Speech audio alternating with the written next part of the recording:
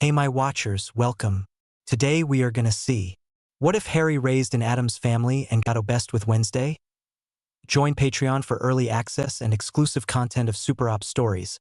Also contents that's too far for YouTube, you will get 400 plus content there, please do check that too. Please subscribe this channel, because definitely I will try my best to provide a valuable content for you all. Also check the description to support the original author for this beautiful creation. October 31st, 1981. Halloween, the most romantic night of the year. Gomez Addams smiled as he and his wife, Morticia, walked together through the area known as Godric's Hollow.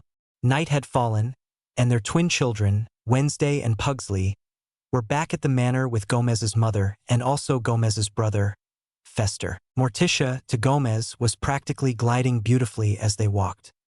He was, as he often did, smoking his cigar and enjoying being in the company of his wife. Look, Gomez, those people have decided to celebrate with decorations. Morticia pointed out a house just down the road, decorated with pumpkins, fake skeletons, and banners. Those poor people.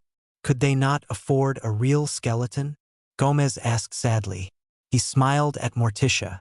I should help them out. My husband, so kind and generous as always, Morticia said.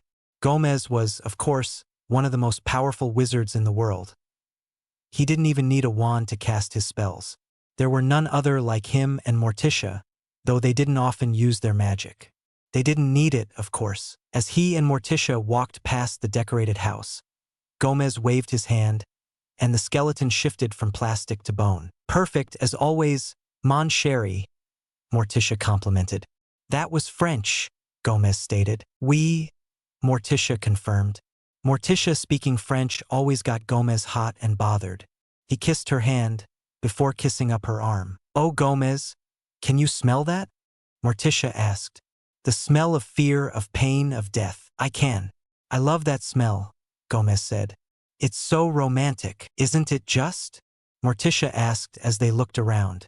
They saw a house just ahead, with Morticia tilting her hair slightly. That house there.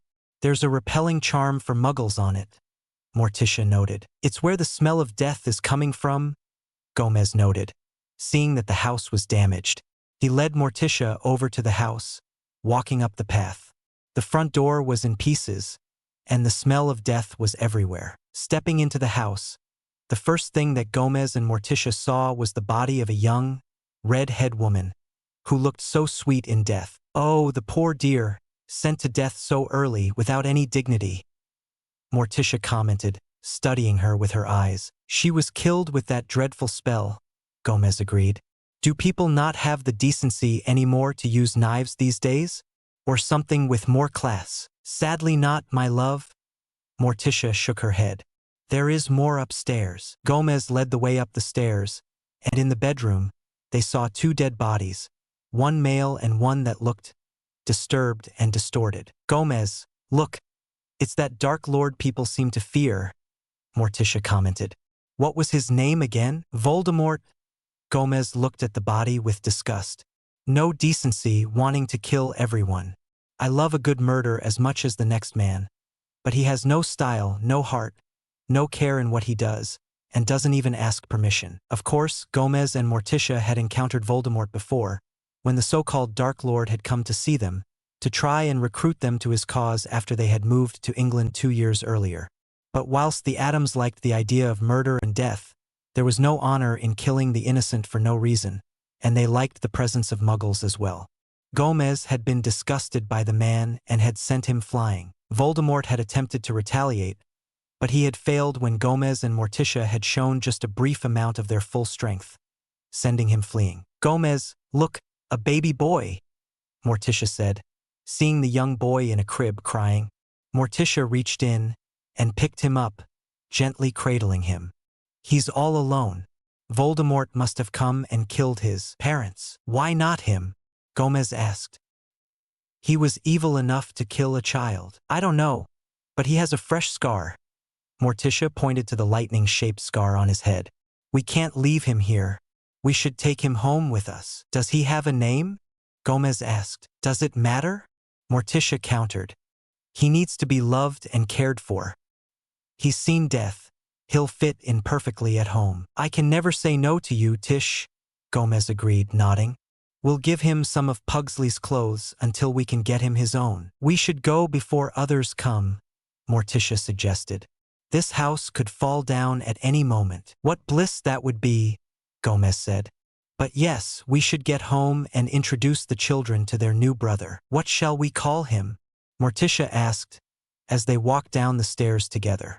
Walking out of the house and down the street, Gomez looked at the boy in Morticia's arms. He survived death.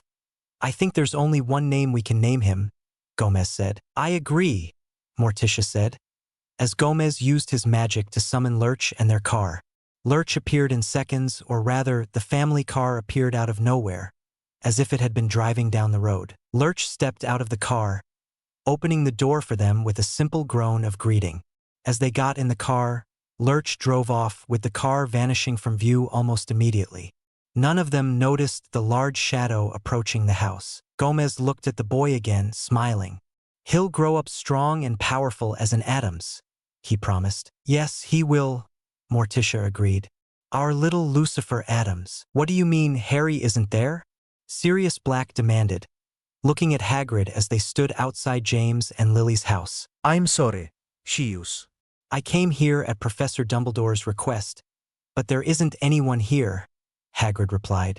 Sirius ran into the house, leaving Hagrid alone as he stood looking nervous and uncomfortable. It took Sirius a minute to return, a look of horror on his face. He's not been harmed, I hope, Sirius said. Someone else must have come here just before you got here. What happened? Hagrid asked, looking distraught and worried. James and Lily were betrayed. I was supposed to be their secret keeper, but at the last minute, I told James to switch to that rat bastard, Pettigrew. Sirius spoke with venom in his voice. I thought it was going to be a good idea to throw Voldemort off and let him come after me whilst Lily, James, and Harry were safe. It was Sirius, Hagrid said, his voice sad and low. No one would have expected Pettigrew to betray James and Lily. That disgusting, miserable. Sirius snarled, his teeth starting to elongate before Hagrid's voice brought him back to his senses. Sirius, we need to report to Professor Dumbledore, Hagrid said. Wait a minute, Hagrid. How did Dumbledore know to send you here? And why was he sending you to collect Harry if he didn't know about James and Lily? Sirius asked, looking at the larger man.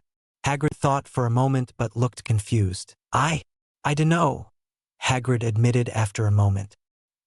He said he'd gotten word from James and Lily, but I don't understand this. Me either, Sirius said. We'll go together. You best fly my bike, Hagrid.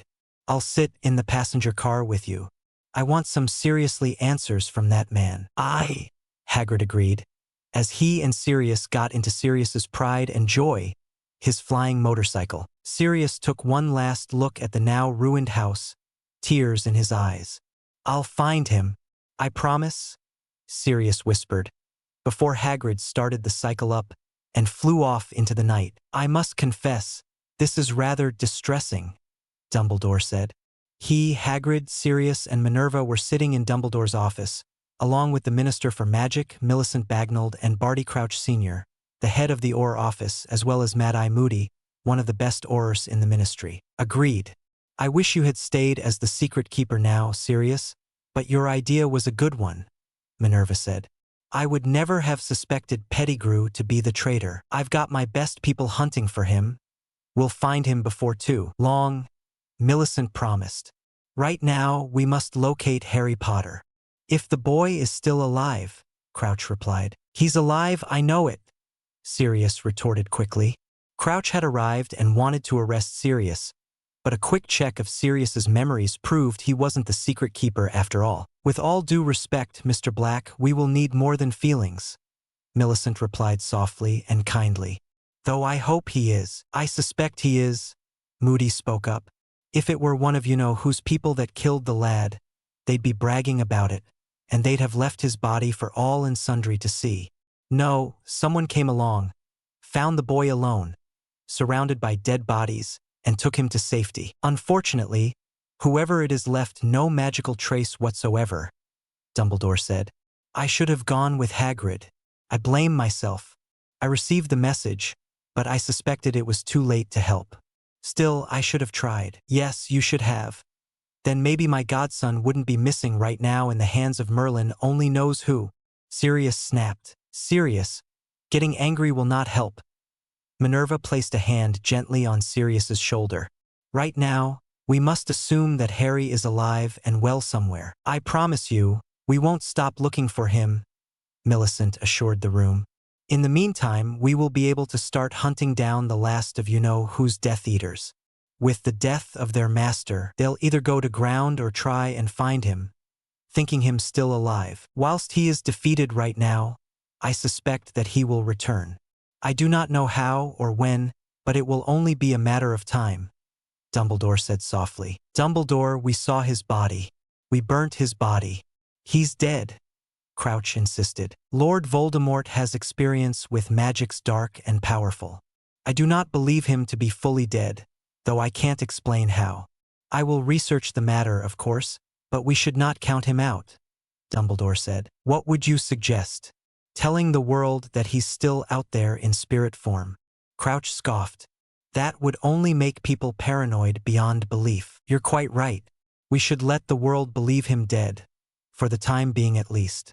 It will make his Death Eaters lower their guard enough to track and ensnare them, Dumbledore replied. And you, Professor McGonagall? Do you agree with Professor Dumbledore? Millicent asked. If Albus believes you-know-who is still out there somewhere, then I do as well, Minerva replied. I'm not counting the bastard as gone yet either, Sirius replied. Though I want a private word with you later, Dumbledore. Of course, Sirius, I would not expect anything less, Dumbledore replied. For the time being, the world should sleep soundly in the knowledge that Lord Voldemort is no longer a threat, and perhaps life can return to some semblance of normal. As for Harry, perhaps we should simply say he is with relatives. We know from the magical scans of the house that Harry survived the killing curse. What happened next? We will find out in due course. I'll put a press release out immediately, Millicent assured him. I'll also assign Alastair to lead the group to find Harry. And Pettigrew? Sirius demanded. I'll lead the search for him, Crouch replied. As soon as he is found, he'll be sent straight to Azkaban. Good. Little fucker deserves it, Sirius said angrily.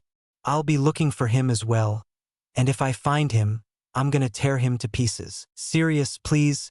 James would not want his best friend to become a monster because of a rat like Pettigrew, Minerva told him. If you find him, Mr. Black, please alert us, and let the legal system take its course, Millicent said kindly. Sirius scoffed, but a quick look from Minerva stopped his retort.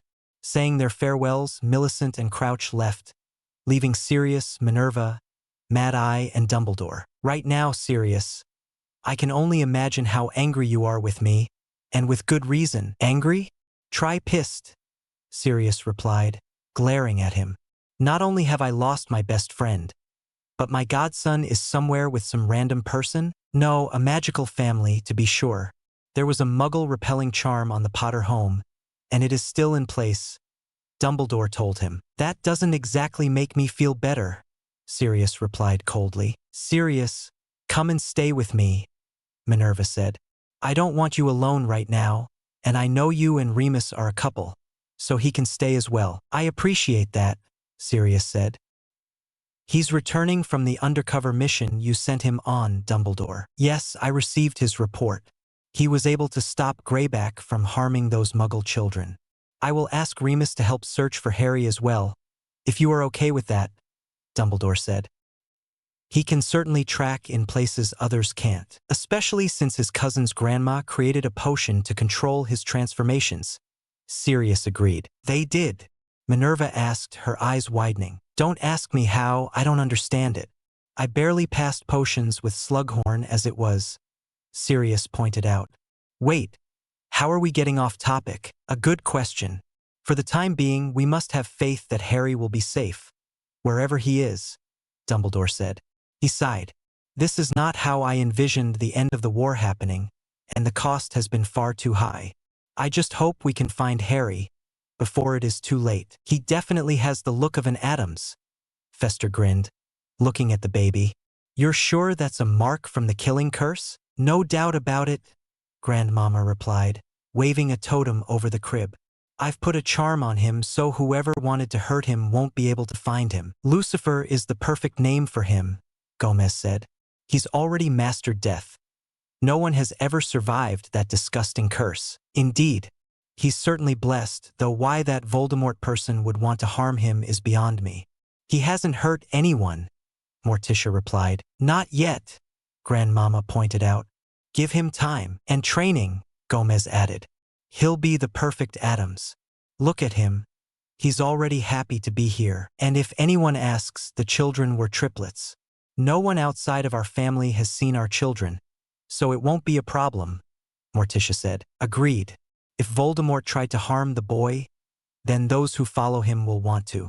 We need to keep him safe from anyone who would harm him, Gomez stated. Grandmama, can you do something to help? Morticia asked. I should be able to whip up a protection spell, so no one who wants to hurt him can find him, Grandmama replied, as she began to wave what looked like a crystal ball over the baby, chanting as she did. Do you think people will be looking for him? Fester asked. Those people might have had family. Maybe, but we can't exactly advertise that we have him to everyone without risking his life, Morticia pointed out. Perhaps it's for the best that no one knows he is here. It will keep him safe, that's for certain, and give him a loving home. I have never trusted the Ministry of Magic when it comes to children needing a home. They always just stick them where they want. Remember Cousin Mortimer? Gomez asked. Oh, the poor lamb, forced to wear all those bright colors. Morticia agreed, shuddering. The Ministry are idiots who don't understand true family, Grandmama said, shaking her head. I've done everything I can for Lucifer. I've made sure that anyone who wants to do him real harm, or those who want him dead, will never be able to come near the house. Thank you, Grandmama. As always, your magic is perfect, Morticia said, smiling gratefully at her. As Lurch entered the lounge area, carrying several large bags of baby clothes. Been busy, old man? Gomez asked as Lurch placed the bags on the table. Oh, Lurch, did you get all this sorted for us? Morticia asked, smiling at the tall man. A simple smile and a groan was her response, but it was confirmation. That's so sweet of you, thank you, Lurch. Lurch bowed slightly, placing the bags on the floor, showing dark baby clothes, all suitable for an Addams child. It's settled then. We tell no one about Lucifer, and if anyone asks, he was born to our family. No one will know differently, especially with a quick bit of magic, Gomez said, waving his hand simply over the baby. Oh, another baby in the house? I love it, Grandmama said, smiling as she waved a new totem over Lucifer. Then let's get him to the crib and let him rest. Tomorrow we'll start raising him with the others, Morticia suggested. Thank you, Gomez, for allowing me to bring him home. I can never refuse you anything, Tish, Gomez said lovingly, looking at Morticia. And she can't refuse this baby. There's some sort of aura that drew you both to him, Grandmama said. Old magic, very old magic. Then he definitely belongs here, Morticia said. What older magic is there than our family? Exactly, Gomez agreed. He smiled at the baby, who was now happily sleeping, his lightning scar no longer bleeding. Lucifer Addams, welcome to your new home. An Unexpected Reunion. Chapter 2. An Unexpected Reunion. 8 years later, October 31st, 1989. Why do you think something is going to happen tonight? Lucifer asked, as he and Wednesday walked together in the garden. I'm not sure whether to call it an instinct or a vision, but I keep seeing certain events in my dreams, Wednesday replied. Mother thinks I should think carefully about them, as they can be unreliable, which Grandmama confirmed after telling how she had one of Uncle Fester being lost in the Bermuda Triangle years ago, but that never happened. Follow your instincts. Yes, visions of the future can be unreliable, but at the same time we have seen how visions can come true. Remember Cousin Abraxas? Lucifer asked. Wednesday nodded in confirmation. Yes, he ignored his visions and was killed painfully, Wednesday agreed, which, whilst I'm certain he enjoyed, from the way Father told us about it, the evidence is there that visions can be important. From our studies, we also know that seers exist, though many who claim to have visions are nothing more than hacks, or those who have little ability to control their visions, Lucifer pointed out. Wednesday nodded in agreement. I accept that as a fact, Wednesday replied. Before we go and torture Pugsley, do you wish to talk about it? Lucifer offered. Wednesday looked at him for a moment, before sitting on a bench with Lucifer sitting next to her. In the dreams, first I am here at home with a werewolf walking around the estate, seemingly someone who is family, but that doesn't exactly narrow it down since we have 10 werewolves within the family. The werewolf is asking me to follow him, and then I see that he leads me to you. The scene then shifts to show a large castle, with a corpse walking around, trying to harm me and you, Wednesday explained. I do not believe this is happening soon, but not too far into the future, perhaps within the next 5 years, Wednesday explained. Lucifer frowned, unsure what to make of it. I'm not entirely sure what to make of that, Lucifer admitted. The werewolf is something we could speak to Mother and Father about and ask them to show us any pictures of our cousins. If we can determine which cousin it is, we can speak with them and try to learn anything. I believe Mother has already planned that, and is inviting a cousin to our home tonight, Wednesday said. She has said it is a cousin we have not yet met, but they were in need of a potion from Grandmama to help them control their transformation. Yes, I heard that she had made such a potion. Have you learnt that one yet? Wednesday asked. Lucifer shook his head. No, not yet. Grandmama said I should be ready to learn it before we are ready to attend the wizarding school. Hogwarts, Lucifer replied. She is pleased with my studies. We all have our gifts, brother, Wednesday pointed out. Pugsley is able to feel no pain, and is extremely resistant to most magic and pain, hence why he enjoys being tortured. I have inherited Grandmama's visions, and you have your aura, bringing out the good in people, and repulsing the truly evil. Not to mention your gift of knowing when someone is attempting to lie to you, Lucifer pointed out. Wednesday gave him a rare smile. That is the one I believe will be most useful at Hogwarts, Wednesday said. Mother has told me everything about it. I suppose it made sense that Mother and Father fell in love there. I always have wondered more about Mother's family, but she doesn't speak of them often, sadly. I suspect they were not happy with Mother falling in love with Father, Lucifer commented. After all, he was an Addams, and we are not well liked by most of the wizarding world. Yes, they do seem to be quite bigoted towards any who don't fit their views, though to be fair, the Muggle world is the same, Wednesday said. Do you think we'll return to America when we finish at Hogwarts? Lucifer asked. Do you want to? Wednesday asked. In truth, I don't know.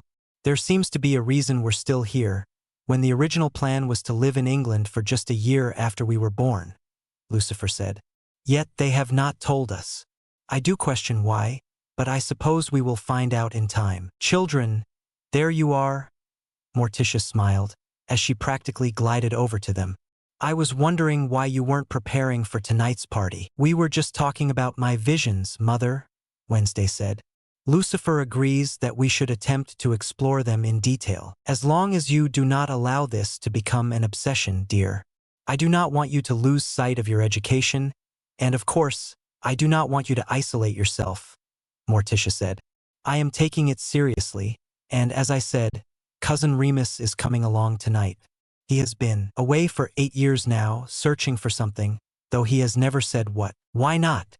Could we not be of assistance? Lucifer asked. Perhaps. I did offer our assistance, but he said he was unable to speak of it, Morticia replied. I think that we will speak of it tonight. In the meantime, you should go and prepare for tonight. We were going to torture Pugsley for a bit, Lucifer said. There will be plenty of time for that tomorrow, dear, Morticia smiled. Your father has brought you a new suit, Lucifer, especially for tonight. That was kind of him, Mother, Lucifer said with a small smile. I was unaware it was a formal occasion. Normally not, but your father wants you to look special, all of you, since you'll be meeting your Uncle Remus for the first time, Morticia explained as she led the 2 children back towards the house. You look perfect, my boy, Gomez boomed proudly as Lucifer walked into the lounge wearing his new suit, an almost exact replica of the same one Gomez wore. Lucifer knew that Pugsley wouldn't wear a suit. It didn't suit him, and he felt uncomfortable. Strangely, Lucifer felt quite comfortable wearing it. Thank you, Father. I know it wasn't cheap and I appreciate it. Lucifer allowed a smile at his father. For you, my boy, it was worth it. Gomez grinned. Lucifer loved how proud his father always was of his children.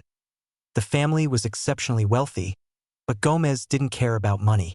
He ensured that he was always earning money from his family investments, but he used it to give his family what they needed, and sometimes what they wanted, but only if they earned it. He wasn't, after all, one of those people who felt like they deserved everything just because they were rich. Are you ready for tonight? I am, Lucifer confirmed. Did Wednesday speak to you yet about her concerns? She did, Gomez confirmed. Don't worry, my boy. Grandmama is already working on it and mixing her potions.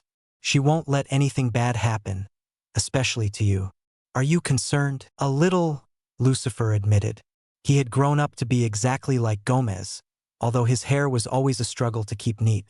Gomez simply put it down to his body being rebellious, just like an Addams. But I know everything will be okay. The one thing that people never understood about the Addams family was how mature the children were. Most kids their age were running around, playing games, acting like children. But Pugsley, Wednesday, and Lucifer were different and always had been. They could have been teenagers, the way they acted in terms of maturity. I'll make sure of it, my boy, Gomez assured him, placing a hand on his shoulder. Lucifer, you're becoming a fine, young man, and I have every confidence in you. Thanks to you, Father, Lucifer replied. You've helped me grow into who I am, and I hope to make you proud. Gomez chuckled, smiling at Lucifer. My boy, I am always proud of you, Gomez assured him. Come, let's get something to drink, shall we? Pineapple juice. Yes, please, Father, Lucifer said, as he and Gomez went to the bar in Gomez's office. Gomez poured himself a scotch, whilst getting Lucifer his drink. Can I ask you something? Anything, Gomez replied, taking a sip of his drink. Father, I keep having some unusual dreams of my own, Lucifer admitted. I didn't tell anyone yet, but I've been wondering if it's related to Wednesday's dreams. What kind of dreams, son? Gomez asked, frowning. I keep seeing myself flying on a broomstick as a child, and then a green flash of light. I also keep hearing a scream, a woman calling for a boy called Harry, and a man with no face, Lucifer explained. Well, we know you're a natural on a broomstick, Gomez pointed out. As for the rest, I don't really know what that means, but we'll look into it tomorrow. For tonight, we'll be able to meet Cousin Remus and his husband, Sirius. Is Sirius a muggle or wizard? Lucifer asked. Oh, he's a wizard. A good one from what I hear. He's from the House of Black, Gomez replied. One of the Sacred 28. Lucifer rolled his eyes. Now, my boy, don't think like that. Not all of them are arrogant and dismissive of us, Gomez pointed out. Lucifer had learnt about the Sacred 28, and how the Addams family were refused entry, despite their being powerful and ancient. Well, if our cousin loves one, then he must be decent, Lucifer said. Gomez grinned. That's my boy. Now go and get your brother and sister ready. Remus and Sirius will be here soon, Gomez said, patting Lucifer's back. Lucifer finished his drink and headed out of the room. Gomez frowned as Morticia came into the room. Gomez, what's wrong? Morticia asked, seeing the look on his face. Gomez shared what Lucifer had just told him. First Wednesday, now Lucifer. I'm starting to think that perhaps we should consider moving back to the States, Gomez said. If Lucifer could be in any danger, I'll do whatever I must to protect him. Though I am curious now, he added, before telling her of the dream that Lucifer told him about. Could it be he's remembering the night we found him? Gomez asked softly. It could be possible, Morticia agreed, her brow furrowing into a frown. Perhaps we should have done some investigation into what happened that night. Lucifer is our son, Tish, Gomez said firmly. We know that Voldemort wanted him dead, and his followers still might, but it doesn't matter what happened, he's an Addams and our boy. His magical core is part of our family, especially with his gifts starting to show, and Grandmama's magic helping strengthen the bond. I know, Gomez. I'm worried that someone may want to hurt him, Morticia said softly. And not in a good way. I will destroy anyone who threatens our son, Gomez said firmly. That is a promise. Sirius growled in frustration as he pulled the car up outside the Addams manor. Remus, do we really have time to spend here? We've got to apparate to Germany tomorrow to see if there's any truth to the rumor of Harry living out there, Sirius said. Remus took Sirius's hand and smiled sadly. Sirius, we'll find him. I know we will, Remus promised. I do need more potion, and Grandmama might be able to help us. We should have come sooner, but we've been busy. I know that your family is, well, weird to say the least, but how can they find Harry when the best seers in the world haven't been able to? Sirius asked. Because none of them are Grandmama. She puts Severus and Slughorn to shame with her potions. I mean, I'm in full control of myself when I transform, and it doesn't hurt anymore. Her new potion could even help me control my transformations and let me turn whenever I want. At least, that's her new goal, Remus said. Which will help. How the seriously heck can she do that? Sirius asked, his eyes widening. Never underestimate an Addams, Remus chuckled, kissing Sirius. Sirius sighed and nodded, getting out of the car with Remus. As they walked over to the front door, Sirius's eyes widened as the door opened, with Lurch stepping out and bowing slightly. Evening, Lurch. It's good to see you again, Remus said. Lurch groaned in response with a small smile. Is he part giant or something?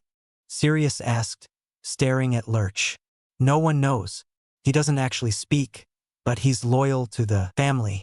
That's all I know about him, Remus said, as Lurch escorted them into the house and to the living room where Gomez and Morticia were waiting. Remus, old man, it's been far too long, Gomez explained, embracing Remus in a hug. And this must be your husband, Sirius, he added, holding out a hand, which Sirius shook firmly. Good grip, old man, Gomez complimented. Thanks, Sirius said, smiling politely. Thank you for inviting us over. Nonsense, your family. You married our cousin, which makes you part of the Addams family, Gomez told him, as Thing came over, pushing a trolley with drinks. Thank you, Thing, Morticia said, smiling as she took a glass of wine from the trolley. Help yourself, Remus, old boy, Gomez said as Fester entered the lounge. Remus, Fester grinned as he embraced Remus. You've been away far too long. Sorry about that, Fester. We've been searching for our godson for years, Remus said. Your godson? Morticia asked. I'm so sorry, Remus. Is he lost? Unfortunately, Remus agreed. Are we okay to tell them? Sirius asked. Remus nodded. I told Dumbledore I was going to explain everything, Remus said.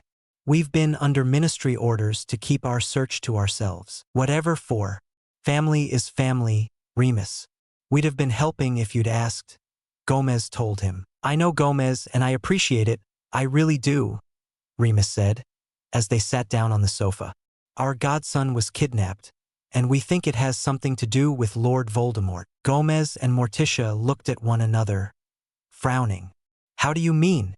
Gomez asked, concern in his voice, which Remus heard, as Sirius was looking at the portraits on the wall. Well, some years ago, before he was killed, there was a prophecy about Voldemort, and our godson was supposed to be the chosen one, meant to destroy him.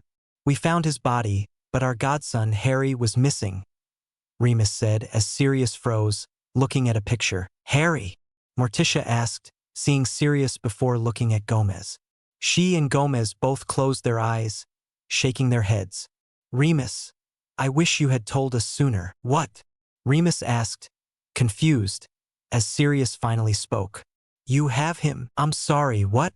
Remus demanded as Sirius pointed to a family portrait, where Lucifer/Harry was standing with the rest of the family. It happened in Godric's Hollow, didn't it?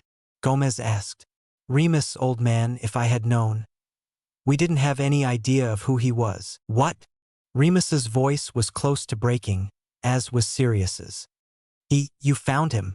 Sirius asked, tears rolling down his face. We did, Morticia confirmed. 8 years ago, not long after we moved here, we went for a walk on Halloween and kept operating to random locations. Somehow, we found ourselves in Godric's Hollow, which was a nice area, But when we picked up the scent of death, we investigated and found Lucifer alone in a wreck of a house along with a young couple who were dead. And that disgraceful person, Voldemort, Morticia explained. Lucifer? Sirius asked. Gomez nodded. We knew the house could come down at any time, and so we took him home with us. We named him Lucifer as we didn't know his actual name, and Grandmama put protection spells on him. So no one could find him, especially if they wanted to do him harm, Gomez explained. But he's safe? Sirius asked weakly. Morticia smiled, taking his hand. Safe, well, loved, and protected. Morticia assured him as Gomez stood up. I'll go and explain the situation to him and to Wednesday and Pugsley, Gomez said, leaving the room with Fester sitting down. He's darned good at potions, Fester commented. Grandmama's been teaching him, and he's a darned good flyer. Just like his dad, Sirius commented, unable to hold back the tears. His name is Harry Potter. His parents were our best friends, James and Lily Potter. Moldy Shorts, as I call him, was hunting for them, so they went into hiding. I was supposed to be the secret keeper, but I suggested we change to someone we thought was a friend, Peter Pettigrew. The little rat bastard betrayed them to Voldemort, Sirius said, growling angrily at the thought of it. Only family can truly betray you, Morticia said sadly. I am so sorry for your loss, Sirius. I can only imagine how heartbroken you were. We never expected Peter to be the mole. We knew there was a spy, but we didn't know who, Remus explained. Well, if we can help find him, we will, Morticia assured them. Remus, Sirius, would you both like to move in with us? I know you're used to a different style of life, but Lucifer or Harry. He is safe and adjusted here, and we love him, but at the same time, we don't want you to be apart from him any longer, Morticia said. We'll need to get Dumbledore and the Minister of Magic here, Sirius said softly. Remus nodded. Morticia, thank you, we'd love to stay here, Remus said, holding on to Sirius. I appreciate the kind offer. Your family, Remus. You would always have been welcome to live here with us, Morticia said. Thank you for keeping him safe, Sirius said, still weeping silently. The last 8 years. Would you go and ask Grandmama to bring a calming draught? I think Sirius and Remus could make do with one. In fact, we all could, Morticia asked. I'll go, Morticia, Fester said, standing up and leaving the room. He's safe, Sirius sobbed softly. He is, Morticia replied. She went to a cabinet and picked up a photo album, taking it back and opening it, showing pictures of Lucifer growing up. It didn't take long for his magical core to join with ours, and he's every bit an Addams as if I gave birth to him. He's the same age as our children, roughly, though we didn't know his exact date of birth, so we gave him the same date of birth as Pugsley and Wednesday, July 31st, 1980. I'm sorry, what? Remus asked, blinking. July 31st, 1980? He repeated. Yes, the day that Wednesday and Pugsley were born, Morticia confirmed. Remus broke out laughing. What's funny? People keep telling me that coincidences can happen, but I never believe in them. Until now, Remus admitted. That's actually Harry's birthday. Then perhaps this was fate playing a hand, Morticia agreed, smiling. Nevertheless, tonight is a special night, because you are reunited with family, and you become a part of our household, where you belong. Thank you, Sirius said, embracing Morticia in a hug. Morticia smiled as she patted his back. She was worried about Lucifer before, but now she felt more comfortable, knowing that he would be remaining with them, and that their family wasn't going to shrink, but rather increase. After all, to an Addams, family was everything. A family reunification. Chapter 3. A family reunification. Note from J.M. Jackson. I know that fanfiction has been having some issues showing my other story on this site, though I hope I fixed it. However, if there are any issues, all of my work is also on AO3. I always knew I was different, somehow, but this, Lucifer said, frowning after Gomez had finished explaining everything to him, Wednesday and Pugsley. He's still our brother, Wednesday said firmly. He's not leaving us. No, he's not. I'll invite your godparents to live here with us, but Lucifer, my boy, you may be known as Harry Potter to some, But to us, you'll always be Lucifer Addams, Gomez promised. Lucifer nodded, smiling weakly at his father. Thank you, father, Lucifer said. I know I belong here. Always, Wednesday confirmed. Father, why didn't you know this sooner? Pugsley asked. Did you not know about Voldemort? I knew he was evil, but that wasn't important.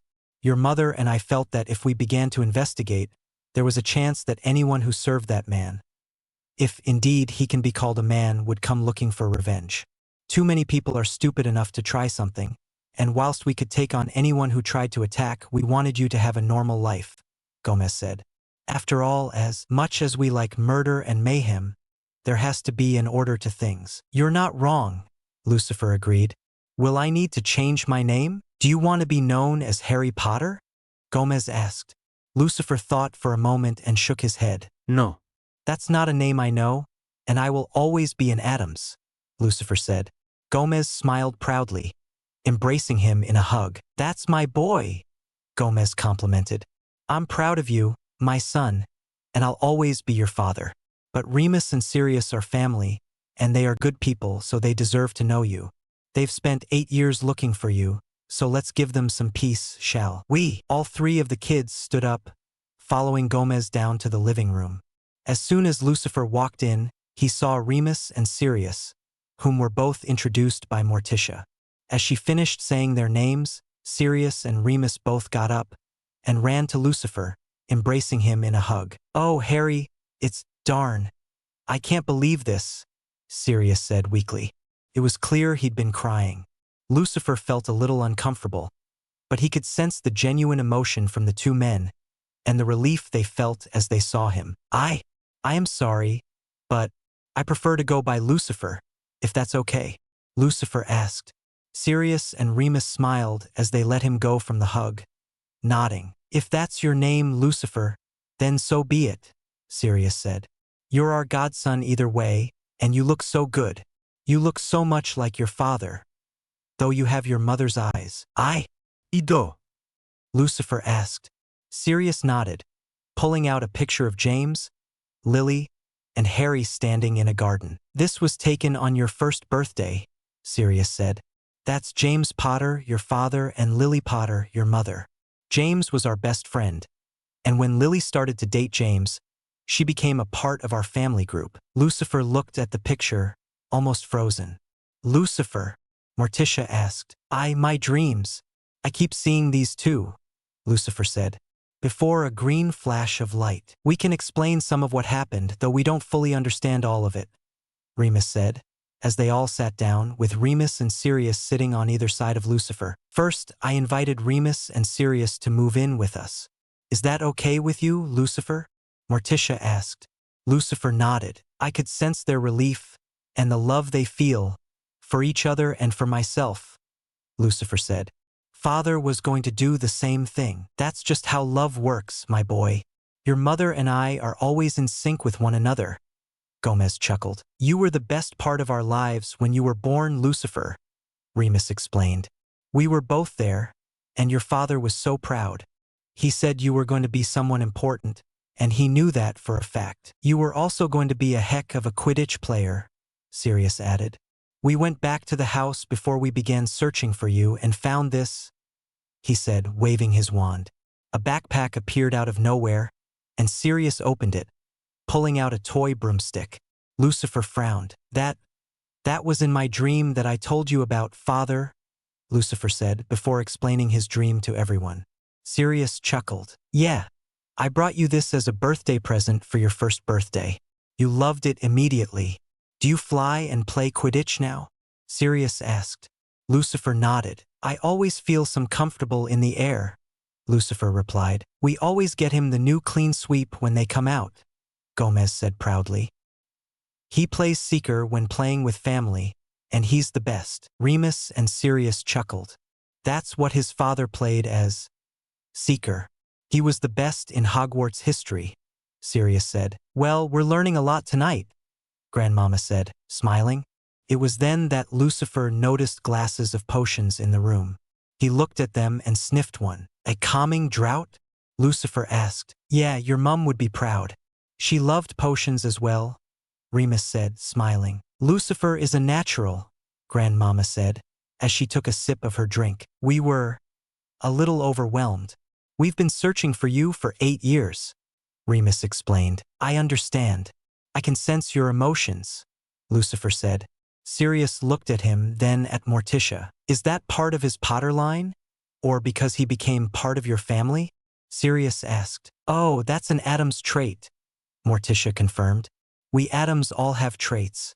Wednesday's gift is visions and remembering anything she has read, seen, or heard. Pugsley is able to find lost things and can understand people better than most. And Lucifer can sense people's emotions and can tell if someone is lying or being honest. That's incredible, Sirius complimented. He then looked at Remus.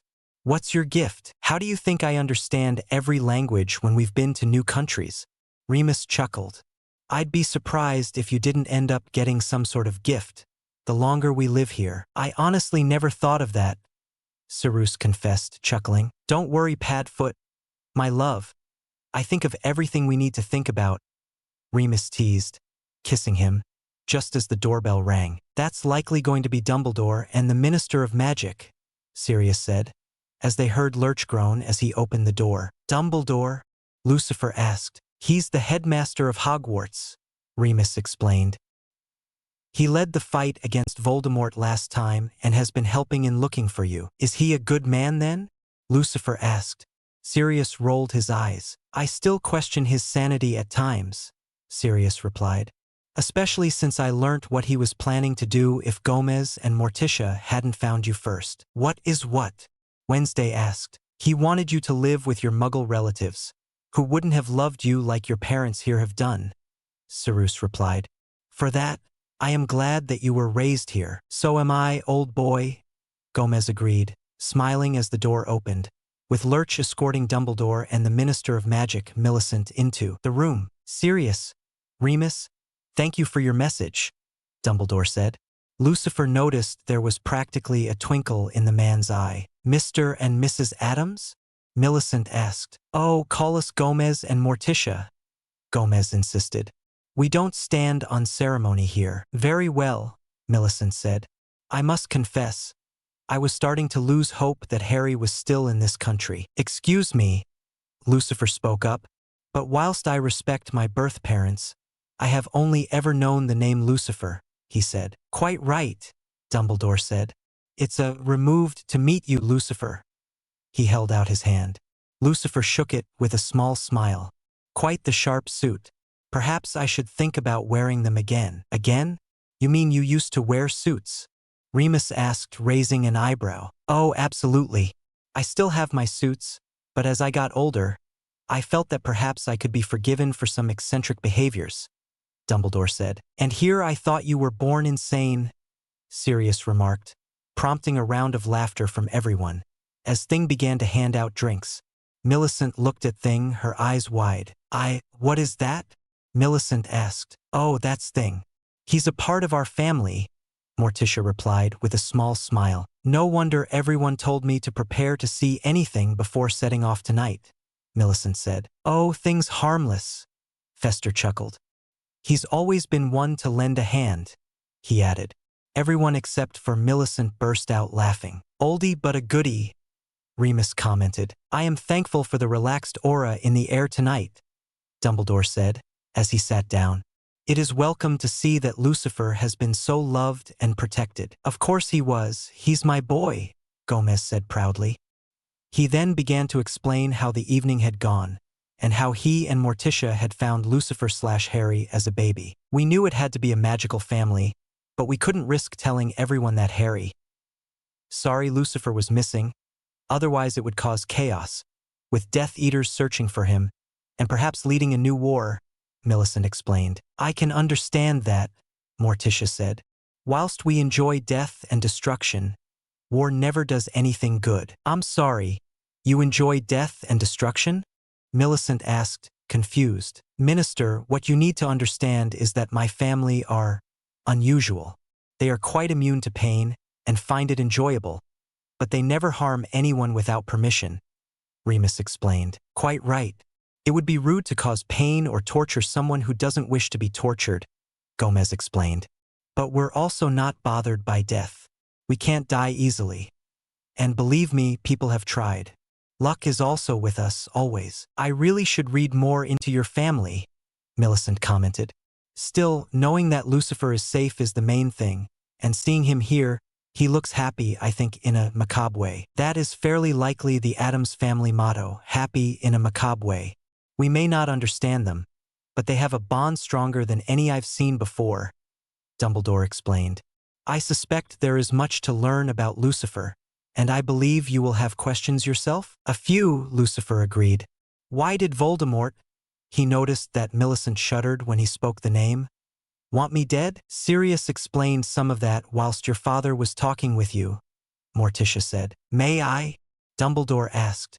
Morticia nodded, so Dumbledore looked at Lucifer with a small smile.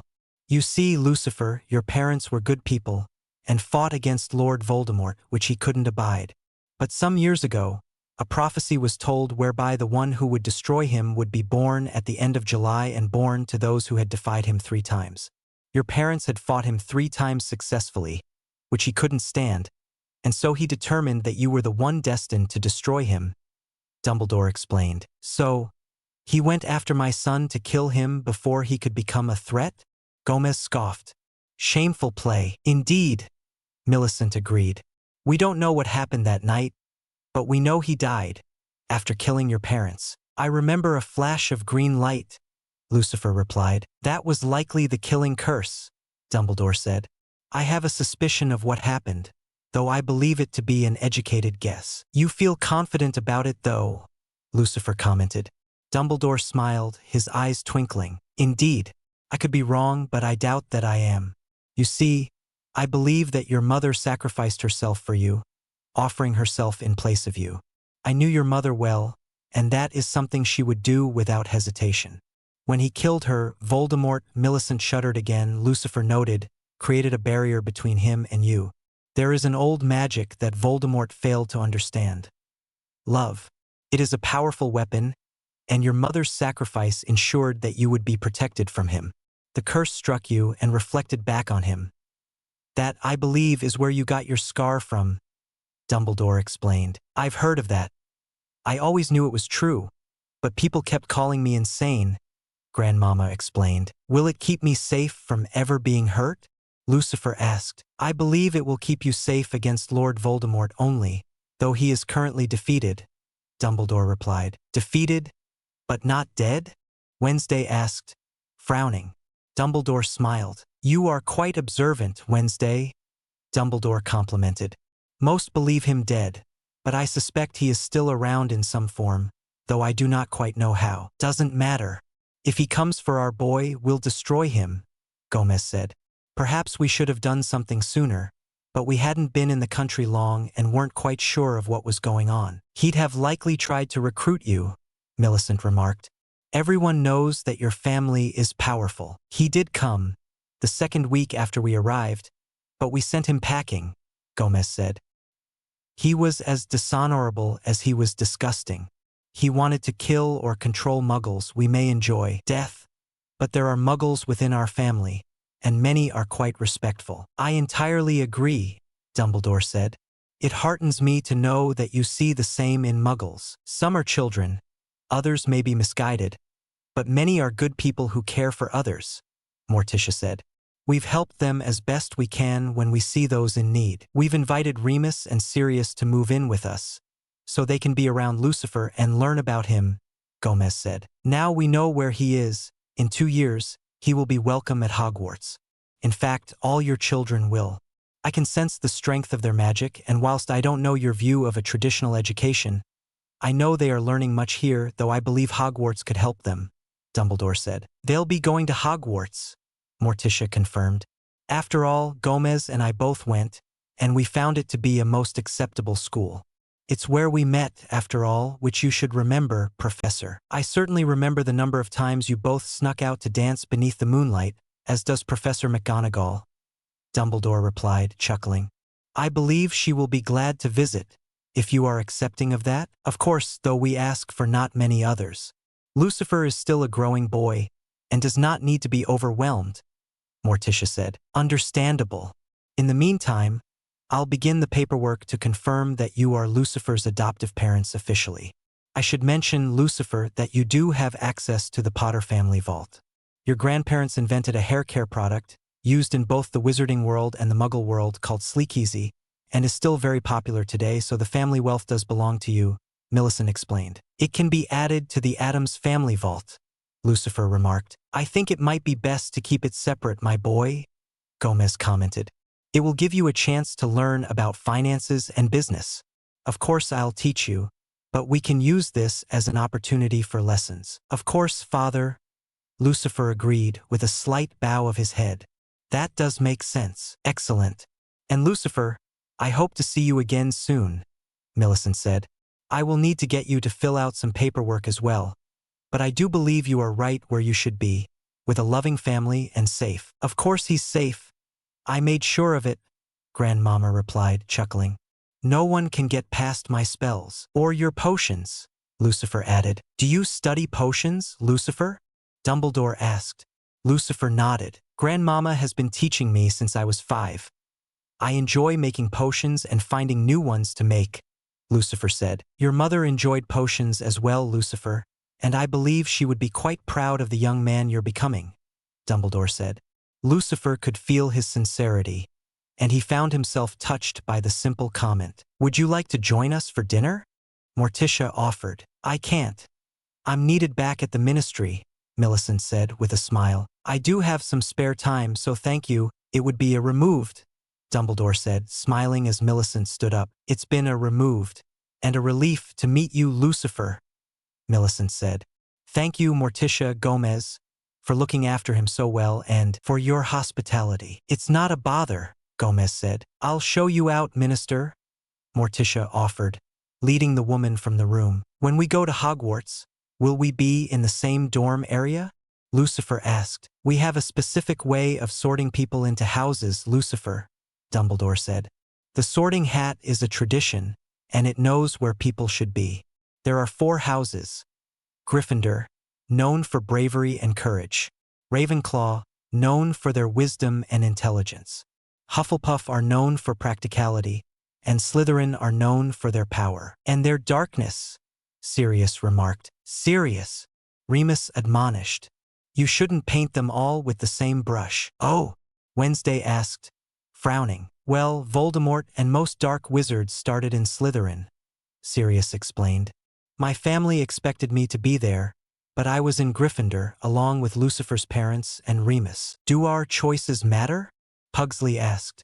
Dumbledore looked at him, almost studying him. That is a question people don't often ask, but it is always the right question to ask, Dumbledore admitted. Most people have their expectations of where they'll be, and usually the hat will pick up on that. And people don't question that? Wednesday asked. Our parents taught us that asking questions is important, and they are absolutely right, Remus remarked, grinning. It's never wrong to ask a question, no matter what it is. So, we can choose to remain together?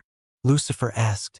Dumbledore thought for a moment and nodded. Yes, I believe it is, though I suspect the 3 of you would be the first to do so, Dumbledore said. I must confess, now I am looking forward to seeing their arrival at Hogwarts. It will be most educational. I always thought that was the best thing for a school, Fester said. I remember the professors could barely keep up with Gomez and I at school. What houses were you in? Wednesday asked. Gomez and I were both in Gryffindor, though everyone was surprised at that, Fester said. Why? Pugsley asked, curious now. Everyone hears the name Addams, and they have a preconceived notion that we're evil, dark, and wrong, Morticia replied. We were outcasts at school, though your mother, a Hufflepuff, wanted to know me straight away. Gomez grinned, smiling at Morticia. I could see the beauty in you right away, my love, Morticia replied. I still do. Well, I think I'd like to be in Gryffindor, Lucifer said. If you were there, Father, maybe that's a good house. And your birth parents were both there. Just remember, not every Gryffindor will be good, and not every Slytherin will be evil, Dumbledore said. Lucifer nodded. That made sense to him. He knew there was a lot he wanted to learn about who he could have been, and who the Potters were, but right now he was happy to remain Lucifer Addams.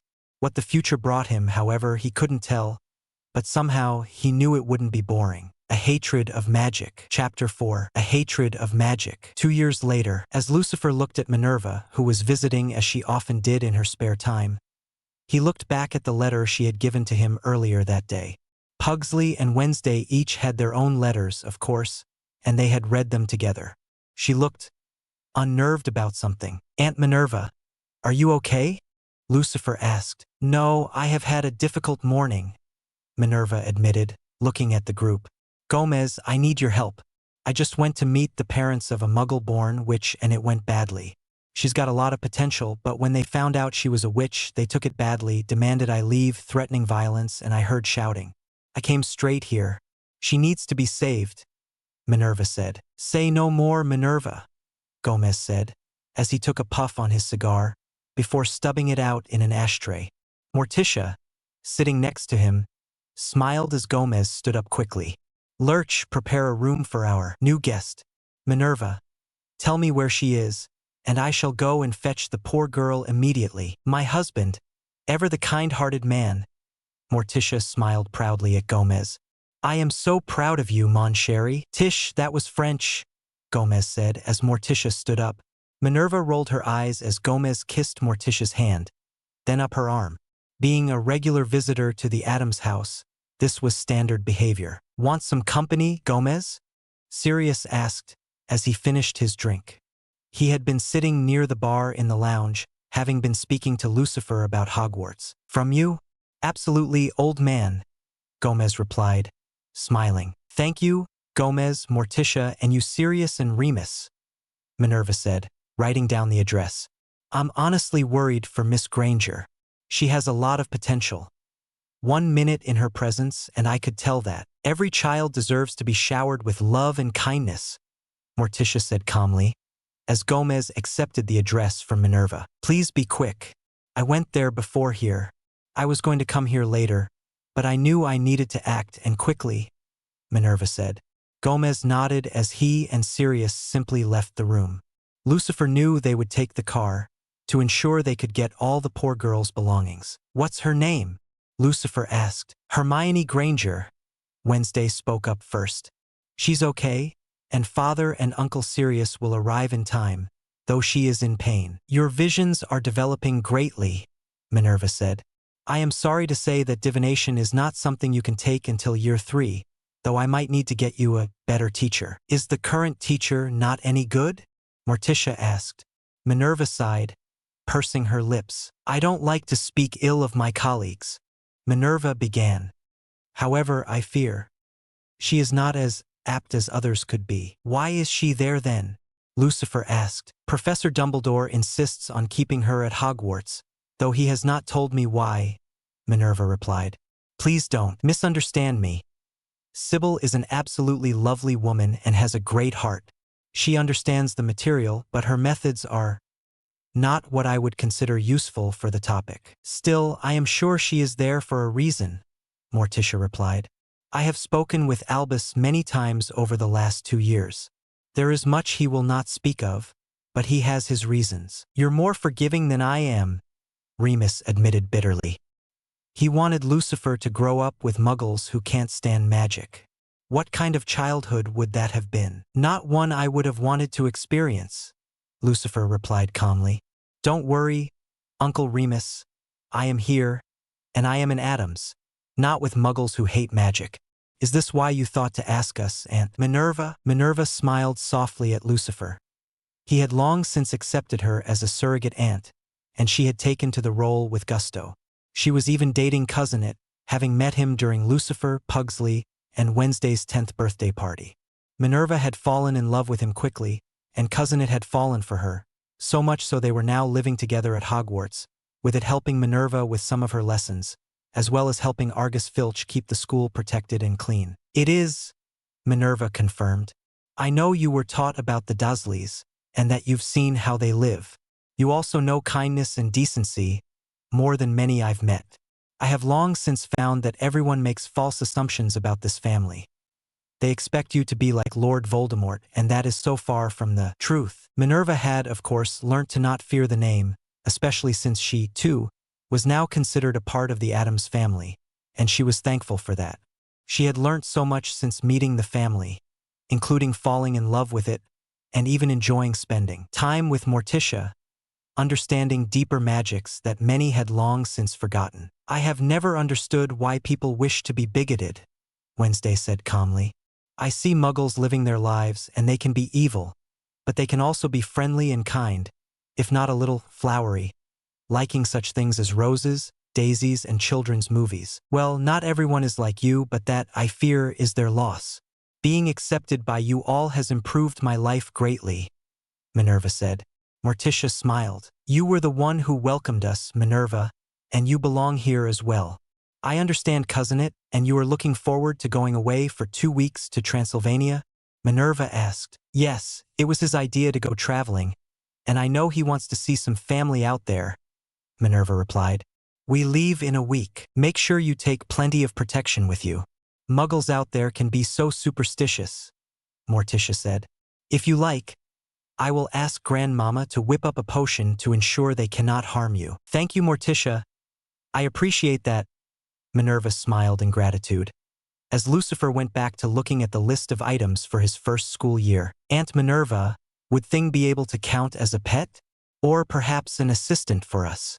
Wednesday asked. Minerva chuckled. If you want to bring Thing along, I doubt anyone would be able to stop you, Minerva replied. I don't have a problem with Thing being there. Thank you, Aunt Minerva, Wednesday said with a nod. Whilst she rarely smiled, Minerva knew that was as close to a smile as Wednesday would give. I might bring an owl, Lucifer said. I have thought of getting one for some time now, though I am not sure which kind to get. Well, when we go to Diagon Alley tomorrow, you can have a look at your options and see what calls to you, Morticia said. Come now, let's prepare for our new house guest, shall we? Yes, Mother. All 3 children spoke at the same time, getting up to get the house ready for Hermione's arrival. Honestly, how can any muggle want to harm a child? Sirius scoffed as the car pulled up outside the Granger house. It wasn't connected to any other house and had a large garden and was part of a gated community. With the sun shining down, Gomez knew they would need to be careful of being seen by others, so he waved his hand, casting a muggle-repellent charm around the area, except for the house. I've long since stopped trying to understand some people, Sirius. It's a disgrace that there are those who would dare harm anyone without permission, and even then, there must be rules and limits, Gomez said, as they walked up the driveway to the house. Agreed, Sirius replied, knocking on the door. It was flung open by an angry man, who looked as though he had been screaming from the red on his face. More of the freaks, I assume? The man snarled angrily. Very kind of you to say so, old boy, Gomez said with a grin. Gomez Addams, at your service? And this is my cousin, Sirius Black. Like I care.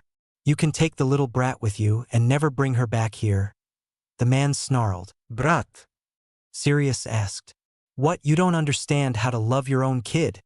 He scoffed. That thing isn't a kid, but a freak of nature.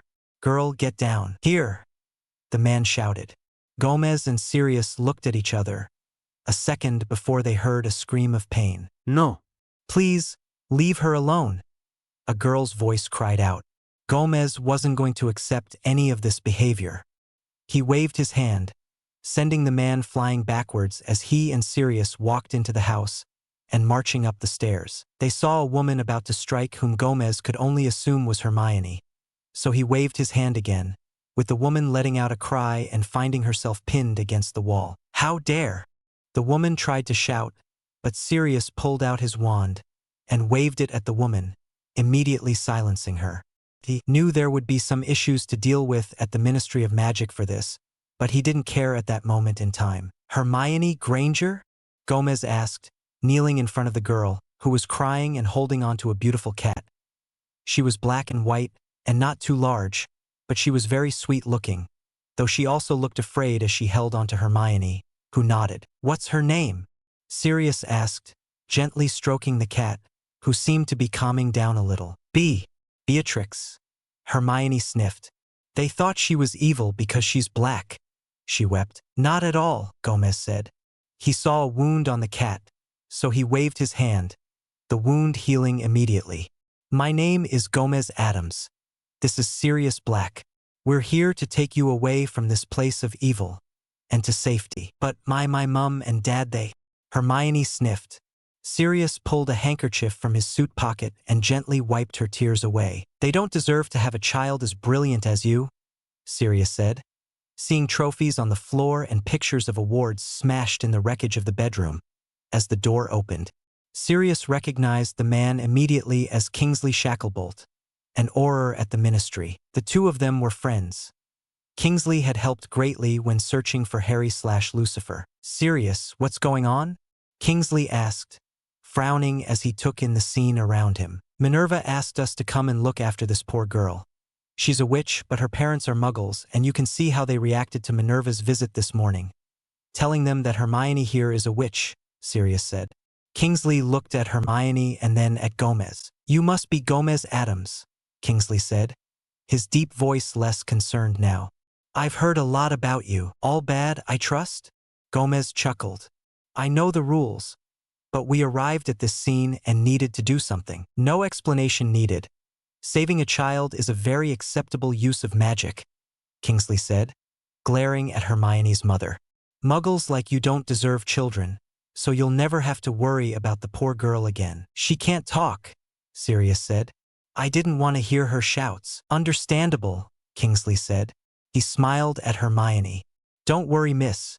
You're in good hands with Sirius and Gomez. We're taking her to live at the manor, Gomez said.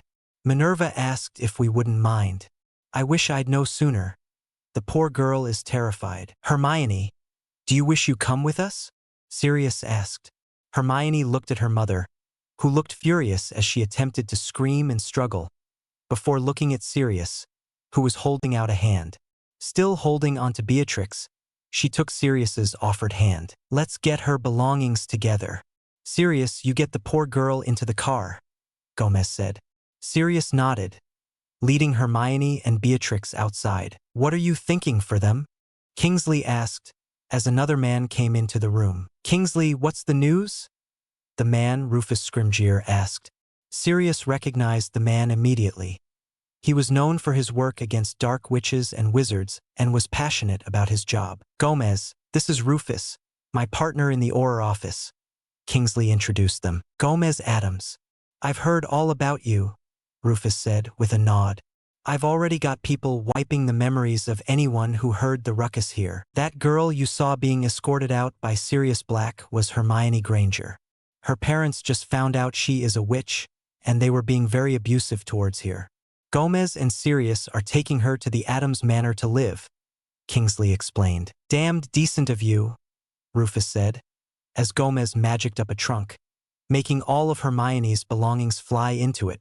What do you think we should leave as a memory of these people? I'm thinking we make them forget they had a kid, and they can move to where no one will know them, Kingsley said. I'm sure Sirius would have a harsher method, but we've saved the girl. These people don't deserve to be parents. That'll work, Rufus said, as Gomez finished packing the trunk, using his magic to lift it up. Allow me, Gomez said, waving his hand.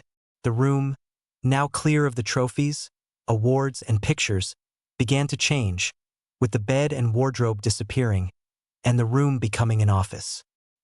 He looked at the woman with a cold and angry stare, making her feel afraid. Be thankful that I am being kind. I do not appreciate children being hurt, and you will never again be a parent. I've made certain of it, Gomez said coldly. It was one of the few times he had ever been angry in such a manner. Usually he was always happy and cheery, but this... No, even Gomez Addams had his limits. Harming a child just because she was a witch was his limit. Gomez, Sirius said, coming back into the room. I just felt how angry you felt. Let's get out of here. I don't want you losing your temper. Good idea, old boy, Gomez agreed, as he began to leave the room, with Kingsley and Rufus starting to alter the woman's memories. We'll handle the whole area. You just get the girl to safety, Kingsley called after them. As they got to the car, Gomez was thankful to see that Lurch had arrived, standing by the car. Lurch, good timing, Gomez greeted. As Lurch took the trunk and placed it on the back of the car, just as Sirius and Gomez got into the back of the car. Hermione, we're leaving now, and we've got everything from your room. Is there anything in the house you need? Sirius asked. Hermione, who was curled up in the corner with Beatrix, shook her head. And no, thank you, she said. Where are we going? To your new home, and our home too. Sirius here, married to my cousin, lives with us, and he and I will help you. You'll be able to meet our children and learn to be yourself before you attend Hogwarts. Anything you need, we'll provide, Gomez promised, as Lurch began to drive the car away from the house. Hell of a day, Rufus said, as he and Kingsley sat at the desk of the new Minister of Magic, Cornelius Fudge. We made sure those people forgot everything about the poor girl, and they've already left for another country. We sent them to Alaska. Let them live in the cold for their lives. Understandable, Cornelius said, as Dumbledore sat in the office with Minerva. I shudder to think what would have happened if Mr. Addams and Mr. Black hadn't arrived when they did. So do I, Minerva agreed, shaking her head. My God. How can anyone be so cruel to children just for being different? Unfortunately, it can happen to people of all ages, Minerva, and anywhere around the world. The important thing to note is that now, Miss Granger is safe with the Addams family, Dumbledore said calmly. Minister, perhaps we should have a department for dealing with such issues as and when they come up, Kingsley suggested. Being in that house, I felt disturbed by the actions and the lack of guilt from those people. I'll look into it. I've already cleared Mr. Addams and Mr. Black as having been justified in their use of magic to save that poor girl. Will she be okay with the Addams? Cornelius asked. I know Sirius Black, Minister. I helped him in the search for his godson, Kingsley said. He's a good man and passionate about everything he does. He'll protect her, and from what I've heard about the Addamses, they, too, will protect her with a vengeance. They may be unusual, but they are good people. Agreed. Your predecessor, Cornelius, felt the same way. They are unusual, but they are good people, Dumbledore said. Very well. I'll have someone handle the paperwork for all of this, and make sure the child is officially adopted by Mr. Black, if he agrees, Cornelius said. I'll speak to him myself, Minerva offered. Excellent. Then, lady and gentlemen, this meeting is adjourned, Cornelius said, smiling. As Minerva walked out with Dumbledore, she looked at him. I think that maybe we should ask it to speak to Hermione, to act as a counselor whilst she attends Hogwarts. What she's just been through is enough to give anyone nightmares, especially an 11-year-old girl, Minerva said. An excellent suggestion, Minerva. Will he be willing to do so? Dumbledore asked. Of course he will. He's an amazing listener, Minerva smiled. Dumbledore nodded as they walked through the ministry together. There's something else at play here, I think. I believe Miss Granger is going to be closely involved with young Lucifer's destiny, Dumbledore said.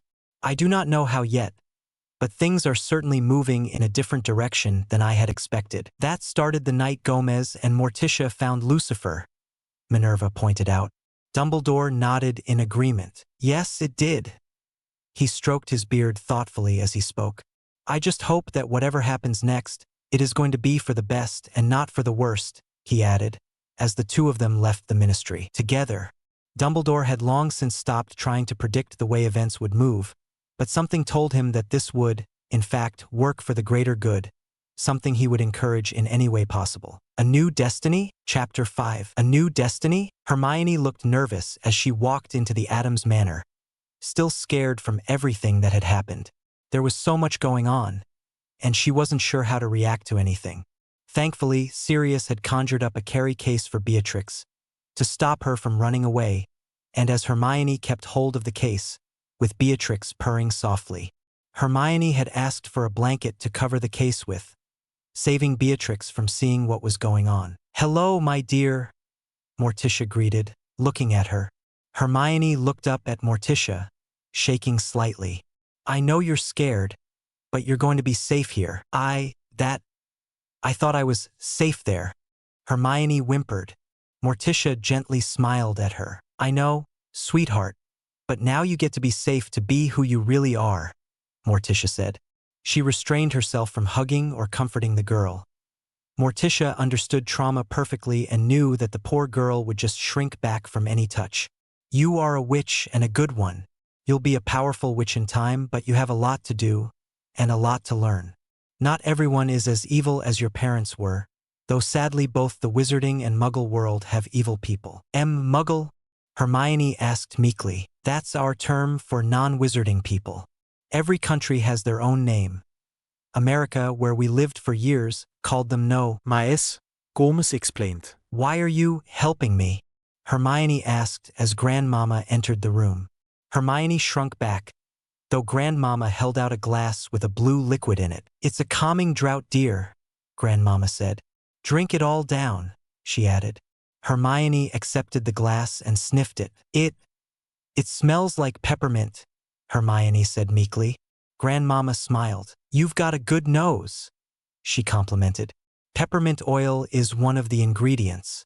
I'll show you about potions before you go to Hogwarts, dearie. Thank you, Hermione said. She closed her eyes and took a sip before drinking the whole glass down. It was only a small amount, but as she finished, she found herself not shivering in fear anymore. It's good for calming someone after a traumatic event. We don't ever need it, but we know it's useful to have when we have guests, Lucifer said from the doorway. Hermione looked, seeing Lucifer, as well as Wednesday and Pugsley besides him. Children, this is Hermione, Morticia greeted them. Hermione, these are our children, Pugsley, Wednesday, and Lucifer. Hi! Pugsley grinned, holding out his hand. Wednesday pushed it down. Pugsley, she was just given a calming draught. I do not think she wants anyone to touch her. She's been hurt by someone, Wednesday commented calmly. We've got your room prepared for you, Lucifer said. It's not like our rooms. Mother suggested you have a calm room, free from anything that could be considered frightening. You have scary rooms? Hermione asked. Sure. Wednesday sleeps on a bed of nails, Pugsley said. We usually have some sort of potion or some toys. I've got an electric chair in my room. An electric chair? As in, the kind that kills people? Hermione asked. Oh, don't worry about that, dear. We can't be killed by an electric chair, Morticia said, smiling. We Addamses are quite powerful and invulnerable to most forms of torture and pain. I never knew that was possible. Are all witches like you? Hermione asked, her eyes widening. No, we're considered unusual even by wizarding world standards, Lucifer replied, looking at her.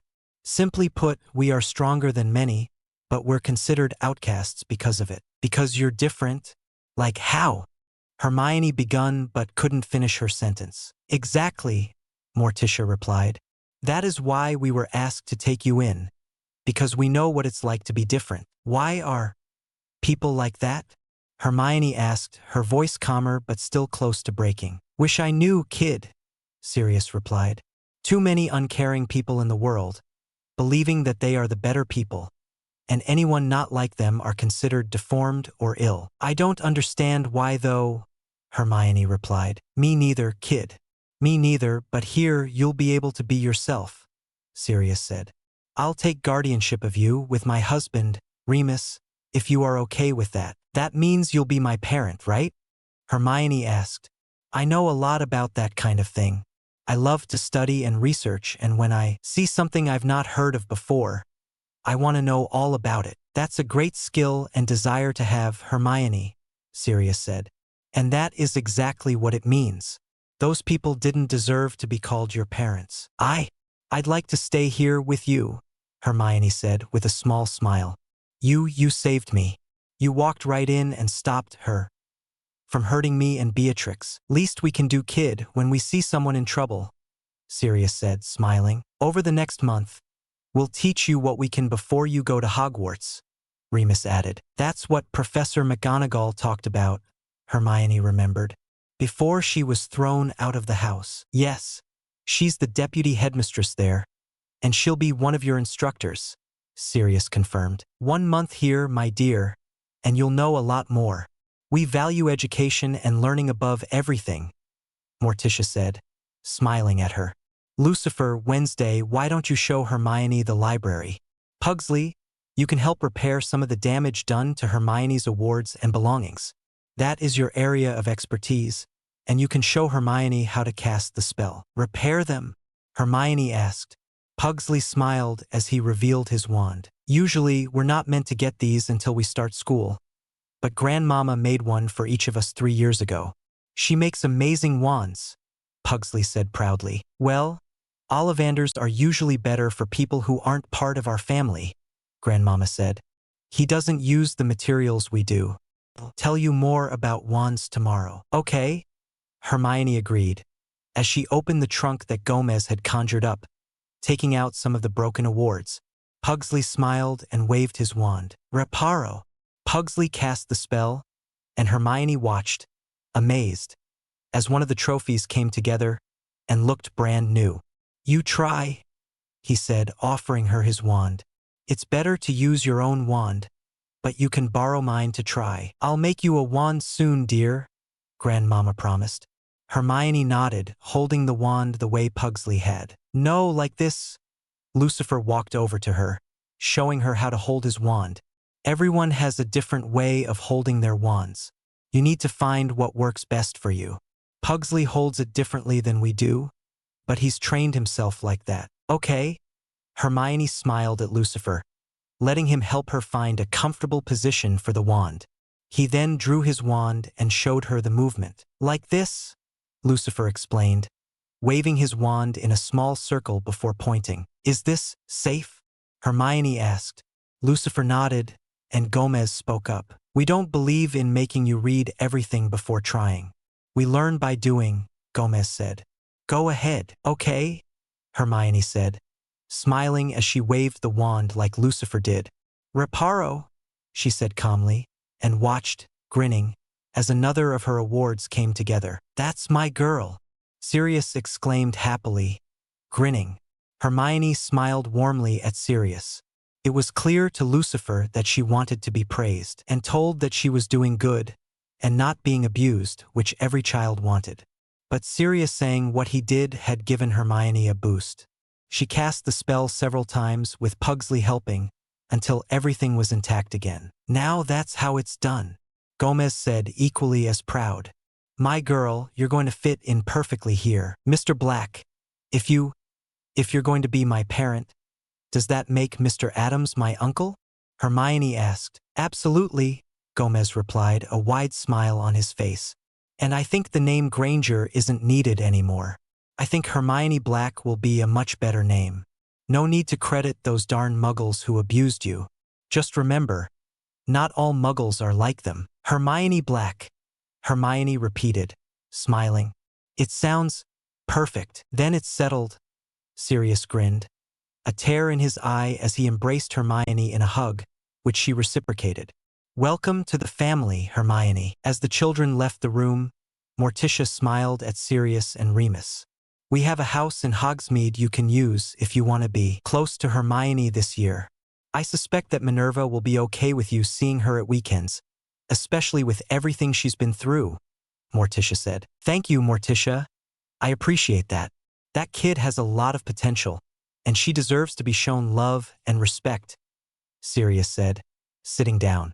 2 years ago, I was still worried about where Lucifer was, and now here I am, comfortable around what 2 years ago would have been seen as weird to me, and now here I am, adopting a daughter and finding myself happier than ever. That happens when you're in the right place, old man, Gomez replied, grinning.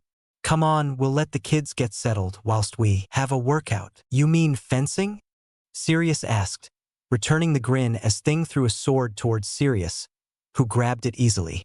You're on. Come on, Grandmama, let's leave the men to their games, Morticia chuckled, as the two women left, with Remus and Fester watching Gomez and Sirius with their sword fighting. I never knew anyone could have so many books, Hermione exclaimed, looking around the library, looking at some of them.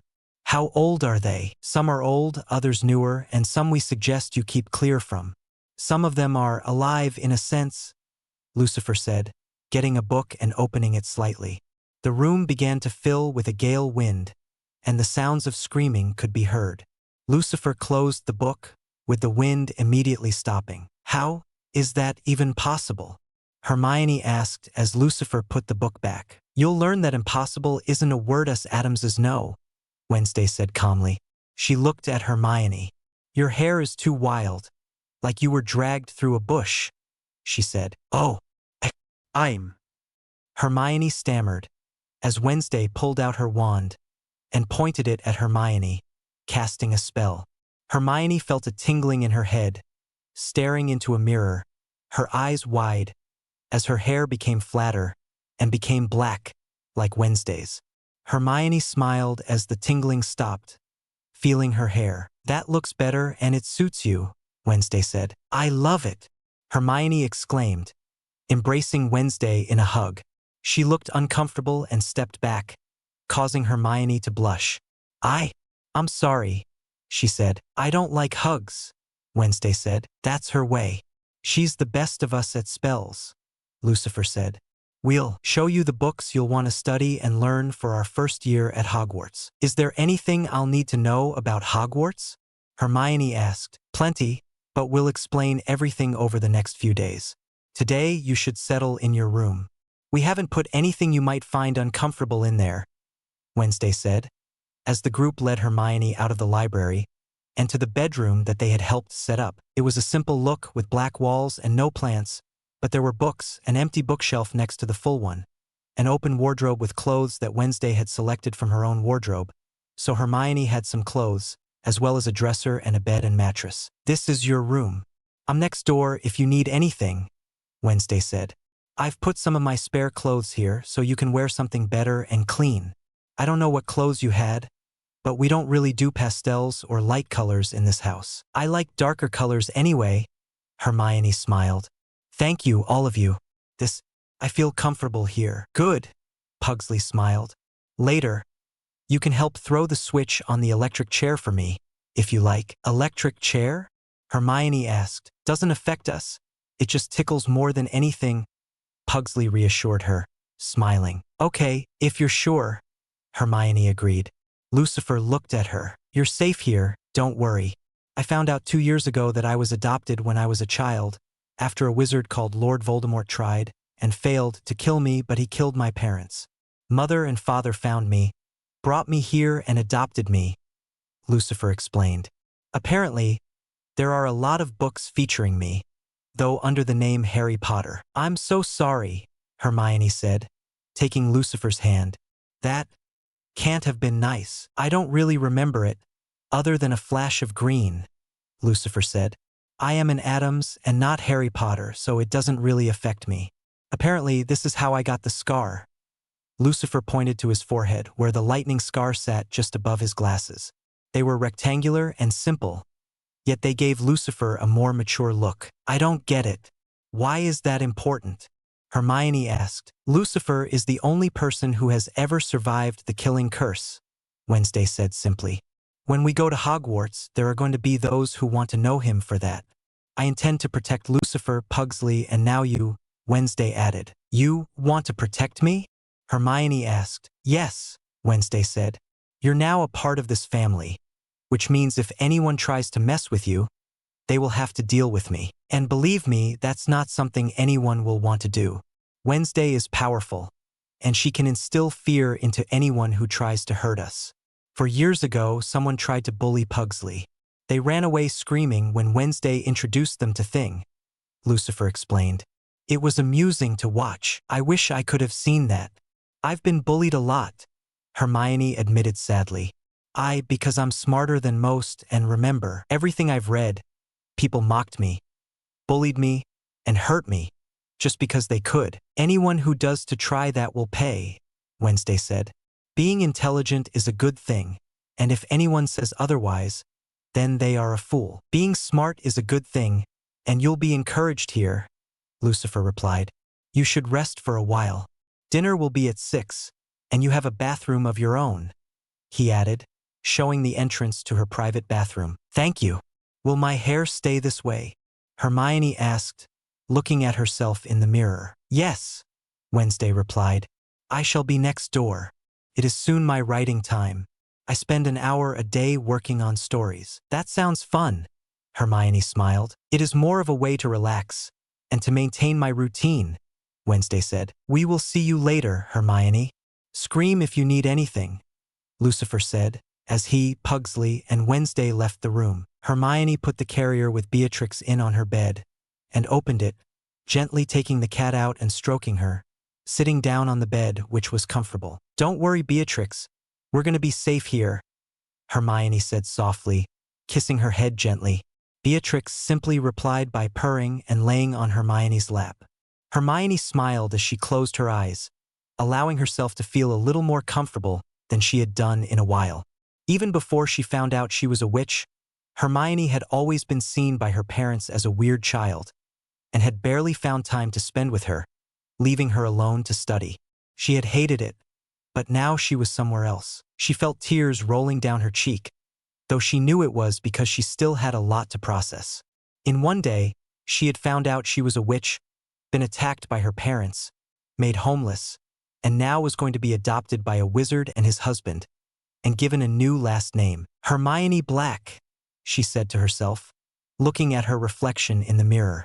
It sounds better than Hermione Granger. That's because Hermione Granger wasn't ever loved. A female voice spoke from the mirror. Hermione's eyes widened as she saw her reflection smiling, and standing there, her arms folded. Wait, what? Hermione asked, blinking several times. This is more examples of what magic can do, the reflection replied. Don't worry about it. You'll get used to it. I mean, it feels weird, I guess, but I like it, Hermione said, gently putting Beatrix on the bed and sitting on the chair in front of the dresser, looking at her reflection. Is every mirror in this world the same? No, but you're not like other people. You're going to be powerful, but the way you're feeling gave you the power to have someone to speak to, sort of like an ability. Some witches and wizards have them. Only the Addams family and their relations have so many of them in one family. Reflection, Hermione said. I don't understand. I mean, you seem to know more than I do, Hermione said. I'm not an exact copy of you. I'm more of a guide, and I know lots that you don't yet know. It's a magical ability, as I said. I'm basically who you wish you were, and my knowledge is given form thanks to the manner. Reflection, Hermione said. The family is unusual but gifted. Look at our hair. It's better than anything else our parents could have done. I already barely recognize myself, Hermione said. Her reflection smiled as her face changed, becoming paler, with dark makeup. How do you like this look? Reflection, Hermione asked. Hermione reached out, touching the mirror, and smiled. I like it, Hermione said. Speak to Wednesday. She'll help you with it. Reflection, Hermione told her. You should rest. We'll talk more, since I am your reflection. Just more confident, Hermione said. Reflection, Hermione smiled at her. Don't worry, you will be too, in time, Reflection, Hermione promised. Now go and rest. Hermione walked over to the bed, laying down as she smiled, closing her eyes and letting sleep take her, trying to forget the trauma of the day. Wands, Shops, and Meetings. Chapter 6. Wands, Shops, and Meetings. Note from J.M. Jackson. I want to give a shout out to the website Hogwarts is here. I did a lot of research for this chapter for wands and materials, and everything I needed I got from them. They do a lot from what I found out, and they're incredible writers. So thank you for the research, and please do have a look at them if you need research on wand lore and materials. It had been a week since Hermione had moved into the Addams house, and within that week, she had already started wearing the same kind of clothes that Wednesday wore, as well as her skin looking a little paler. She liked the look. It was distinctive, or it would be, when she was at Hogwarts, and it helped her to feel like a part of the family. She still struggled to sleep, with nightmares every night of her birth parents and others abusing her. But she knew that would happen for some time. From what Sirius told her, nightmares were common when dealing with trauma. Grandmama helped her with potions for sleeping, but suggested using them when she really couldn't sleep, as it didn't help to ignore the nightmares. As she stood with Grandmama, Morticia, and Sirius in Grandmama's workshop area, which was for potions and making spells, she saw the older woman making the last of the spells needed as she showed the finished product. Hermione knew the old woman had gone away for 3 days, but she only said she'd been hunting for something special. I know Ollivander is considered better, but this one I think will be perfect for you, dear, Grandmama said. Wednesday's core is made from a horned serpent's horn, something that's extremely rare. No other wand maker will use them because the only way to get the horn is for the beast to allow it. Thankfully, one of my cousins has 3 of them as pets. What does the core mean? Hermione asked as Lucifer entered the room. Wands made with horned serpent horns are exceptionally powerful and will create powerful spell effects, Lucifer explained. We studied the wand cores and Grandmama gave us tests to see which would be the best wands for us. Mine, however, is different, as Grandmama saw that my wand needed to come from Mr. Ollivander. How come? Hermione asked. I had a vision, dear, and saw what wand Lucifer needed. I would have preferred to make it myself, but my vision told me that Lucifer needed his exact wand, Grandmama replied. The core of my wand is Phoenix Tail, and the phoenix that gave the feather gave one other, and that is in the wand of Voldemort, the man who killed my birth parents, Lucifer said. Which means there is an unusual connection, though we need to find out why. Pugsley, however, has a wand core made from White River monster spine, which is, like Wednesday's core, is rare and will allow him to cast great spells with ease, Morticia explained. And mine? Hermione asked. Grandmama smiled as she brought the wand over. I remember reading that the wood makes a difference as well. That's why we're proud of you, Hermione. Asking the right questions, Morticia said, smiling at her. Yes, the wood is very important. Like the core, the wood also channels the power.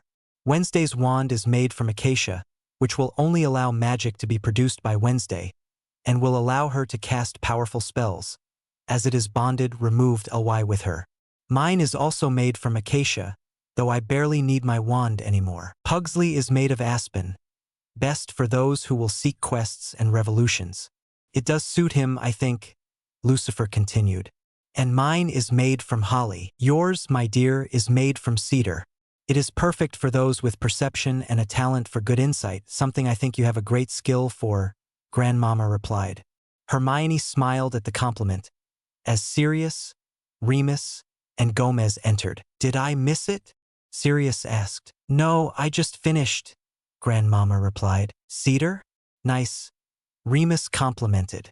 Grandmama held up a hand as she handed Hermione her wand. With everyone looking at her, she accepted it, and immediately felt a warmth flow through her as the tip of the wand lit up, feeling the immediate connection to it. Perfect as always, Grandmama, Gomez said. What did you use for the core? I managed to track down a golden furred riem and use its horn, Grandmama replied. Everyone looked at the wand with reverence. That's a rare core indeed, Remus said. How come? Hermione asked. The golden furred riem are hard to find, and almost extinct, Remus replied.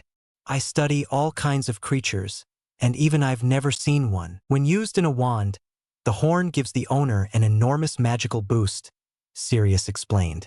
I studied wand lore with Grandmama not long after I moved in here. At least you listened to me about something, Grandmama chuckled. Now, Hermione, the more you use the wand, the stronger the spells you cast will become, especially if you use the same spell over and over. Thank you, Hermione said, studying the wand carefully, smiling as she did. It feels warm and like it's connected to me, which means it's perfect for you, my girl, Gomez said. I'm expecting a lot from you. We all are. You'll do our family proud. I won't let you down, Hermione promised. I know you won't, kid. You've been in your room most of the week reading and studying. Are you doing okay? Sirius asked. Hermione shrugged. I'm not sleeping brilliantly, but I'll be okay, she said. You know you can talk to me about anything you want, Sirius said. Hermione nodded. I know. I think I need to process everything, Hermione replied. Well, we're going to Diagon Alley tomorrow, so make sure you're ready. I've got plenty of money, so I'll be getting you your school books. I know Grandmama has plenty of cauldrons, but getting a new one is a good idea, so you can make it your own, Sirius said. I do need you to pick each of the children up a potions case, please, Sirius. They deserve to have the best ingredients when they're at school, and I doubt Hogwarts has everything they'll need, Morticia replied. Even if they did, Snavellis wouldn't let them have them, Snape scoffed. Snavellis? Lucifer asked, frowning. Severus Snape, the potions master, He hated your father and myself greatly, though he did care for your mother, at least he used to, from what she told me before. He blamed your father for taking Lily from him. I know you're an Addams now, but he may still hold a grudge against you, Sirius replied. How childish! Lucifer rolled his eyes. I have been studying potions with Grandmama for years, so I doubt I will have any difficulties learning potions. You probably know more than he does anyway, Grandmama chuckled. Oh, definitely. I've never known any first year who could make polyjuice potion, Remus chuckled, remembering the Halloween the year before, when Pugsley and Lucifer had gone as each other. Come children, let's get something to drink, and allow Grandmama to work on her potions, Morticia said, as she began to usher them from the room. Sirius waited for them to leave, leaving Remus, Sirius, and Gomez with Grandmama. Have you finished the protective potions, Grandmama? Gomez asked. I have, the older woman replied, getting a case from the back of her room, and then opening it, revealing several small vials. Felix Felicius, a few explosive potions, and potions to create shields. Each labeled, and each of the 4 kids will have a case each. Perfect, Gomez said as he closed the case. This should be enough for them whilst at Hogwarts. If they need more, then I'll be bringing them home, as it'll be too dangerous. I must admit, I am still unsure about letting them go to that school. We know there could be some danger there. I know, but we need to let them expand a bit. I want to keep Lucifer safe as well. He's my best friend's son and my godson, and I won't let any harm come to him. It's why I'll be in Hogsmeade. For Hermione and Lucifer, Sirius said. Watch those 2, dear, Grandmama said. They have a destiny ahead of them. I know, Sirius agreed, looking at the door where the kids had left through. I just hope we can keep them safe throughout it all. Arriving in London didn't take too long the next morning, with Lucifer, Pugsley, Wednesday, and Hermione walking behind Gomez and Morticia, with Sirius and Remus walking behind them. A number of people were giving them weird looks, clearly not being used to seeing anyone like the Addams family. They stopped by an older building that looked abandoned, with closed signs in the window. People were walking past it, as if it didn't even exist. Children were about to enter the Leaky Cauldron, which is the connection between the Muggle world and the Wizarding world. Lucifer, you may be recognized as Harry Potter inside. Many people know of your face. We warned you that you might be seen as a celebrity within our world, Morticia said. If you feel uncomfortable at any time, let us know, Sirius added. Lucifer nodded as Morticia opened the door, leading the group inside. As they entered the building, Lucifer could smell the scent of alcohol, a stale smell that he couldn't recognize, and the aroma of food being made. Looking around, he saw several people enjoying their drinks, though others were looking at all of them. Lucifer decided it must be unusual for 8 people to walk in at the same time. Sirius. Been a while, a deep voice said. Lucifer looked and saw what he could only figure was a half-giant. Given the man's size, approached Sirius. Hagrid, it's good to see you, Sirius smiled, embracing the man in a hug. What brings you to London? Errand for Professor Dumbledore, Hagrid replied. Morticia, Gomez, this is Hagrid. He works at Hogwarts, as keeper of the keys and groundskeeper. He's a good friend, Sirius said. Pleased to meet you, Hagrid said, shaking Gomez's hand and bowing slightly to Morticia. Heard all about ye from Sirius since he moved into your house. Pleasure, old boy.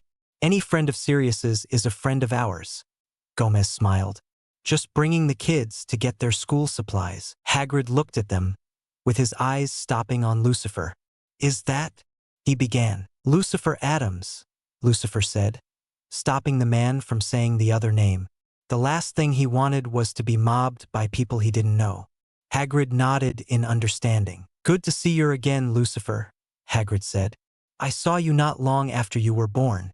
You look well. Thank you, Lucifer said, thankful the man was understanding. Hagrid, come with us? Old chap friends are always welcome, Gomez insisted. Hagrid beamed and nodded. I'd like that, he said, paying for his drink before heading to the back. Before they could move forward, however, the barman's eyes met Lucifer's. Bless my soul, the man said. Lucifer went to say something but couldn't speak up in time. It's Harry Potter. Harry Potter? The name rang through the pub as everyone turned, looking at Lucifer. Is it really him? He looks so different from what the books all say. That scar. It's the only one of its kind. It's definitely him. Lucifer hated the sound of the words, all the excitement forcing him to close off his ability to sense emotions. Thankfully, Morticia had taught him that trick, to prevent him from being overwhelmed. My son goes by Lucifer. Please respect that, Gomez called out. He's not an object in a museum to be fawned over. Lucifer, this is one of your professors, Hagrid said, with Lucifer looking at the strange man wearing a turban. Professor Quirrell. And nice to meet you, Mr. Potter, Quirrell stammered. And you, though I prefer to go by Lucifer Addams, Lucifer said. It's how I was raised. Ah, yes, of course, Quirrell replied, nodding, with the faintest hint of a smile. Professor Quirrell teaches Muggle. No, wait, defense against the dark arts, Hagrid said. He was just given the task of the defense teacher. And not that you'll need it, right, Lucifer? Quirrell asked, clearly catching himself. It's always important to learn from other points of view, Lucifer said. I'm sure your lessons will be instructive. Thank you, Quirrell said, smiling. Lucifer felt Sirius put a hand on his shoulder, guiding him to the back exit. You okay, Lucifer? Sirius asked, clearly concerned as they stood outside the pub, as Hagrid was tapping several bricks with a pink umbrella. I had to block my ability to sense emotions. I was overwhelmed in there, Lucifer admitted. Wednesday looked at him, taking his hand. Stay close to me. I will keep everyone away from you, Wednesday promised. Lucifer smiled, hugging his sister. Thank you, he said. Lucifer was one of the few people who could get away with hugging Wednesday. It was then that he noticed the wall had moved to the side, revealing what Lucifer assumed was Diagon Alley. Seems rather busy today, Remus commented. Still, plenty of places to go to. At least we don't need to go to Ollivander's, Sirius said. Hagrid looked at him. How come? Hagrid asked. I got my wand from him 3 years ago, Lucifer said. Our grandmama made Wednesday, Pugsley, and Hermione's wands. No offense to Ollivander, but grandmama makes stronger wands, because she can get the rarer parts needed for them, Sirius explained. First stop will be Gringotts, Morticia said. Remus, can you take them? As we need to get some items from Nocturne Alley. If you like, I can take them. I'm going there anyway, Hagrid offered, as Lucifer, Wednesday, and Pugsley got their keys. Do they know your new name, Lucifer? We changed it officially 2 years ago, Lucifer replied. I'll explain more later, Hagrid, Sirius added. I trust Hagrid, completely, Sirius added to Gomez and Morticia. It's settled then. Thank you, old boy. Gomez smiled at Hagrid, who returned the smile, leading the kids towards the larger building further down Diagon Alley. Gringotts is run by goblins. They're powerful and clever, and take their job seriously, Hagrid said. Anyone who tries anything against them will be hurt. We've studied the Goblin Wars and history of goblins, Lucifer said. I never understood why they were so rash. It was clear they didn't plan properly. I wouldn't tell them that, Hagrid chuckled as he opened the large doors, leading them into the bank. It didn't take too long for the group to retrieve enough money for their needed supplies, as well as Hagrid picking up something which he said was a secret, asking them not to tell anyone what they'd seen. All four immediately agreed. Since they still needed to wait for the other adults, Hagrid took the four to a place run by Florian Fortescue, who sold lots of different ice cream flavors, buying each of the kids a cone. Lucifer found himself liking Hagrid. He had removed his block and could sense the genuine warmth and affection from the man. Did you know my birth parents well? Lucifer asked, as they neared a clothing store for their uniforms. Aye, they were darned fine people. I was lucky to call them friends, Hagrid replied. The night we thought you were lost, it hurt me greatly. Sirius was in a panic, as he blamed himself. Do you know the details of what happened? Yes, Uncle Sirius told me when he found out I was with Mother and Father all along, Lucifer confirmed. Well, he blames himself because he was supposed to be the secret keeper, Hagrid said. Yes, but he suggested the traitor be the keeper, not knowing he was a traitor, thinking it would be a good ploy, Lucifer said. I've told him it isn't his fault. Only family can truly betray you. It's not something our family could understand. Our family bond is strong and unbreakable. That's a good thing, Hagrid smiled. I was scared that you were gone for good. But 2 years ago, Sirius let me know you were found. I celebrated for days, he admitted. Well, you'll be seeing me more when I attend Hogwarts, Lucifer said. I know many will see us as odd, since we're Addams. Anyone who doesn't see the goodness in the four of ye deserves to have their head boiled, Hagrid remarked, prompting a smile from all 4 of the kids. Is the umbrella your wand? Pugsley asked. Well, kinda. I'm not meant to have a wand. I'll explain another time, Hagrid said, as they finished their cones. You pop in and get your uniforms sorted, and I'll wait here, though I need to pick something up 2 shops down. Okay, Lucifer said, as the 4 of them walked into the store. There was one boy there, a blonde-haired boy who looked at them. Hogwarts? He asked. Where else would we be attending? Wednesday asked, meeting the boy's gaze with a glare. Lucifer could get a sense of smugness and superiority from the boy. You'd be surprised how many people shop here, the boy said, unfazed by the glare. Father did consider sending me to Durmstrang, where they teach the dark arts instead of just defense, but Mother wanted me close to home. I doubt Durmstrang could teach us anything different from what we already know, Pugsley replied. Why would you want to learn the dark arts? Isn't that obvious? The boy asked with a slight scowl. Power. The darker the spells, the greater the power. Not really, Lucifer replied. Knowledge is a greater power. Without knowledge and wisdom, you won't have anything. Are you going to be in Slytherin? The boy asked, looking at them eagerly.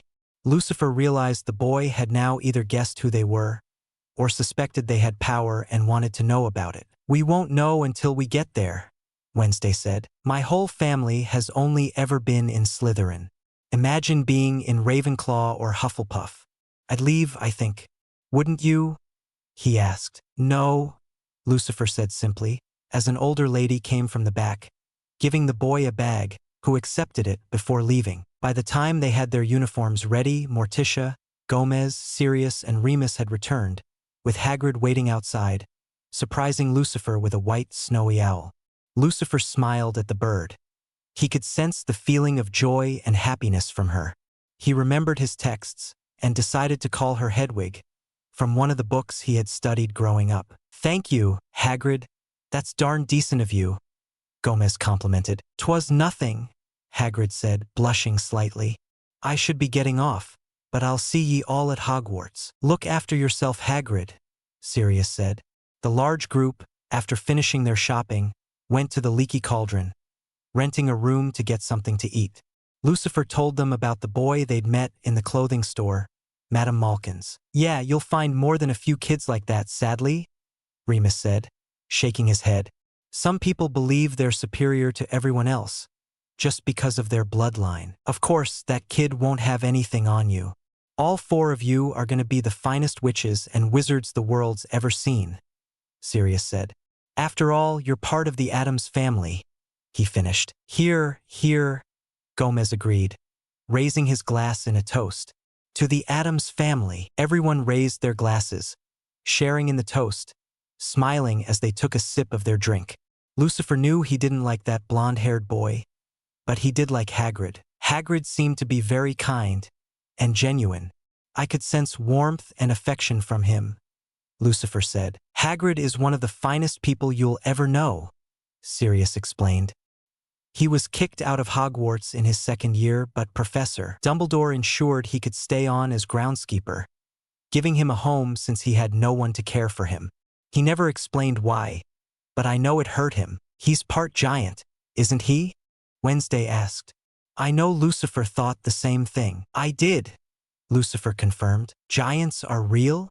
Hermione asked. Are there any in this country? No, the giants from the UK were hunted and killed years ago.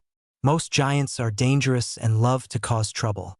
During the war that Voldemort led, they allied with him, so the Ministry hunted them down to stop them. I never really asked about Hagrid, but it would make sense, I guess. He's braver than most, and he does things most others wouldn't. But he's also not bad like other giants. He cares a lot about people and creatures, Sirius explained. I was just curious. I don't think it makes a difference. He was nicer than the blonde-haired boy, Lucifer commented. Shows that some giants can be better than humans. That's an attitude not many will share. So please keep the view of Hagrid being part giant quiet, Remus asked. Everyone nodded. Now let's finish up and then we can head home, Gomez smiled. Lots of do and study over the next month before you go to Hogwarts. Lucifer nodded as they continued their meal. It felt nice to have one new friend at Hogwarts, but he couldn't help but feel that the blonde-haired boy was going to cause problems for him at Hogwarts.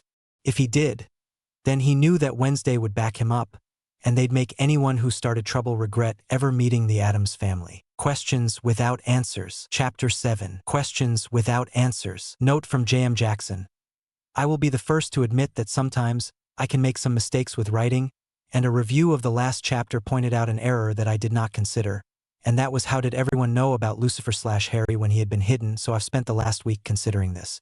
It's not as long a chapter as most others, since it's more information for the future, but thanks to that review, I've come up with an interesting twist to be revealed later. 1 year earlier. What do you mean?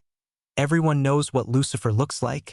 Sirius demanded, looking at Kingsley, who was standing in Gomez's office with Gomez, Remus, and Morticia also there. There have been at least a dozen new books released, all of which showing images of Lucifer's scar, the story of how the scar is a reminder of whose attack on him, and how he's been living with family all this time, Kingsley said, not reacting to the anger in the outburst. How is that possible, old man? Gomez asked, letting out a plume of smoke from his cigar. We've not told anyone about Lucifer's scar, or anything about him. That's why I came to warn you, Kingsley said, as he took a sip of his drink, sitting in a chair next to him. I've been looking into this as best I can, but right now, I'm struggling to find out anything. Who was the first person to report it? Remus asked. I'll give you 3 guesses, but you'll only need one, Kingsley replied, shaking his head. Rita blindi Skeeter. How the heck does that nosy cow find out anything? Sirius demanded, as Kingsley handed Morticia an issue of the Daily Prophet. Morticia opened it and began to read aloud. Today, I can be the first to reveal the news about the truth of Harry Potter. 9 years ago, he was safe at home with his family, hidden because you know who was hunting him and his family. No one knows why, but what matters is that he found them. From what I've discovered, Lily Potter was the first to fall, as her body was found in the living room of the Potter home in Godric's Hollow. James Potter ran upstairs to protect his son, Harry. However, he fell to who. But when the Dark Lord attempted to kill Harry, somehow, the spell rebounded and killed who, Morticia read. So, Skeeter was able to find out what happened. I assume she found out through the ministry somehow. It's clear she's able to go to places where others can't, which is why she's good at what she does, Gomez said. How are you so calm? Sirius asked. Gomez chuckled. Old boy, there's nothing to be gained from panicking and screaming, and no one can get past Grandmama's spells, Gomez pointed out. Take a seat and have a drink, Sirius, Gomez added, pouring him a fire whiskey and handing it to Sirius, who accepted it. Thanks, Sirius said, downing the drink. Now, we need to find out how Miss Skeeter found out what she did, Gomez said. I'm not happy with this, especially since Lucifer will have many people want to know him when he attends Hogwarts next year. Unfortunately, we can't turn back the clock, but we can begin to manage this. I agree, my love, Morticia said, as Minerva entered the room with Dumbledore. Ah, Gomez, Morticia, Sirius, Remus, good to see you all, Dumbledore said. Kingsley, this is a surprise. Is there a problem? He asked, his brow furrowing. Morticia handed him the newspaper, which he began to read quickly. His frown deepened as he scanned the story. This is rather disturbing. Agreed, Gomez replied. Do you have any suggestions as to who? Unfortunately not, but I suggest we keep any further information about Lucifer between us only. If any of Voldemort's people were to find even a hint of where Lucifer is, his life could be endangered, Dumbledore said. I've been coming here often, Albus, now I'm with Cousin It, Minerva said. He can help keep us apprised when we're at Hogwarts, right? Absolutely, Gomez agreed. Let's not tell Lucifer, not yet anyway. He and the other children are asleep and shouldn't be disturbed with this. I'll start searching for answers at the ministry, Kingsley said. Discreetly, please, Kingsley. The last thing we want is to spook whoever has been feeding information to Miss Skeeter, Dumbledore said. Could she be a Death Eater, Albus? Remus asked. Dumbledore considered the question for a moment but shook his head. No, I don't think so. I believe it more likely that she was merely used by someone who serves Voldemort, Dumbledore replied. She would simply see this as a sensational story, which is what she desires more than anything else. I also don't think it wise to question her. She will never reveal her source. Even if we use Veritaserum? Sirius asked. Dumbledore looked at him with a sad smile. Unfortunately, to do so would label us as criminals, and Miss Skeeter would certainly report that story, Dumbledore replied. No, she is a pawn, and the less she knows about that, the safer she will be. I'll start keeping an eye on the kids when they go out, Sirius said. I can keep an eye on them without others knowing. That's right, old boy. You make rather a convincing dog, Gomez agreed, chuckling. I must confess, I was impressed the first time I saw you transform. Well, mostly I did it to keep Remus company when he was at Hogwarts, Sirius said. Should we tell the kids about you following them? Remus asked. I'll tell them that we have concerns. They already know about Voldemort, Morticia said. If we ask, they won't complain. If anyone asks, I suppose I could go by the name Snuffles, the loving family dog, Sirius said. That will work, Dumbledore agreed. No one can be listening to us here, could they? We'd know if they were. After we adopted Lucifer, we created a field around the home that alerts us whenever a person enters the grounds. It can even detect those hidden, or animagi, and no magic can thwart it, Gomez said. I must admit, I am rather impressed. Did you create that spell? Dumbledore asked. Grandmama did, Gomez said. I'm sure she'd be happy to share the spell with you if you want it for Hogwarts. That would be most welcome, thank you. Dumbledore flashed him a small smile. I have always enjoyed visiting here, though I wish tonight was under better circumstances. Don't worry, old boy. We'll find out who's behind this, Gomez assured him. That's a promise. The day of the Diagon alley trip, 9 p.m. As Sirius sat in the chair in Gomez's study, he sighed, shaking his head. I knew we were going to have people recognize him, but I didn't expect that, Sirius said. No, that surprised me as well, Gomez agreed, as he poured the adults a drink. I still want to know how so many people have Lucifer's picture, and why they call him Harry. Not everyone will accept his new name, Gomez, Remus pointed out. They all see him as Harry Potter, as the boy who lived. He's a hero, and no offense, too many people see us all as outcasts. We're Addams, and people don't understand us. Well, people are idiots. Sirius rolled his eyes. They should love the family. There's no one more generous or caring. Just because we understand, accept, and celebrate things like death. Death is a normal part of life. Why shouldn't we celebrate it? Gomez asked, shrugging. I never really understood why people fear it so much.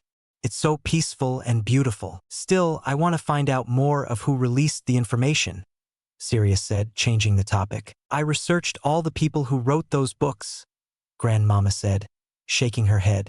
All of them are using what they got from Rita Skeeter. She was the first one to release the information. Dumbledore was right. She was used by giving her a scoop she couldn't resist, Gomez said.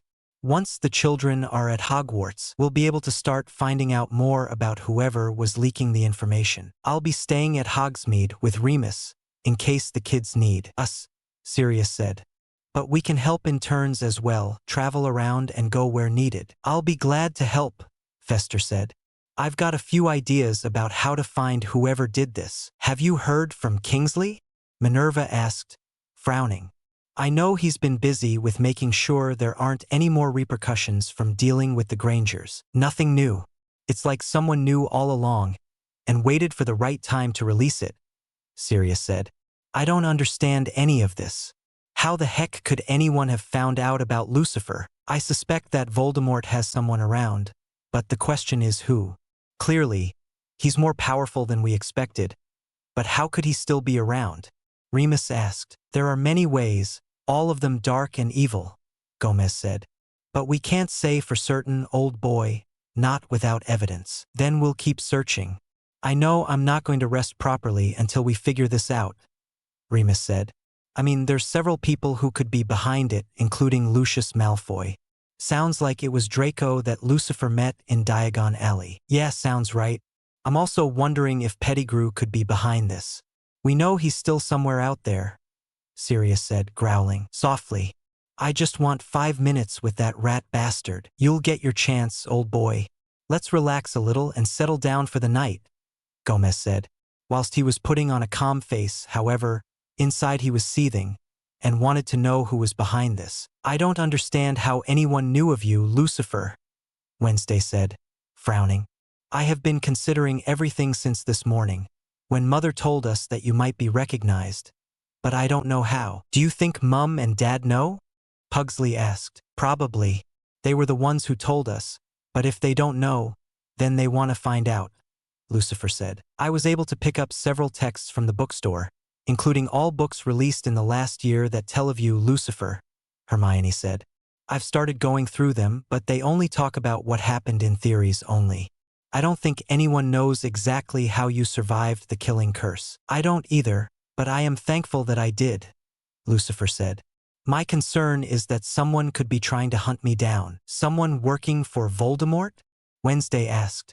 It makes sense, but it does mean things could be dangerous at Hogwarts. Then we need to be extra careful at school. I've studied everything about Hogwarts and Hogwarts. A history, and the sorting is what concerns me. They use Ascension Hat to decide where each student is sorted, and it is based on our own potential, Hermione explained. How does that work? Pugsley asked. It can read our minds? I don't believe that is an accurate description, Lucifer said. A mind is not a book to be read, but it does hold our thoughts, desires, and our memories. And if someone can hear them, they can make logical statements of what we could do in certain situations. I think the sorting hat considers potential situations and uses our own memories and previous choices in determining how we will react. Then it chooses if we would choose to be brave, intelligence, wisdom, or darkness, and then choose Gryffindor, Ravenclaw, Hufflepuff, or Slytherin, Hermione said. Can we tell it where we want to go? Lucifer asked. There haven't been any examples of someone choosing where to go. Tradition has the hat being the one to decide, and then they go to that house, Hermione answered. Then we make history, Wednesday replied. I will be going with the rest of you. I look forward to seeing that, Lucifer smiled. His smile then faded. Our concern should be finding who wants to find me, and why. The why is obvious, Wednesday said. Someone working for Voldemort will want you dead because somehow you killed their master. If you don't mind, Lucifer, I'm going to research your scar and what it could mean. Maybe there's something there that could give us answers, Hermione said. I trust you, Hermione, so do what you need to do. We should get some sleep, however. I am a little tired after today, Lucifer said. I'll begin tomorrow, Hermione said with a small smile. We'll find out who's behind this. I won't let anyone hurt you. Journey to a New Beginning. Chapter 8. Journey to a New Beginning. As Lucifer stepped out of the family car, he looked at the train station ahead of him. It was certainly busy, with people coming and going, paying no attention to their surroundings, though there were a few people throwing looks towards them. He simply ignored them as he helped Hermione, Wednesday, and Pugsley out of the car, as Lurch began to load their trunks onto trolleys. How are you feeling? Lucifer asked Hermione. She looked around, clearly a little anxious. I'll be okay, Hermione replied, flashing a small smile. I know I can do this. Of course you can, kid, Sirius smiled. I've spoken to Dumbledore and Minerva, and the records have been changed, so you're officially Hermione Black. Thank you, Hermione smiled, hugging the man. She was still nervous about so much, especially with everything she'd been through, but over the last few weeks, she'd been spending all her time studying the books. She had a talent for research and could remember everything that she'd read. She had impressed all the adults by showing an aptitude for magic, and already she was studying the third-year materials. Lucifer, how are you feeling? Sirius asked, as Lurch finished loading the trolleys. I'm okay, Uncle Sirius, Lucifer replied with a small smile. I've accepted that some people will recognize me as Harry Potter, and that's not a bad thing. I know I'm Lucifer Addams, and I'm sure my parents would accept me as I am, from everything you've told me. Oh, that goes without saying. Hell, James would be so proud of you, of how kind you are and how strong you've become, Sirius said, placing a hand on his shoulder. Just as I'm proud of you. The last 2 years, watching you grow more, has been a treasure for me to witness. Your Uncle Remus and I are both very proud of you. Remember, watch out for each other and be careful of those who might want to mock or isolate you, Sirius said. Lucifer nodded as the group walked through the station. Pugsley, Lucifer, I know I can count on you two to keep an eye on Wednesday and Hermione, Gomez said. Just as I know the reverse will be true. You're family, and there is nothing that can come between family. Make sure you write to us. Thing will be with you as well, in case you need him, Morticia added. The family walked through the station, quickly reaching platforms 9 and 10, and as they did, they came across another large family, a woman with 5 children, all red-haired. Molly, Sirius exclaimed, smiling. It's been a while. Sirius, how wonderful to see you, Molly Weasley replied as she hugged him. How have you been? Busy, mostly, working on a few things and helping look after my daughter, Sirius said, showing off Hermione. I adopted her last month. I'll tell you more later. This is my godson Lucifer, and Lucifer's brother and sister, Pugsley and Wednesday, he said. And can't forget their parents, Gomez and Morticia. Wait, you're the Addams family, aren't you? Molly asked. I've heard a lot about you. It's nice to meet you, Molly said, introducing her children. Ginny starts Hogwarts next year, but it's Ron's first year. Hi, Ron said, looking a little nervous. Lucifer could sense his fears, and it wasn't because of the Addams, but because he wanted to prove himself. Nice to meet you, Lucifer said, holding out his hand. Ron shook it. Likewise, he replied. Come now, children, all through the barrier, Molly said.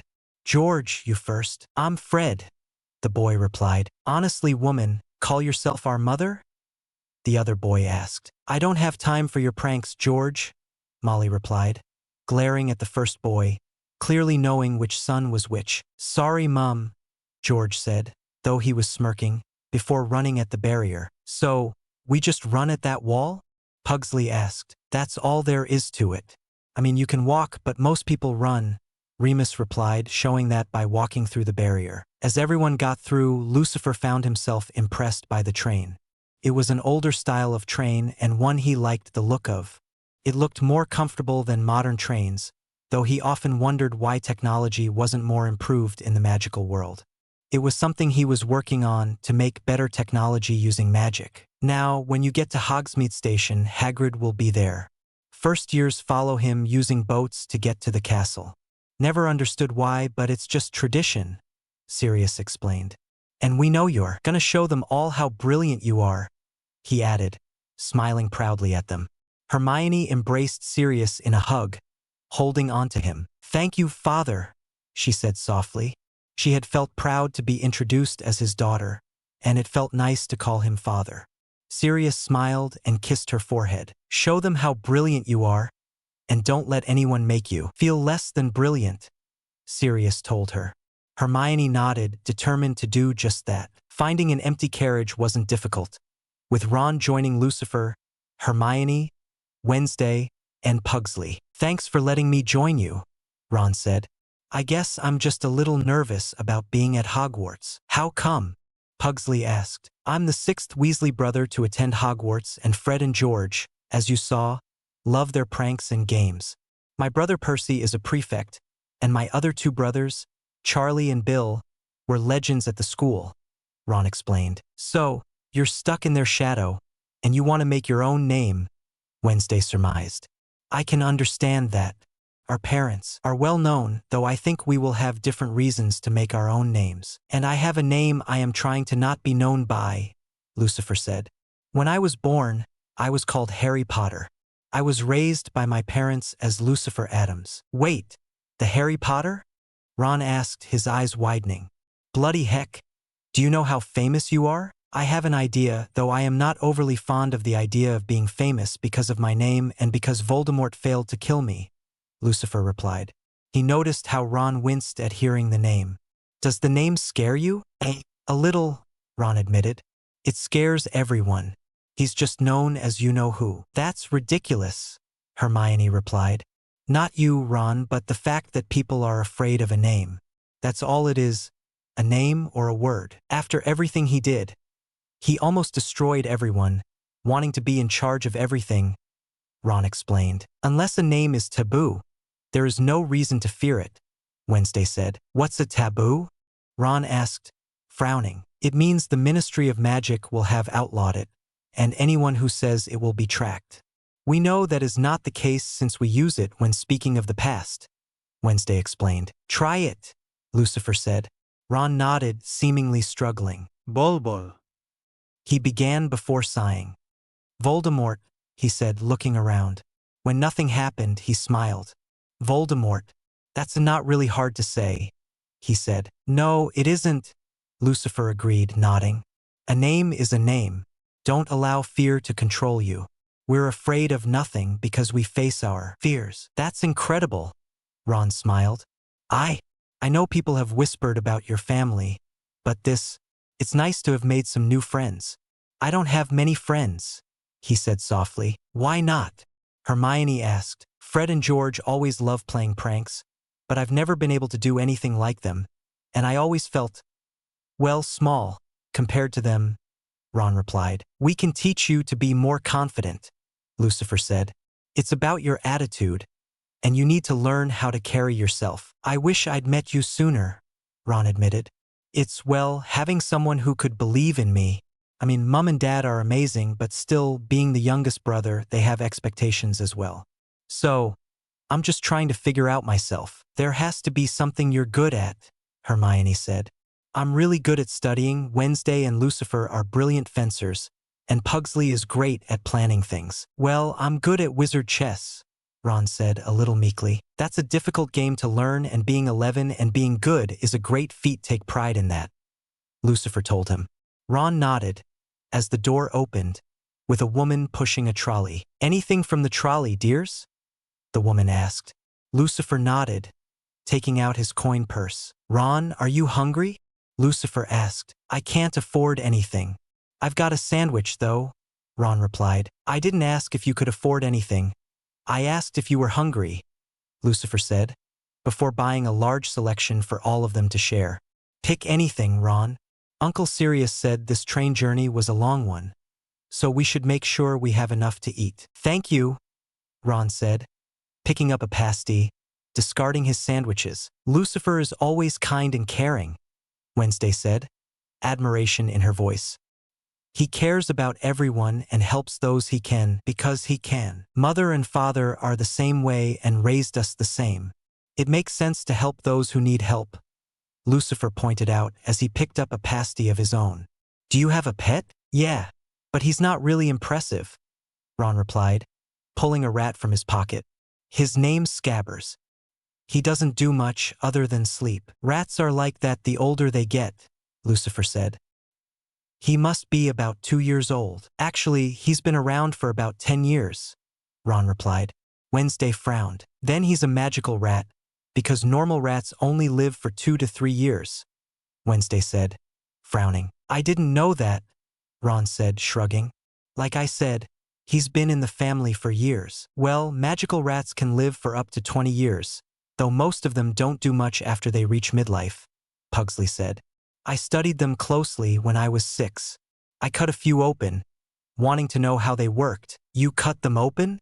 Ron asked, as Scabbers ran back into Ron's pocket. They were already dead. Don't worry, Pugsley replied, shrugging as he took a sip of his drink. You speak like dead is normal, Ron commented. It is. Death is a normal part of life, Lucifer pointed out. I mean, you're not wrong.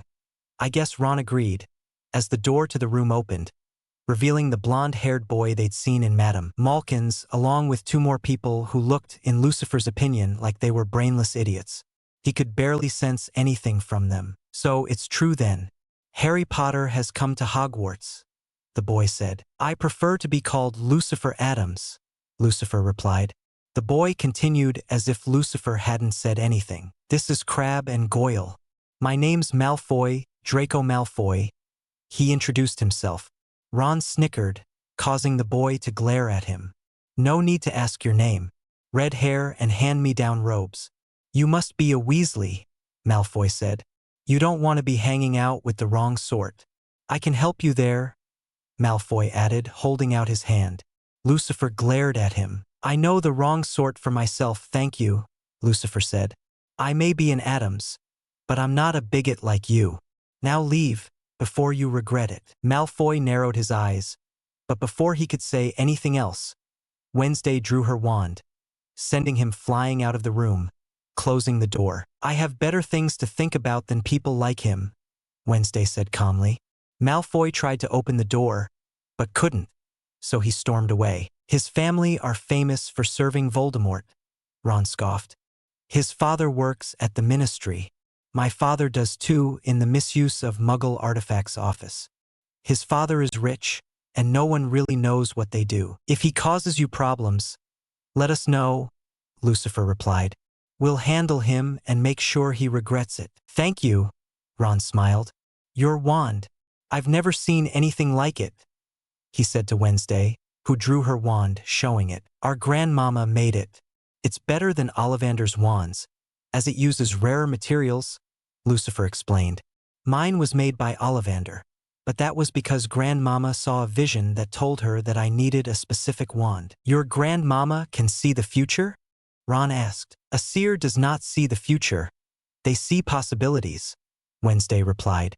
The future is ever-changing, and whilst prophecies exist, they can change with even the smallest difference.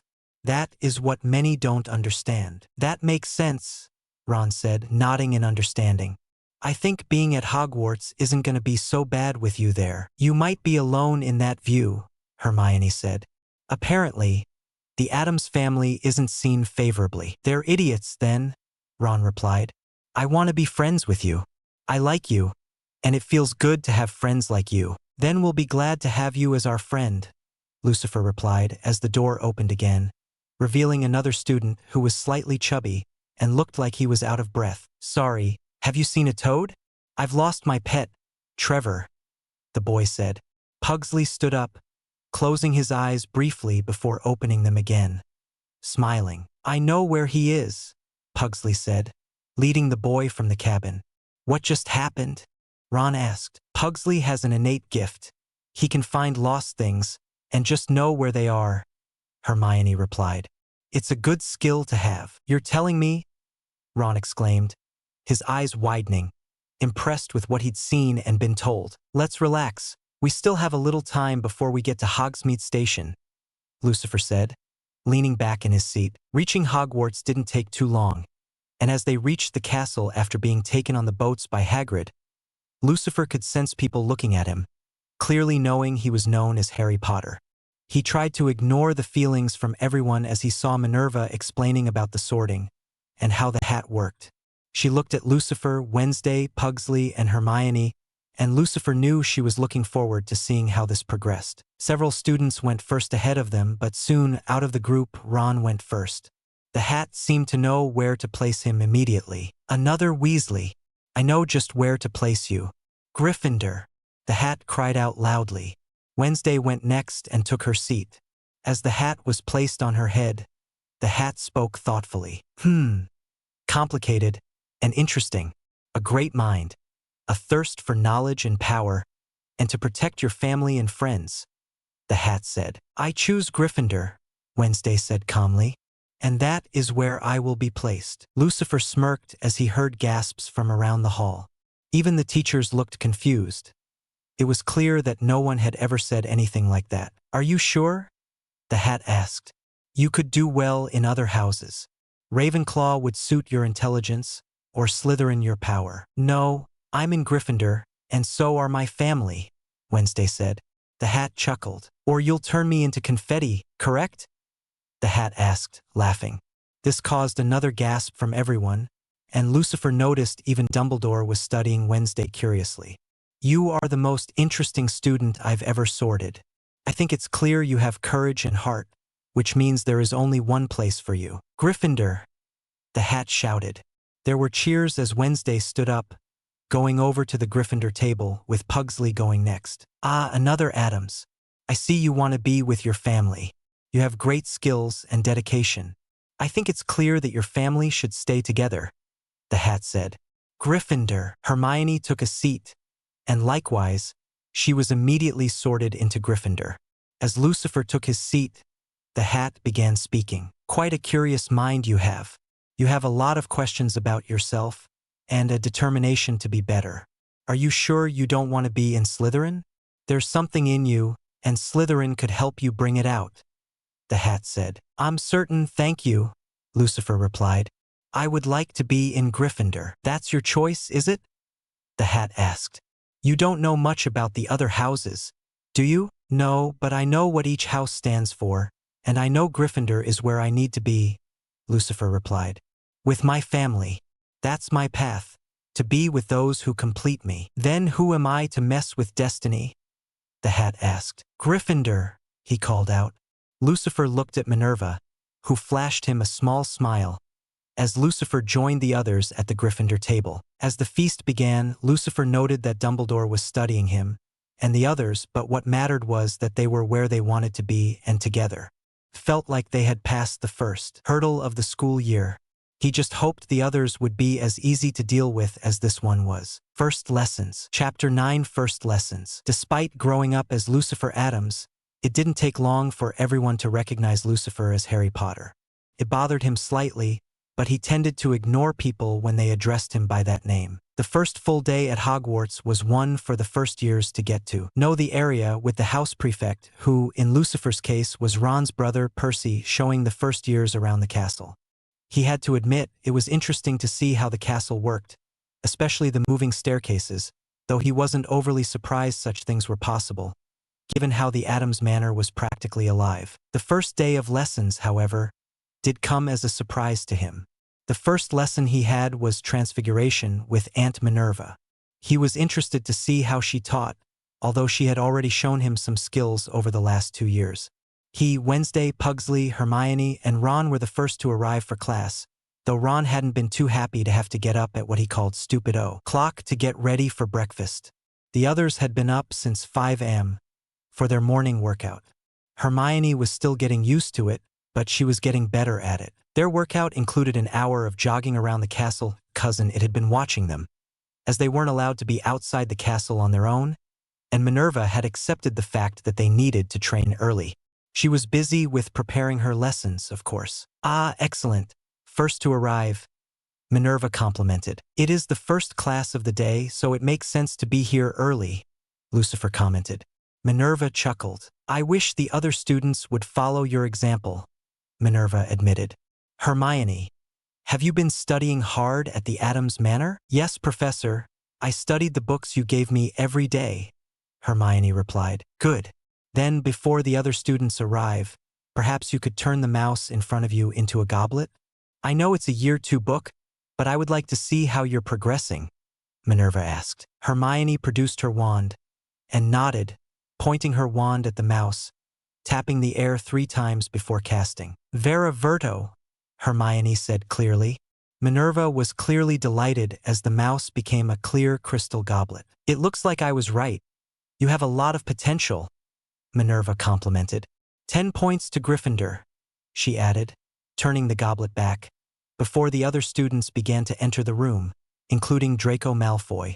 He scowled at Lucifer, but Wednesday merely glared back at him, causing him to stumble backwards before he took his seat. That was wicked, Ron whispered to Wednesday. All I did was stare at him, Wednesday whispered back. Yeah, but he's terrified of you, Ron chuckled, as Minerva took her place at the front of the classroom. Welcome, students, to your first lesson at Hogwarts. Now, you're going to spend a lot of time studying the books you were assigned and learning about the benefits and consequences of magic.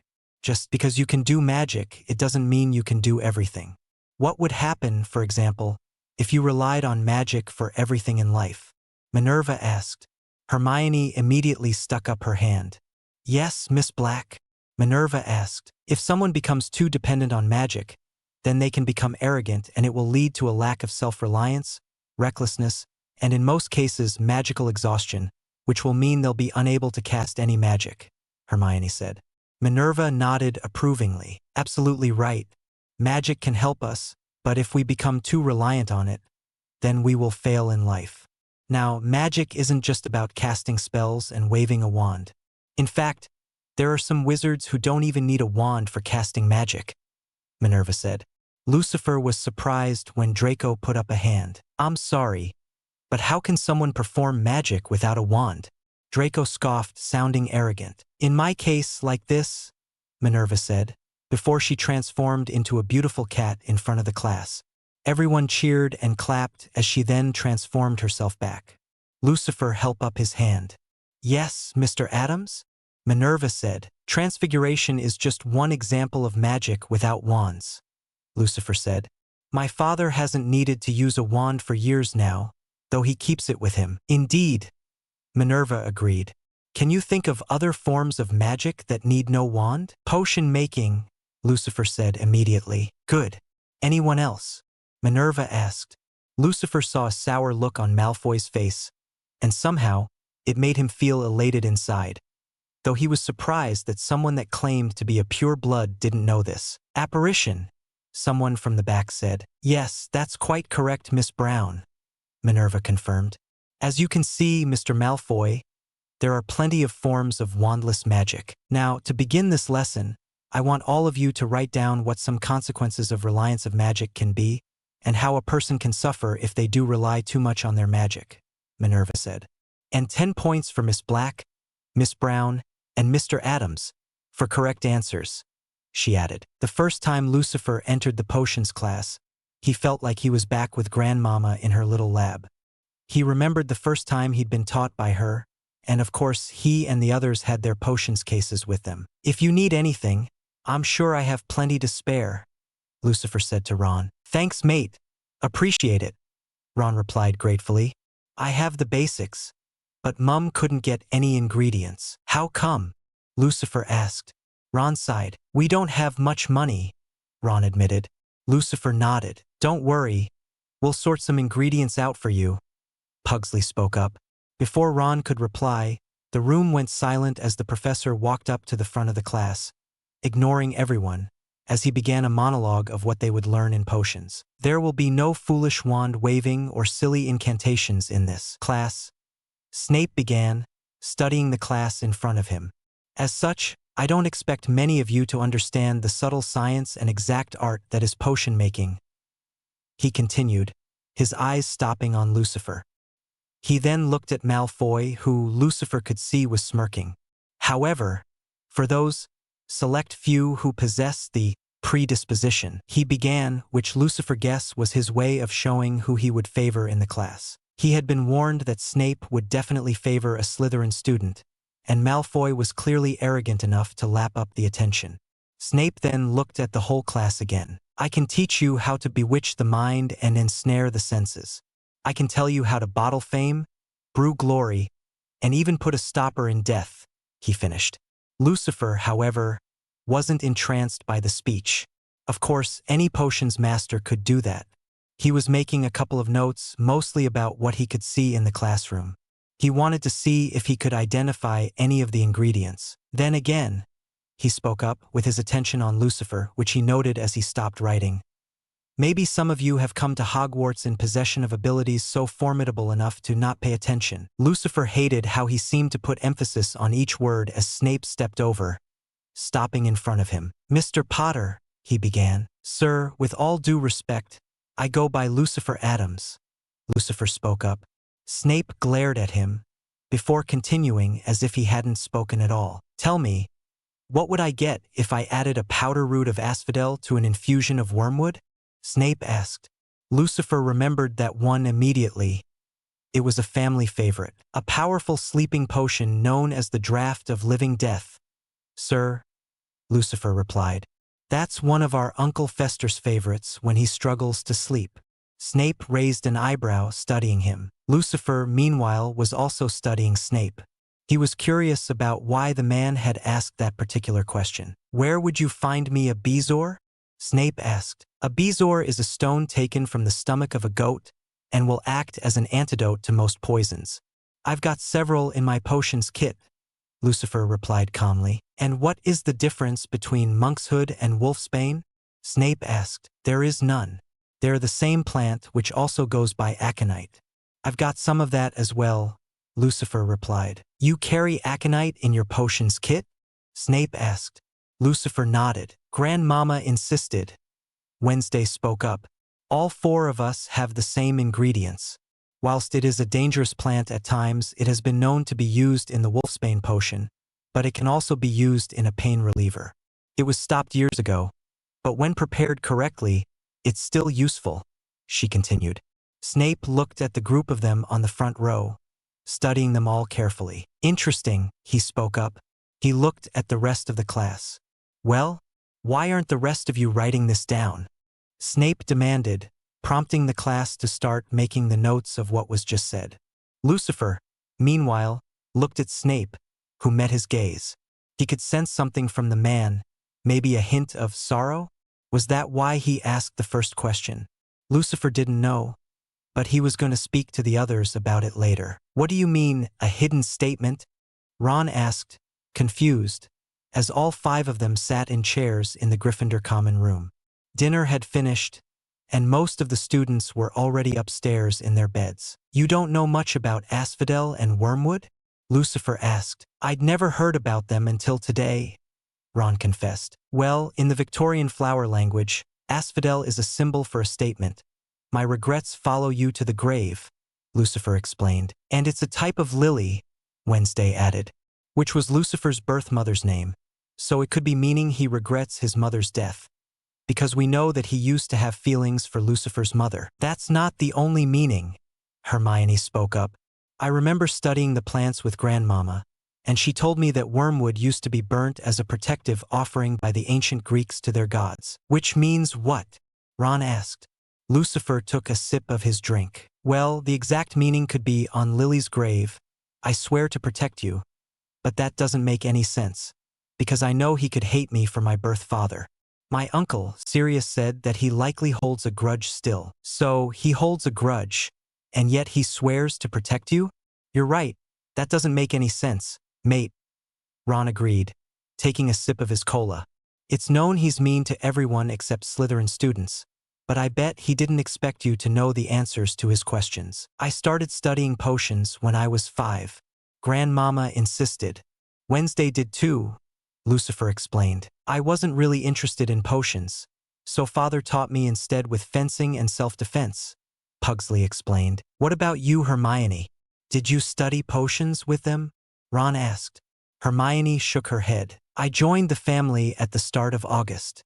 My birth parents were muggles and they were strict growing up, but the second Aunt Minerva arrived, they became abusive, so Lucifer's uncle, Sirius, and their father Gomez came and collected me. They wiped my parents' memories of me and had them move to Alaska. Mr. Black then adopted me as his own daughter," Hermione explained. Ron looked disgusted at that. "Bloody heck, what kind of person would ever do that to a kid?" Ron demanded angrily. "I'm glad they got you away from there. Those people never deserved you," he insisted firmly. Hermione smiled fondly at Ron. "Thank you, Ron," Hermione said. Ron pulled a tissue from his pocket and handed it to Hermione, seeing tears in her eyes. "Hey, you're here now, you've got your family, and you've got me as a friend," Ron promised. "I'd love to have your memory. I mean, less than a month with the Addams family, and you already know more than almost every first year." "That's awesome," Ron complimented. Hermione chuckled softly. "He's not wrong, Hermione," Lucifer said. "Father and Uncle Sirius were both proud of how quickly you picked everything up. A week of studying and you already knew the entire grade 1 book of spells cover to cover. And you're part of our family now, and we're proud of you," Pugsley added, hugging Hermione, who smiled, wiping more tears away. "I just feel so lucky to be a Black and part of the Addams family," Hermione said. "I won't let any of you down." "I don't think you ever could," Lucifer assured her. "Grandmama knows you've got a great destiny. It's why she made you the wand you have. She doesn't make wands for everyone in the family, just those she feels will make great use of them. Wait, you didn't get your wand from Ollivander? Ron asked. I did. Grandmama said I needed to. She saw something that meant I'd need this particular wand. What most people don't know is that the phoenix who gave the tail feather that's the core of my wand gave just one other. That wand belongs to Voldemort, Lucifer said. Bollocks! Ron exclaimed. Voldemort's wand is linked to yours? Why is that important? I have no idea, but apparently I'll find out in time, Lucifer explained. Now, you said you didn't have any potion ingredients? No, sadly. My family, we're a large one, but we're poor. If not for the fact we own our home because it's been in the family for generations, we'd probably be homeless or something, Ron admitted. We get by well enough, but most of what we have is hand-me-down. Even my wand used to be my brother's. That's not a good idea, Wednesday said. It won't bond with you properly. Not much I can do, Ron shrugged. Actually, there is, Lucifer replied as Thing came running up. Ron let out a cry of surprise, but Lucifer held up his own hand. Relax, this is Thing. He's part of the family and here to help us, Lucifer explained. But how? Ron asked, his eyes wide. No one actually knows, Wednesday said calmly. Thing, can you fetch some flu powder from Lucifer's trunk? She asked. Thing gave a thumbs up, then ran up the staircase. That's seriously brilliant, Ron exclaimed. How does he see? Again, we don't know and we don't ask. He's just Thing, Lucifer replied, as a cry came from upstairs. I'll explain everything. Pugsley got up, heading up the stairs as Thing returned with the flu powder. He threw some on the fireplace, calling for Gomez. A few moments later, Gomez's face appeared in the fire. He smiled happily at them. Children, how can I help? Gomez asked. Father, this is Ron. He's our new friend, and he needs help, Lucifer said, before explaining the situation. Give me a moment and stay there, Gomez said, before vanishing. Lucifer moved the chairs back as they waited. What's going on?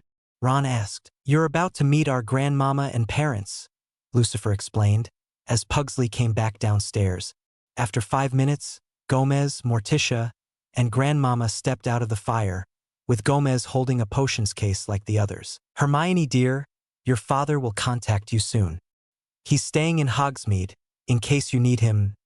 Morticia smiled, hugging the girl. Thank you, Aunt Morticia, Hermione smiled, hugging her back as grandmama was studying Ron, holding his arm. What's she doing?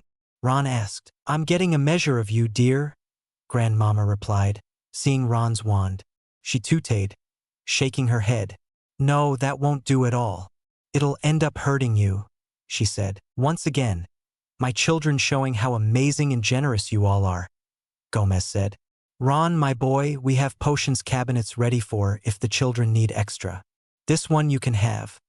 I'll prepare more tomorrow. I couldn't, Ron stammered, as Minerva entered the common room. I received an alert that someone was here without permission, Minerva said, looking at Gomez, Morticia, and grandmama. I thought you said you would contact me before visiting? Sorry, old girl, but this was an emergency. This poor boy has a second-hand wand and no potions ingredients, and Lucifer, Wednesday, Pugsley, and Hermione are his friends. We couldn't let him go on with nothing, Gomez said. Minerva sighed. Warn me next time, please? Minerva asked, rolling her eyes. I will, dear, Morticia assured her. How are you doing? I'm doing well, Minerva replied as grandmama spoke to Ron privately. All of the children have already proven to be exceptional. Hermione was able to transfigure a mouse into a goblet on her first attempt. That's my girl, Gomez said proudly. You definitely belong in the family, he added. Hermione blushed but smiled at the same time. I'll tell your father how brilliantly you're doing. I've got enough to make the wand, but give me a few days. I'll be back on Saturday, grandmama said. Come to my office when you do, Minerva said. That way, the students here won't be surprised by your appearance. Of course, Gomez said. As Morticia began explaining the ingredients to Ron, showing everything he'd need. I should really stop being surprised by how generous you all are, Minerva said. She looked at Ron. They're quite right, Weasley. I'll let your mother know about this, and just tell her how your friends insisted, which is the truth. Once an Addams makes up their mind, nothing can change it. Thank you, Professor McGonagall, Ron said. His sister will be coming to Hogwarts next year, Grandmama. Can you help her as well? Lucifer asked. Grandmama grinned. If it means she has her own wand, absolutely, Grandmama said. I suggest speaking to Sirius, Minerva said, as the kids hugged Morticia, Gomez, and Grandmama. Thank you, Father, Lucifer said. Anytime, my boy, anytime, Gomez said firmly. Now we'll see you at the weekend, and you can tell us about your first week. Yes, Father. Lucifer, Wednesday, and Pugsley spoke at the same time, as Grandmama waved her hand over Ron. You'll have a better connection with your wand this week, but it's just a temporary fix. I'll make you a wand that'll never let you down, Grandmama said. She shook her head. Damned Ollivander. He's got enough to help kids not need second-hand wands, but does he help those in need? No, he doesn't, she said bitterly. Well, there aren't any as good as you, Grandmama, Morticia smiled. Now, children, you really should think about going to bed. Yes, Mother, all 5 kids said at the same time. As they left the common room, Gomez looked at them and then at Minerva. They're going to be amazing, Gomez said proudly. I just know it. So do I, Minerva admitted.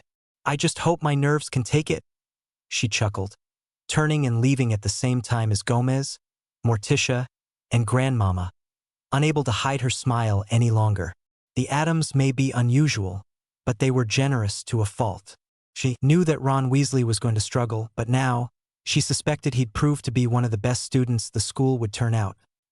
As long as he didn't be just like Fred and George. Friends, Wands, and Minds. Chapter 10. Friends, Wands, and Minds. Sitting in the Great Hall, which had the doors closed, and the benches moved to the side of the hall, Lucifer, Wednesday, Pugsley, and Hermione were looking at Ron as he was listening to Grandmama, who was looking at him proudly. When I was casting a spell to determine your wand, I learned a lot more about you than I thought, and it's good, Grandmama said, as she held a box. Your wand is one that will never break, because of the combination of the core and the wood. When you do eventually die, the wand will lose all power and become just a stick, Grandmama added. Is that normal? Ron asked, frowning. Not even a little bit, my boy, Gomez said, as Molly and Arthur Weasley were standing there with Ginny, who was hiding behind her parents, nervous about something, though Lucifer wasn't sure what. You don't have to do this, Molly said kindly, almost ashamed of being given such help. Nonsense, dear girl, nonsense. Your son has quickly become a good friend to my children, and truth be told, many would avoid my children because they are Addams, Gomez said. And when Grandmama senses someone has a great future, we need to help nurture that future, Morticia added with a smile. It's very much appreciated, Arthur said, smiling at them. Really, we can't thank you enough. Arthur, once I told Gomez and Morticia about how you helped me back when I first graduated from Hogwarts, they insisted on helping. You are the kindest people I've had the removed to know, Sirius said, sitting next to Hermione. You'll give us a big head, Sirius? Molly said, smiling at him as she blushed. Now, your core is a rare one, a Thunderbird tail feather, Grandmama explained. This caused Minerva, Arthur, Molly, Sirius, and Remus to gasp. Dumbledore, who was there, didn't gasp, but he did look at Grandmama with interest as he approached her. I thought they were extinct, Remus said. You never said you could find one. Oh, not yet extinct, but almost. Thankfully, I know the last place where they live.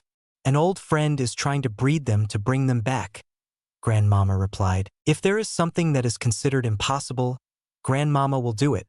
Mostly to show that she can, Morticia explained. The wands are supposed to be difficult to master or even use, Dumbledore said. I have never known anyone to be able to wield one. Now you will, Grandmama said, opening the box and revealing the wand. Ron took it, smiling as it glowed. It feels so warm, like I can feel it in my mind, Ron said, studying it.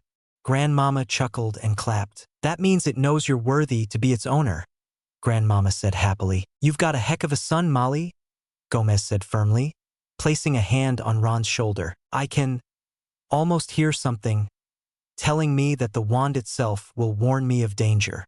How is that possible? Ron asked. Thunderbird tail feather wands, Mr. Weasley. Dumbledore began, smiling at Ron as he spoke, are not only rare because the Thunderbird is almost extinct, but because they are very selective about who they bond with. That your wand bonded immediately with you means that it sensed that you are a good person, with a strong heart and sense of virtue and courage, Dumbledore said. They can even cast spells to defend you and itself from an aggressor and can sense danger, Minerva added. Ollivander used to give talks on wand lore, but he never found anyone who could wield one. Neither could he ever find a Thunderbird. I will expect more from you in class, however. They can produce some of the most powerful transfiguration spells known. I'll study hard then, Professor McGonagall, Ron promised, looking at the wand with reverence. The wood, madam, is, if I'm not mistaken, is cypress? Dumbledore asked. Grandmama smiled. Someone else who knows their wand making. It's about time. There aren't many who recognize it, Grandmama said. Is that also good? Ron asked. It's always known as an honor to meet those chosen by cypress wands, Mr. Weasley, Dumbledore said, because they know their wielder is destined for a glorious life. Me? Glorious? Ron asked, his eyes widening. Yes, indeed, Dumbledore confirmed. I will be expecting great things from you, Mr. Weasley. And after meeting with Ginny the other day, I have a wand for her as well, Grandmama said. Don't children only get their wands when they're 11? Arthur asked. I mean, I know you spoke with her, but I didn't know you were making her a wand. When I met her, I knew she'd need an excellent wand, Grandmama replied, as she went to her bag, pulling out another wand-sized box. We got our wands when we were 8, Lucifer replied. Mr. Ollivander wasn't sure about it, but Mother and Father convinced him I needed my wand. Grandmama made the others. Mine had to be made by Mr. Ollivander. Unusual, of course, but quite proper if they are well trained, and I can see all the children are exceptionally trained, Dumbledore replied, a twinkle in his eyes. Ginny, your wand is made from aspen and snidget feather, Grandmama said. Wait, what? Minerva asked. You know what? I'm not going to even ask. I find that best with Grandmama, Morticia said with her smile. You'll find that your wand will excel in charms, potions, and dueling, and you'll be able to cast spells faster than most other wands, Grandmama explained.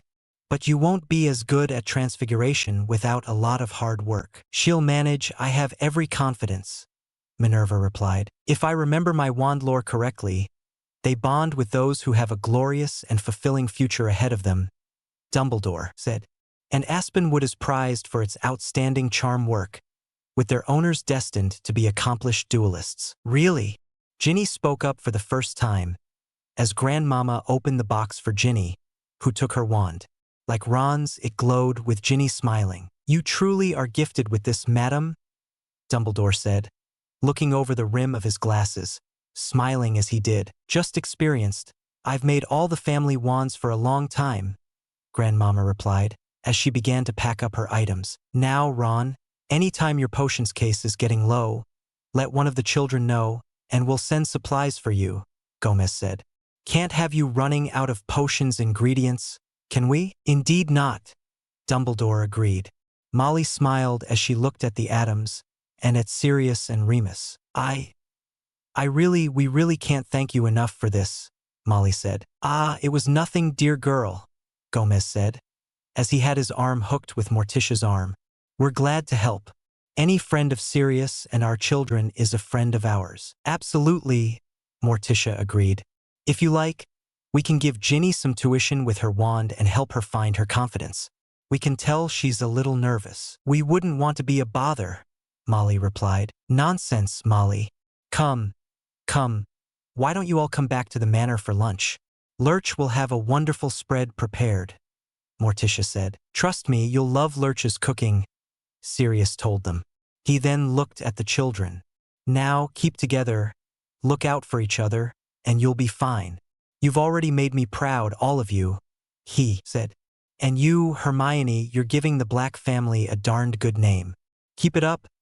You're gonna be amazing, kid. Thank you, Dad, Hermione replied, blushing as she embraced Sirius in a hug.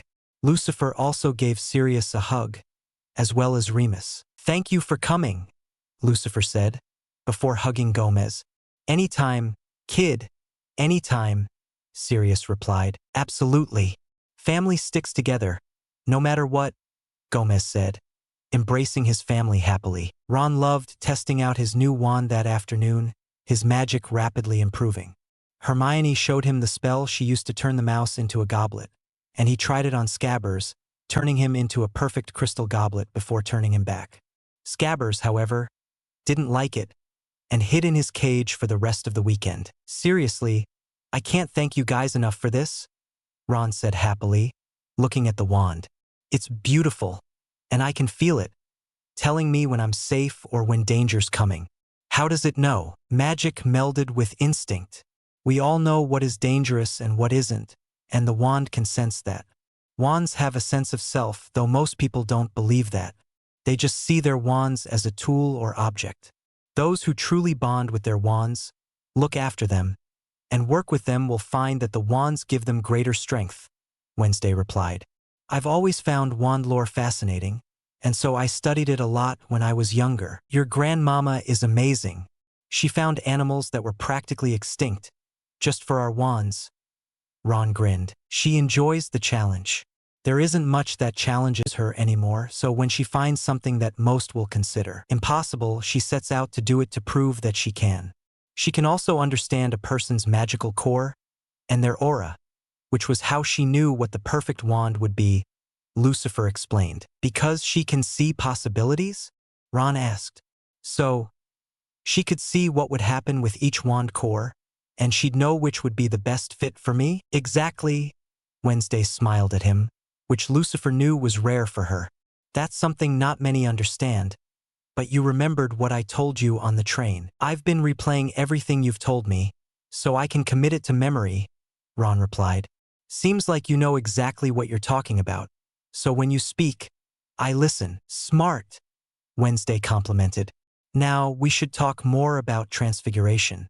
That's where your wand will be most powerful, right? Ron agreed.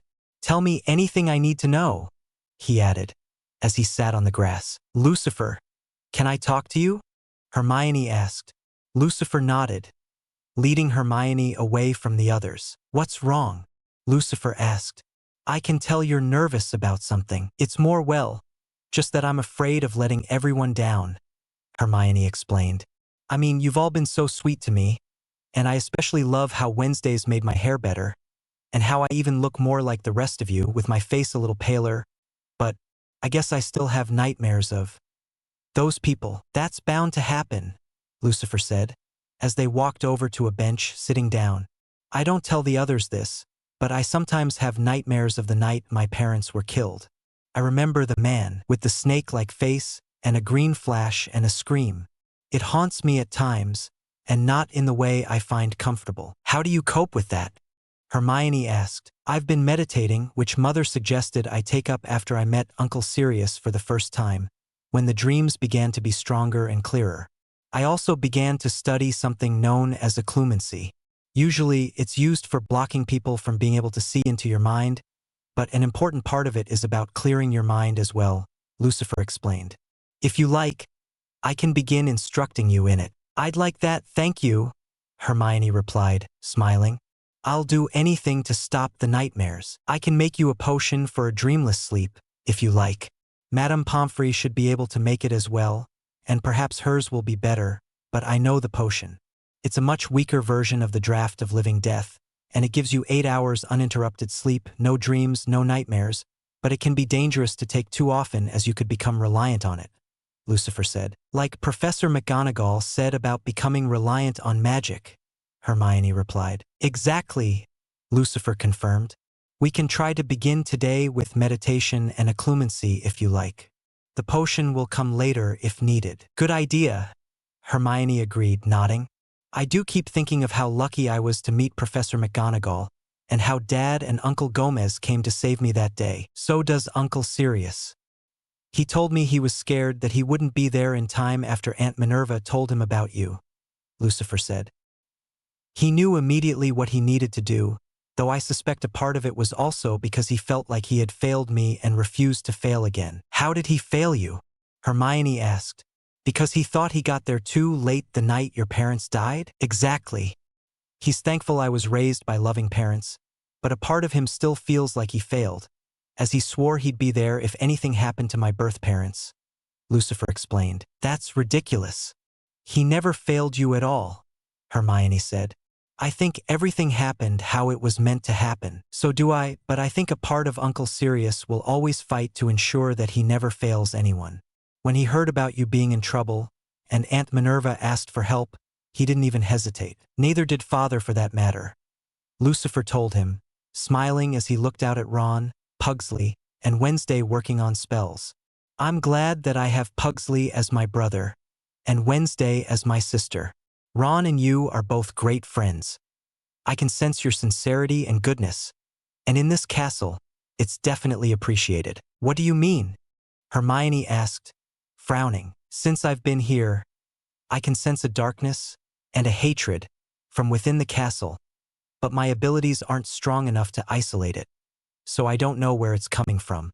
I suspect we'll find out in time, but for the most part, I keep my ability blocked off. Otherwise, I'll end up with a headache, Lucifer replied. You think someone here wants to hurt you? Hermione asked, concerned. I don't know. For all I know, it's Malfoy and his cronies, just being children who have been raised poorly, Lucifer said. But you're not sure? Hermione prompted. Lucifer shook his head. No, he replied. And that's what worries me. I hope it's just Malfoy and his Slytherin friends, but for all I know, it could even be someone who worked for Voldemort, wanting me dead. Where we belong. Chapter 11. Where we belong. Note from J.M. Jackson. Sorry for not posting yesterday.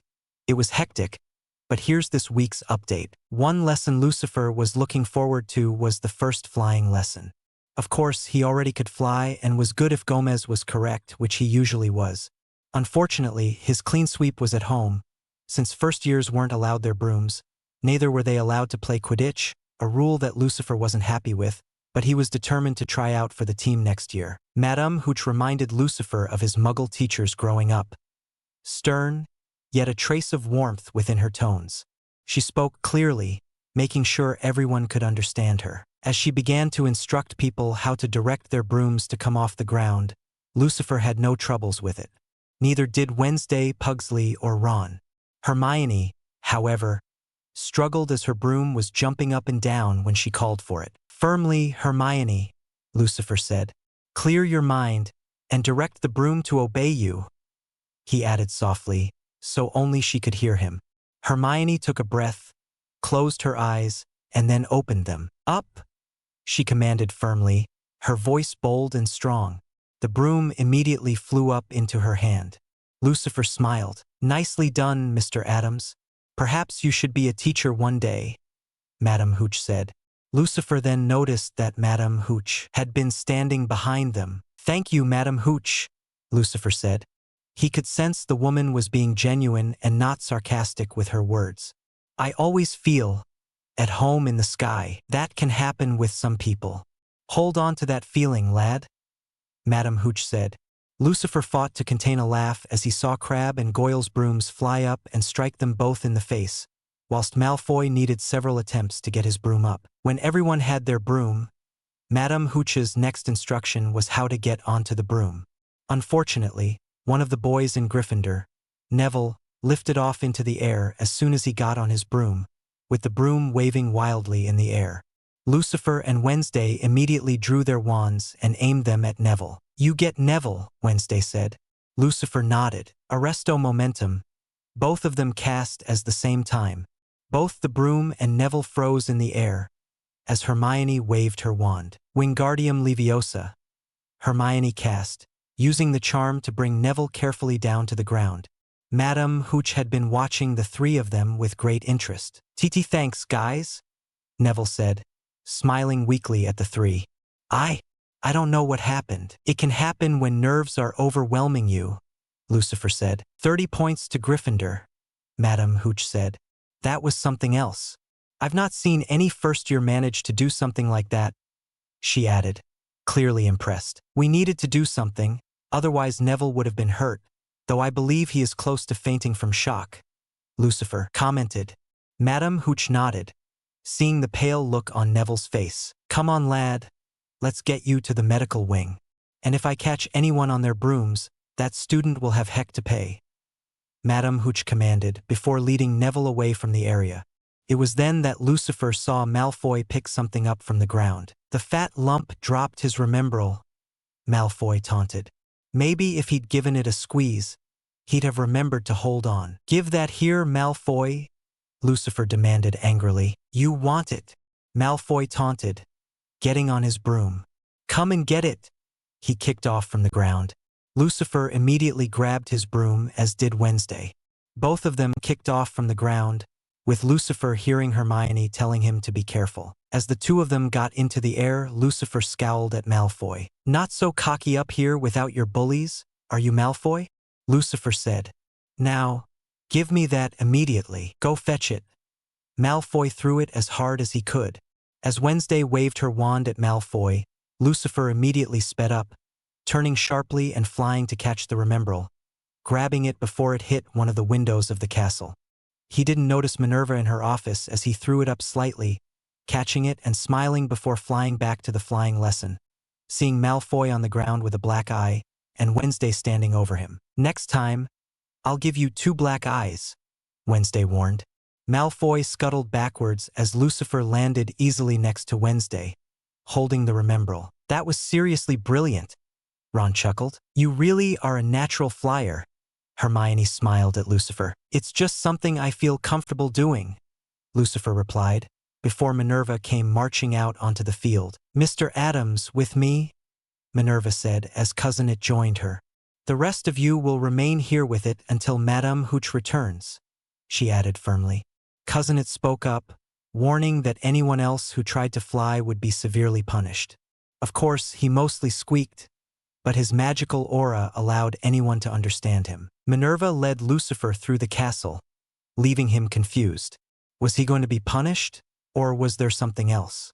Lucifer could sense pride coming from Minerva, so he doubted that he was going to be punished. As they reached the defense against the dark arts classroom, Minerva requested a student called Oliver would join them, before going to an empty classroom. Wood, this is Lucifer Addams. Lucifer, this is Oliver Wood, the Gryffindor Quidditch captain, Minerva said. Wood, I found you a seeker. Are you serious? Oliver asked, his eyes practically lighting up. Minerva nodded, handing him the remembrall. He caught this in the air swiftly and executed a perfect stop, Minerva said. I've not seen anything like it. You play Quidditch often, Lucifer? Oliver asked. At home, yes. We own a small island which we go to via flu powder and practice whenever we want, Lucifer replied. I always feel comfortable in the air. I can see why, Minerva said with a smile. We'll need to get him a decent broom, Oliver said.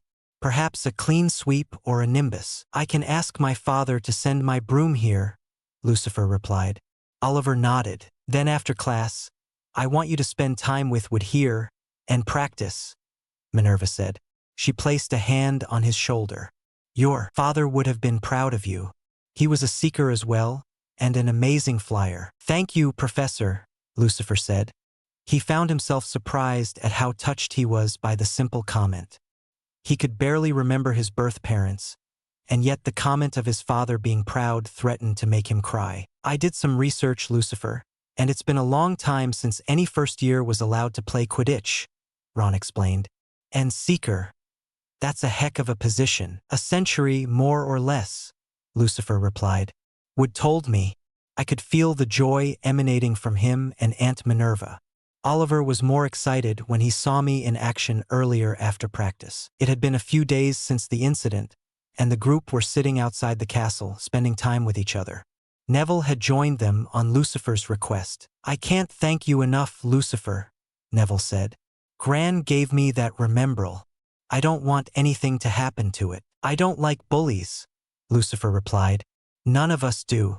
Malfoy is just a child who has been raised poorly. I wish I felt as confident as you, Neville said. Neville, being confident is something anyone can do. First thing you need to do is stop worrying about how other people view you, Pugsley said, shrugging, while smiling. I don't care what anyone thinks about me, and it keeps me feeling happy. You care what we think of you, Wednesday pointed out. Yes, but your family, Pugsley countered. Lucifer frowned as he saw 3 people walking out of the castle. Father, Lucifer asked, seeing Gomez, Sirius, and Minerva walking towards them, carrying a large box. Father, what brings you here? Wednesday asked as they approached the group. Lucifer, of course, Gomez said proudly. Your Aunt Minerva told us what happened, Sirius added. Whilst we can't say we approve of how you handled the situation, because Minerva's standing right here, he said, causing the group to chuckle. You acted bravely and you're going to be on the Quidditch team in the same role as your dad did. He was the Gryffindor Seeker as well, and this is why we're here. We knew you'd need your broom, my boy, but Sirius and I agreed you needed a better one for such an occasion, Gomez said proudly, as he opened the box, revealing a Nimbus 2000. Lucifer's eyes widened, as did Ron's. That's a Nimbus 2000, Ron exclaimed. Only the best for my boy, Gomez said, as Lucifer accepted the broom gratefully. Go on and give it a test, son. Thank you, father, Lucifer smiled, as he got on the broom, kicking off into the sky. He felt so free as he flew around, with Gomez having a number of golf balls in his pocket, throwing them up in the sky. Lucifer saw each one and caught them immediately, to the joy and cheers of his friends. As he landed, he got off the broom, smiling. Thank you, father, he said, hugging Gomez. I'm so proud of you, son, Gomez said, patting his shoulder. You're going to be an amazing flyer and an outstanding Quidditch player. I won't let you down, Lucifer promised. You never can, my boy, Gomez said. You never can. As Lucifer and the others reached the Gryffindor common room, they found the rest of the Quidditch team waiting. Lucifer, I figured I'd get everyone together to meet our newest seeker, Oliver said. Fred and George grinned at him. We've never seen Oliver so happy, Fred said. He was practically skipping when he told us, George added. And you've got a Nimbus 2000? How? Angelina Johnson asked. My father and my uncle Sirius came today and gave it to me since I'm now Gryffindor Seeker, Lucifer explained, showing the broom to the team. Damn, none of the other teams are going to stand even half a chance against us, Alicia Spinnet said, smiling. Maybe we'll win the cup this year, Katie Bell added. We need a win, after all. It's been about 7 years since Gryffindor won the cup, Oliver agreed. We'll train tomorrow. The rest of you can come and watch if you like. We can use the school brooms and you can train with us. Next year we may need some backup players, and if any of you are half as good as Lucifer, we'll have it in the bag no matter what happens, Oliver said. Already training replacements for when you leave, Oliver? Alicia joked, chuckling. If I want to have a legacy to be remembered for, setting up the 2 best Quidditch teams is a good one to have, Oliver replied seriously. Oliver takes the game very seriously, Fred said. Like it's a matter of life or death, George added. Whilst we prefer to just enjoy the game and hit the bludgers at everyone, both twins said at the same time, prompting a chorus of laughter from the common room. When did you start playing Quidditch? Katie asked. When I was 5, Lucifer replied. I always enjoyed flying on brooms, and Mother and Father got me toy brooms so I could fly around the living room, he started, his voice trailing off as he began to look almost distant. Lucifer, Hermione asked, frowning in concern. I was remembering, flying around a different living room. There was a vase that broke, Lucifer said. Wednesday looked at him. You're remembering more from the first year of your life, Wednesday said. Is it a good memory? Hermione asked kindly. Lucifer nodded. It felt like everything was good, like I was safe, protected, and loved, Lucifer replied.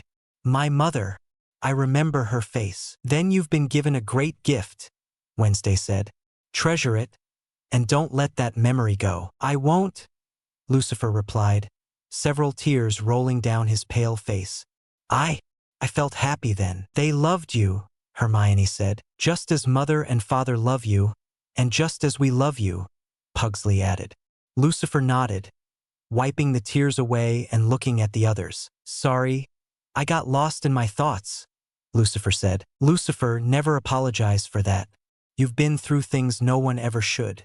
You saw your parents get killed when you were a baby. No child should ever see that, Oliver said firmly, placing a hand on his shoulder. You're our friend, Lucifer, and our teammate. There's a muggle saying that we adapted. I know it seems a little macabre, but it probably sounds normal for you guys, Alicia said, smiling. And I mean no offense with that. None taken, Wednesday assured her. What's the saying? We fly together, we die together. Gryffindor for life, Alicia replied. Lucifer nodded. I like it, Lucifer replied. It's strong and firm, and it symbolizes who we are, Katie added. We're Gryffindor team and Gryffindor house. We're side by side, no matter what. Look at how you immediately helped Neville in the first lesson, Ron pointed out. Lucifer, you absolutely belong here. Most of us are still impressed with how you all told the Sorting Hat where you wanted to go. No one's ever done that before. Some people think it shows how powerful you are. Me, I think it shows how you make the right choice and stick to it when you know what it is, Oliver explained. That's how Father raised us. When we make a decision, we stick by it. If we're wrong, then we can adjust later, but we shouldn't regret making any decision, Lucifer said. Good advice, Oliver chuckled, as he picked up a glass of soda that Fred and George had got for everyone. To Lucifer, our newest seeker, Oliver said. Everyone else raised their glasses in unison. To Lucifer, curiosity killed the dog. Chapter 12. Curiosity killed the dog? With Halloween fast approaching, Lucifer, Hermione, Pugsley, Wednesday, and Ron were studying together all the time, with Ron starting to improve his magic when it came to some of the spells he'd been having difficulties with. For his part, Lucifer knew that Halloween was the day his birth parents were killed, and with his memories of his first year of life coming back to him in flashes, he began to wonder about how his life might have been if Voldemort hadn't attacked his parents. He still didn't understand anything about the man, if indeed Voldemort could be called a man. What he did find curious, however, was how Malfoy continued to try to get a reaction of sorts from him, though mostly when Wednesday was somewhere else. It was clear he was either terrified or cautious about Wednesday, or both, which was a smart view to have. Lucifer had managed to talk Wednesday out of torturing Malfoy, if only for the fact that their father wouldn't approve of torturing him for simple childish behavior. If Malfoy did anything more serious, then Lucifer would help Wednesday torture him. It was shortly after Lucifer had received his broom that Malfoy taunted him again, this time as he was walking with Ron and Hermione through the castle, whilst Wednesday was spending time writing, with Pugsley resting. The three freaks, Malfoy scoffed as he, Crabbe, and Goyle stood in their way. My sister may not be here to scare you, Malfoy, but my skills are just as formidable, Lucifer warned, staring coldly at him. But then, you're not exactly brave enough to face someone in a fair fight, are you? You prefer when you have an advantage, and you'd need a dozen of your goons to match even one of us. You want a fair fight? Wizard's duel then, Malfoy said, his eyes narrowing. A wizard's duel? Hermione asked, frowning. Where and when? Lucifer asked calmly. Midnight tonight, 3rd floor corridor, Malfoy replied. I'm Lucifer's second. Who's yours? Ron demanded. Malfoy looked at Crabbe and Goyle, before turning back to the trio. Crabbe, Malfoy replied. See you then, Potter, he hissed before walking away. Lucifer sighed, rolling his eyes. He really sees that as an insult? How does he even get dressed in the morning? Ron scoffed. What's a wizard's duel? Hermione asked. I mean, I assume it is what it sounds like, but what happens? Well, the two opponents bow to each other, take a few steps away from each other, then attack. The first to disarm, stun, injure, or kill their opponent wins. It depends on the agreed rules at the start of the duel, Ron explained. Did you say kill? Hermione asked. Not in a school, but duels happen everywhere. It's sometimes used to settle family arguments, though non-fatally, and some dark wizards use them to kill their opponents, but making them weaker before, like poisoning them, Ron explained. In our family, we duel for fun, Lucifer said. Pugsley is good at dueling, Wednesday is better. We also like to duel with swords. Swords? Ron asked. Those muggle weapons they used years ago? Exactly, Lucifer said. I have one in my trunk. I can teach you if you like. I don't mean this in a bad way. But what good is a sword against a wand? Ron asked, looking thoughtful. Well, if you have a good sword, you can avoid the magic strikes, and even put up a block against magic, Lucifer replied. It's not an easy spell to cast, and I can't, but my father can. He can block people from using magic, which makes them weak against swords and other muggle weapons. I never heard of such a thing, Ron replied, his eyes widening. You wouldn't, would you? If too many people knew about it, they'd be terrified, and either find a way to stop it, or you'd attack preemptively, Hermione explained. That makes sense, Ron agreed, as the three of them began to walk, stopping as they saw Mrs. Norris ahead of them. Lucifer smiled as the cat came over and knelt, petting her. Such a beautiful girl, aren't you, Mrs. Norris? Lucifer said, as the cat purred happily, just as Mr. Filch came around the corner, seeing Mrs. Norris happy. She likes you, Mr. Filch said, sounding surprised. She doesn't normally like any student. Most students likely see her as being your spy, and they don't like you, though I don't know why, Hermione replied. You've never been rude to any of us, and you seem like a nice man. You've never broken the rules, Mr. Filch replied, as Lucifer picked up Mrs. Norris, still stroking her. Well, we might soon, depending on the situation, but never for the sake of breaking them, Lucifer said. Mr. Filch had to chuckle at that. At least you're honest, Mr. Filch said, as he approached Lucifer, petting Mrs. Norris at the same time. I think you're good kids. Thank you, Mr. Filch, Ron said, as he also began petting Mrs. Norris, who was purring away happily in Lucifer's arms. I'm sorry that my brothers have caused you problems. I'm not like them. That's a good way to not be, but it's not your fault, Mr. Filch said. You can't control others. Mr. Filch, is there anything special about the third-floor corridor? Hermione asked. Mr. Filch looked at her. Why do you ask? He asked, looking at her. Malfoy and his goons challenged Lucifer to a wizard's duel there for midnight tonight, Hermione said. There's no way he'd actually show up, so I'm thinking he picked that location for a reason. I can't actually tell you, but it's off limits for a reason, Mr. Filch said. You were right to tell me this. I can't do anything about that brat, since I don't have proof, but you need to stay away from there. Stay away from where, Argus? The voice of Professor Dumbledore spoke up, as the man came around the corner. Ah, Professor Dumbledore, sir. I was just telling these students that they should stay away from the third-floor corridor. They were being taunted to go there, Mr. Filch said. Indeed. Dumbledore raised an eyebrow as he spoke. Mr. Filch is correct. That part of the school is off limits. Can I ask why, sir? Lucifer asked. And does anyone else know why? No to the second, and as for the first, I do not believe it would be wise to tell you that. It is nothing against you, but there is a danger, and I will not allow students to be placed in danger, Dumbledore said. Lucifer looked at him. And you're certain no one else knows why it's forbidden? Lucifer asked. Quite certain, Dumbledore confirmed. If this was a prank by another student, then it is likely that they simply wanted you to be caught out of the common room after hours, especially since I gave the warning at the start of term to stay away from there. Yeah, that makes sense, Hermione agreed, as Lucifer kissed Mrs. Norris gently. I should be getting on, Mr. Filch said, smiling as he took Mrs. Norris from Lucifer. Please be careful, you three. We will be, Hermione promised before Mr. Filch left the area, putting Mrs. Norris down, who followed him. Professor, if I might make a supposition? Lucifer asked. Dumbledore nodded. You may, he replied. The three of us are quite inquisitive, and if you don't tell us, then it is likely our curiosity will get the better of us, and we would go looking for ourselves, Lucifer said. Dumbledore looked at him carefully, stroking his beard thoughtfully. You three certainly are among the more stubborn and curious students I have taught here, Dumbledore said. Very well. I shall show you, but on the condition that you tell no one what you see. Understood, sir, all three of them said at the same time. Though I may talk to Wednesday and Pugsley, my siblings, I never keep anything from them, Lucifer said.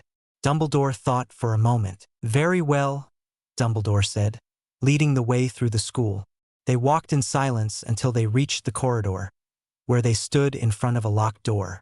Dumbledore waved his wand, unlocking the door silently, before magically creating a harp. Instantly, it began to play a gentle tune as Dumbledore opened the door, revealing a large, three-headed dog. Lucifer smiled as he saw the dog starting to lay down, and as the dog closed his eyes, Lucifer walked over to the dog, petting it. "It's been a while since we've seen a Cerberus," Lucifer said.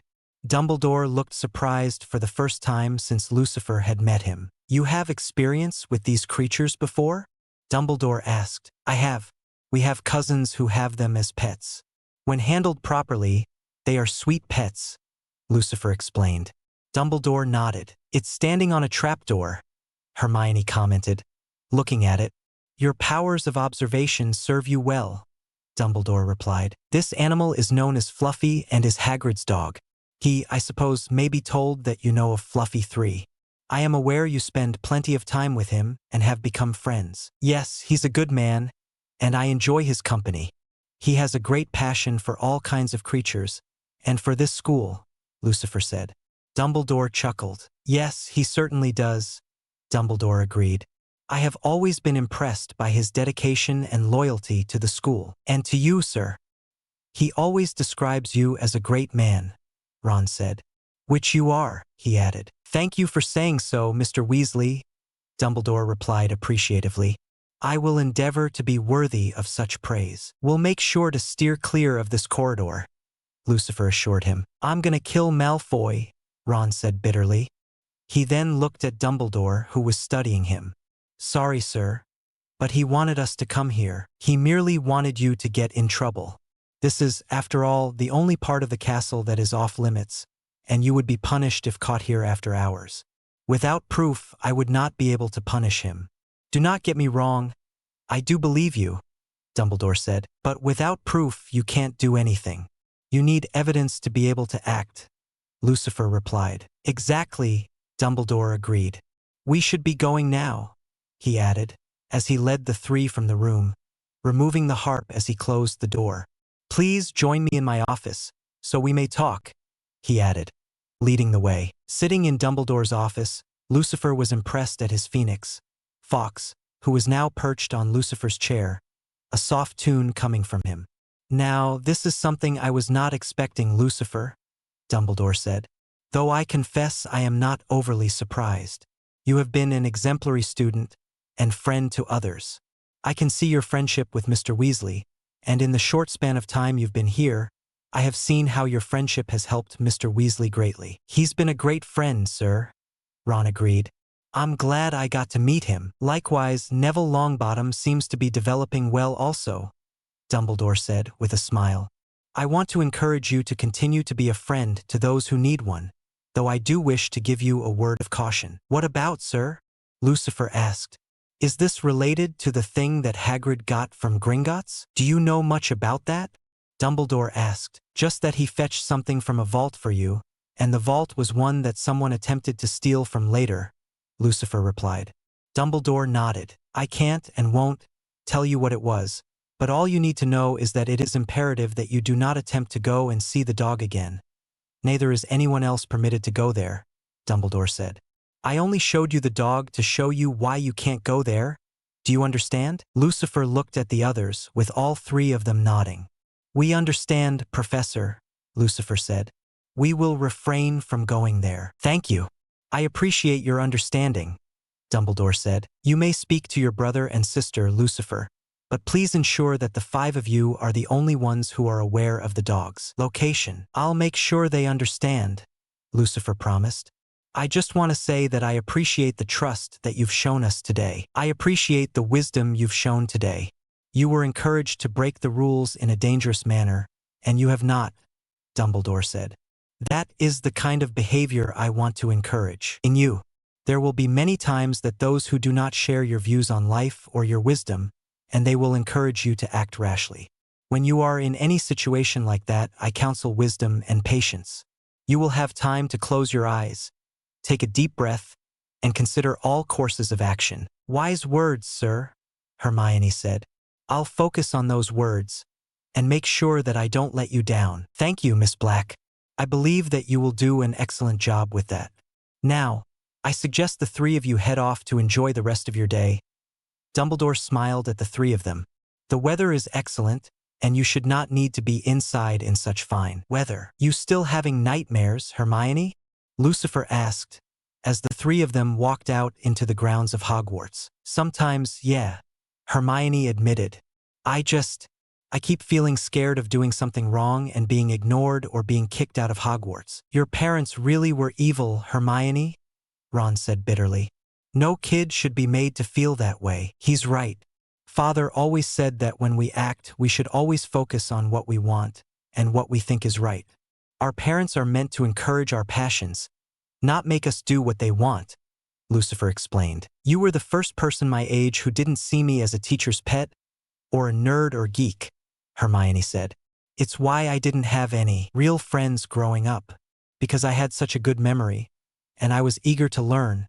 My parents told me that I had to study harder and enter all kinds of competitions. She kept seeing things on TV about child prodigies and wanted me to make them famous." "That's disgusting," Ron scoffed. "How the heck can anyone do that? It's disgusting." "Unfortunately, Ron, that is the way of the world. Many adults want their children to be seen as some kind of trophy and not just as a child," Lucifer said. "Don't worry, Hermione. We won't let anyone treat you like that again, and neither will Uncle Sirius." "Thank you, Lucifer. I appreciate that." Hermione smiled at Lucifer. "We should get something to drink. I'm thirsty." "Sure. We've got some supplies upstairs. Mother and Father sent us more treats earlier." Lucifer smiled, leading the way back towards the castle. He didn't know how to help Hermione completely, since he had never faced the same kind of trauma, but he wouldn't let her face her problems alone. Halloween Trolls. Chapter 13. Halloween Trolls. Halloween was clearly an important event in Hogwarts, with a feast planned in the Great Hall. Ron had commented that most meals at Hogwarts were feasts to him. Growing up, Ron said he'd had enough food, but nothing like what the school provided. It was fun to see Ron try many of the different dishes, with new ones that Ron hadn't tried once a week. From the look on Dumbledore's face, Lucifer suspected that it was due the man wanting all the students to try new dishes. What impressed Lucifer was when he had been told by Professor McGonagall that Dumbledore had managed to get some recipes from Grandmama for the feast. It was why there were 5 seats for Lucifer and his friends, with the food specifically for those seats including black squid ink pasta, thumb pie, eyeball soup, and even her skull cookies. A lot of people refused to try them, thinking them looking disgusting, but they were some of Lucifer, Pugsley, and Wednesday's favorites. "Are they real eyes?" Ron asked, looking at the soup that the 3 Addams children were enjoying. "Of course," Wednesday replied calmly, eating one. "They are surprisingly fresh for this school." "Not human eyes, though, are they?" Neville asked, looking at them. "No, sheep eyes," Lucifer replied calmly, as he also ate an eyeball. "Human eyes aren't as juicy." You know what I don't want to know," Seamus commented, rolling his eyes. "They're joking. They don't eat human eyes," Hermione replied, chuckling. "Sorry to spoil the fun. I suspect the others might have thrown up if they thought we actually ate human eyes," Lucifer said. "We're weird, not cannibals," he added. "We're too young to eat human meat anyway," Wednesday replied. Everyone around the table looked at her, then laughed when she smirked. "Wednesday is the best of the family at jokes some would consider deadpan," Lucifer commented. "Lucifer, are you okay?" Hermione asked softly as everyone focused on their meal. "I know you said what today means to your uncle and to you. It is an unusual feeling, I suppose. I'm still processing the feelings and have every year, though I'm not quite sure how I feel," Lucifer admitted. "I am glad that I am an Addams, but it does make me question what would happen if I had not been attacked that night, or if my parents had survived. However, as an Addams, we find a certain beauty in death, and peace as well." "I never really knew you could find beauty in death," Neville admitted, clearly having been listening. Lucifer looked at him. "Neville, what do you think about death? What does it mean?" Lucifer asked. Neville looked a little uncomfortable as he spoke. "I guess, not being able to see people we love again. Being left alone, scared, and just not existing anymore," Neville replied. Lucifer nodded. A lot of people feel the same way, Lucifer replied. But we shouldn't be afraid of death. We should celebrate it, since it means that one journey has ended, but a new one has begun. Death isn't the end of life. It's merely the start of another journey. I never heard that before. I mean, people say, it means no more suffering, but death is final, isn't it? Neville asked. Lucifer could see tears in his eyes welling up. No, it's not, Lucifer assured him. Death is a path we all take one day, Neville, and it isn't something to be afraid of. We don't just stop existing. We merely find ourselves at peace from this world, and on our new journey. We may not know what the journey will entail, but the same is said for life. We never know what life brings us. Wednesday spoke up, looking at Neville. It can go on for a long time or it could end tomorrow. So we live our lives unafraid and we live for the day because we don't know when the end comes. But when death does come for us, we should be ready to go with him with no regrets, having done everything we wanted to do. That's why people think you're weird, because you do whatever you want so that you won't have regrets? Neville asked. Exactly, Lucifer confirmed, nodding as he took a sip of his drink. Just allow yourself to not be afraid, and you'll be fine. Thanks, Lucifer, Neville smiled, looking a little relieved. Any time, Lucifer promised. I'll be back in a few minutes, Hermione said as she stood up. Likewise, Lavender Brown said, as the two girls headed out of the hall together. I'm glad we're friends, Lucifer, Neville said, smiling. I know. Some people keep, calling us freaks. It's nothing we're not used to already, Lucifer replied. It happens because people don't understand us, or they choose not to, Wednesday added. But it doesn't bother us because we don't need anyone to validate who we are. I wish I felt as confident as you, Neville said. Yeah, not gonna lie, we love your strength. Dean Thomas agreed from next to Neville. Everyone has strength. You just have to find it and use it, Wednesday told them, before taking a sip of her drink. I have a lot of searching to do, Neville said softly. To stop Malfoy from bothering me. You need to stand up for yourself, Neville. On Saturday, meet me in the Gryffindor common room at 10 a.m., and I'll teach you some spells to use for defense, Wednesday said. Neville smiled at her, nodding, but before anyone else could speak, the doors to the Great Hall slammed open. Professor Quirrell came running through them, clearly in a panic. Troll! Troll in the dungeons! Troll in the dungeons! He exclaimed as he reached the top table, where Dumbledore and the teachers sat.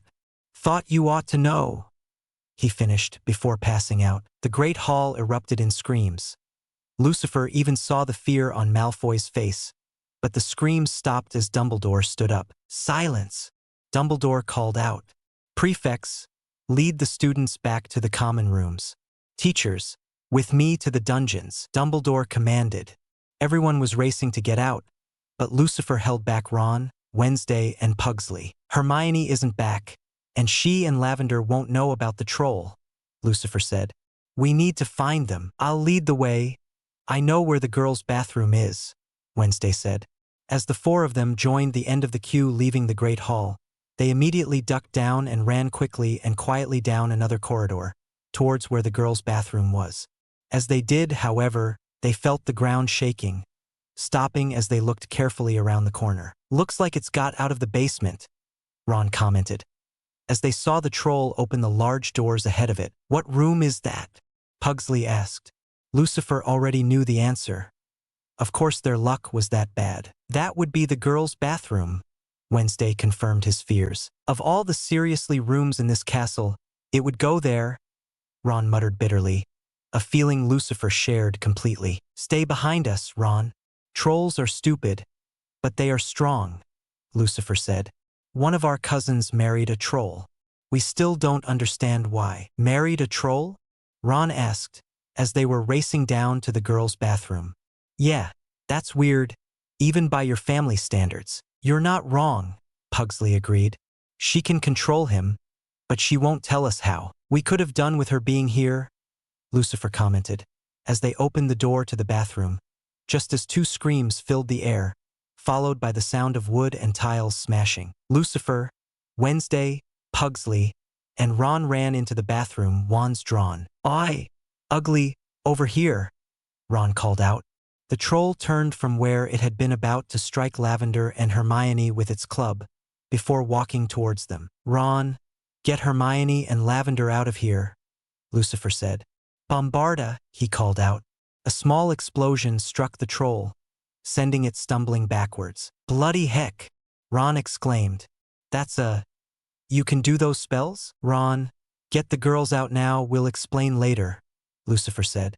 Ron nodded, grabbing Lavender's hand, helping her up and leading her and Hermione round the side of the bathroom, as Wednesday and Pugsley both cast the same spell as Lucifer, causing the troll to let out a roar of pain. As it got up, it swung its club towards the Addams trio, all of which stepped back quickly. "Wingardium Leviosa," Wednesday called out, grabbing hold of the troll's club as he went to swing it again. It floated above the troll, with Wednesday guiding it to the troll's head, before dropping it. It struck the troll with a loud thud, with Lucifer and Pugsley attacking it again with the explosive spell, causing it to fall backwards. Lucifer knew they weren't strong enough to really hurt the troll. They were only 11 after all, but it was enough to finish knocking the troll out, sending it to the floor with a crash, just as the door burst open, with Minerva leading multiple teachers into the bathroom. Minerva gasped as she saw the troll, as Dumbledore stepped forward. "What happened here?"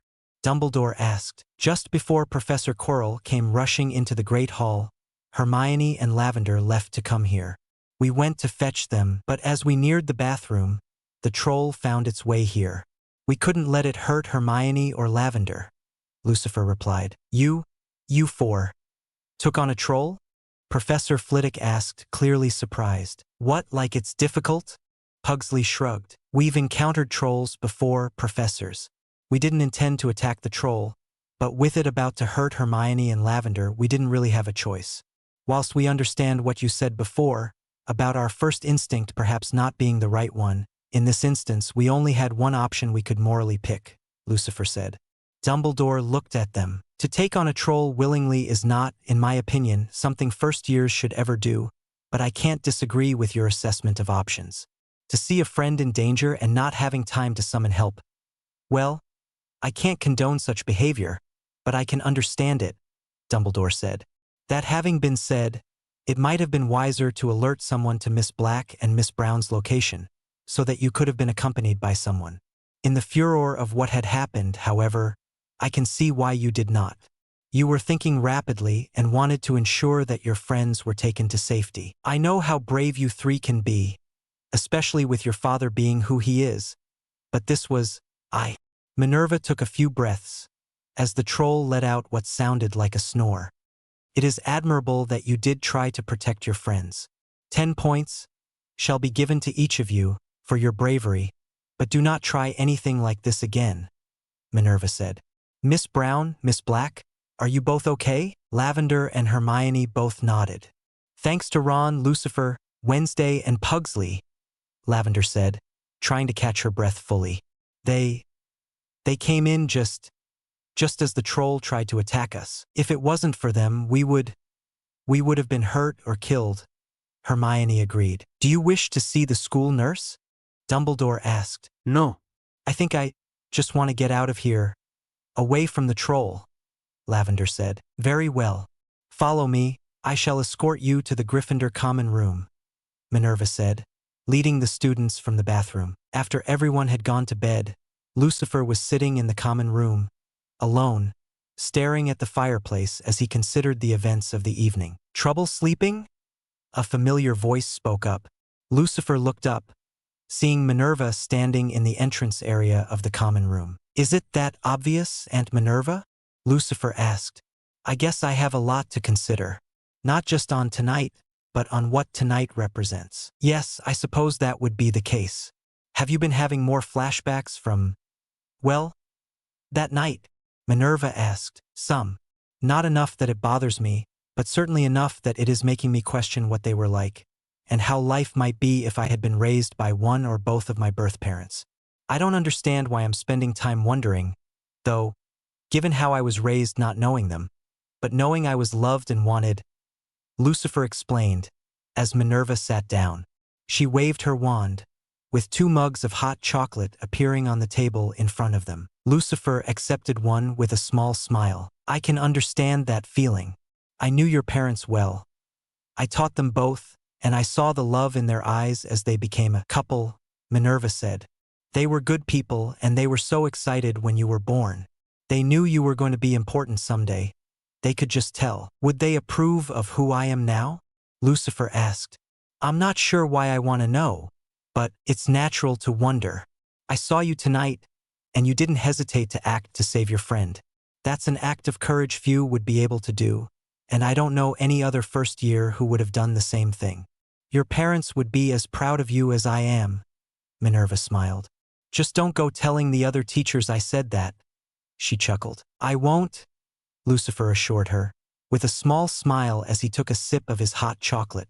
I know Mother and Father will be proud of me, but I have been wondering now for a while about who else I could have been. I get that, Minerva said.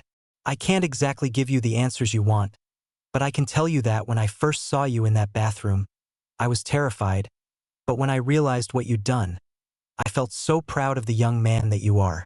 Brave, courageous, and wanting to help your friends. I couldn't ask for a finer family to be a part of. Thank you, Aunt Minerva. I appreciate that, Lucifer said. I was speaking to Neville whilst the rest of you were eating up here, and he told me how Wednesday is going to help him learn to defend himself, and how you were telling him about how to overcome his fear.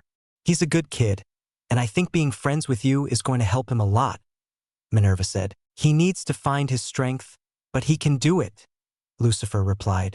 I admit, before coming here, I thought no one would want to be friends with any of us, because we're Addamses, and yet everyone in this house has been welcoming. I'm glad I chose to be in this house. So am I, Lucifer said. And being here feels right for me. I know some things are, well, it feels like something is coming, but I don't know what. Neither do I. But if you find anything, let me know immediately. Okay? Minerva asked. I will do, Lucifer promised, as he took another sip of his drink. I know you're brave and strong, but I can't lose you, Lucifer. Being welcomed into your family was incredible for me, and I can't and won't lose you, Minerva said. You won't, Lucifer assured her. He felt confident of that, but whatever was coming, he knew he'd need help facing it, because despite how well he handled himself against the troll, he knew he wouldn't have succeeded without Wednesday and Pugsley. He knew the 2 of them would always be by his side, but the 3 of them were just kids, so he had to wonder if they would be strong enough to take on whoever or whatever was coming for them. A Dangerous Game. Chapter 14. A Dangerous Game. Lucifer spent as much time training with the Gryffindor team, preparing for the first match of the season, which would be Gryffindor against Slytherin. Malfoy was spending his time trying to get a rise out of Lucifer but failing miserably. If anything, Lucifer found himself laughing at the pathetic nature of Malfoy. Hermione was quickly proving herself to be one of the best students in the school, getting perfect marks for every class, and showing how good she was at studying, and remembering everything that she read. Wednesday was working well with her story, though she had raised a few eyebrows in classes when she refused to use a quill and parchment. The first lesson she had brought the required essay. It was for Professor McGonagall, who had raised an eyebrow at the paper. And what is this, Miss Addams? Minerva asked. My essay. I typed it up on my typewriter, Wednesday said.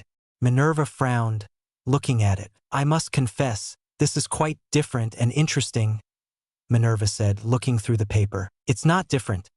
Muggles use computers as well these days, as well as typewriters, and it's easier to make any necessary changes if a mistake is made, Wednesday replied. Mine is a magically enhanced one, so I don't need to keep changing the ink reel, but it works. I use it to write my stories on. Even though the standard in the school is quill and parchment? Minerva asked. The standard needs to be changed. It's 1991, not 1891, Wednesday pointed out calmly. Everyone in the class gasped at the way Wednesday was talking to McGonagall. The methods the school has used have always been successful, Minerva said. But that doesn't mean they don't need changing, Lucifer spoke up. With all due respect, just because it has worked before, it doesn't mean it doesn't need to be changed. George Bernard Shaw wrote that the reasonable man adapts himself to the world. The unreasonable one persists in trying to adapt the world to himself. Therefore, all progress depends on the unreasonable man, which some would say that means to be stubborn and unreasonable, but I believe it means that we must be willing to make changes if they prove to be good. That's certainly an interesting view, Minerva said, frowning as she looked at the two of them. I will need to study these implements, but I will allow them in my class. I suggest, in other classes, that you use quills and parchment until I can speak with other professors, Minerva told them. Understood, Professor, Lucifer replied. I understand, Professor, Wednesday added.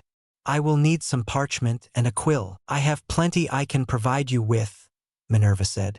By the time the class had ended, everyone was whispering about what Wednesday had said. That was seriously brilliant, Ron said. As they were sitting in the common room that night, no one's ever spoke up about McGonagall being wrong about something, Fred said. Usually, people back down if she says someone is wrong, George added. Do you think I was wrong? Wednesday asked. Fred and George shrugged. Honestly, most people in our world just use quills, Fred said. Until you spoke up, we didn't know about typewriters, George added.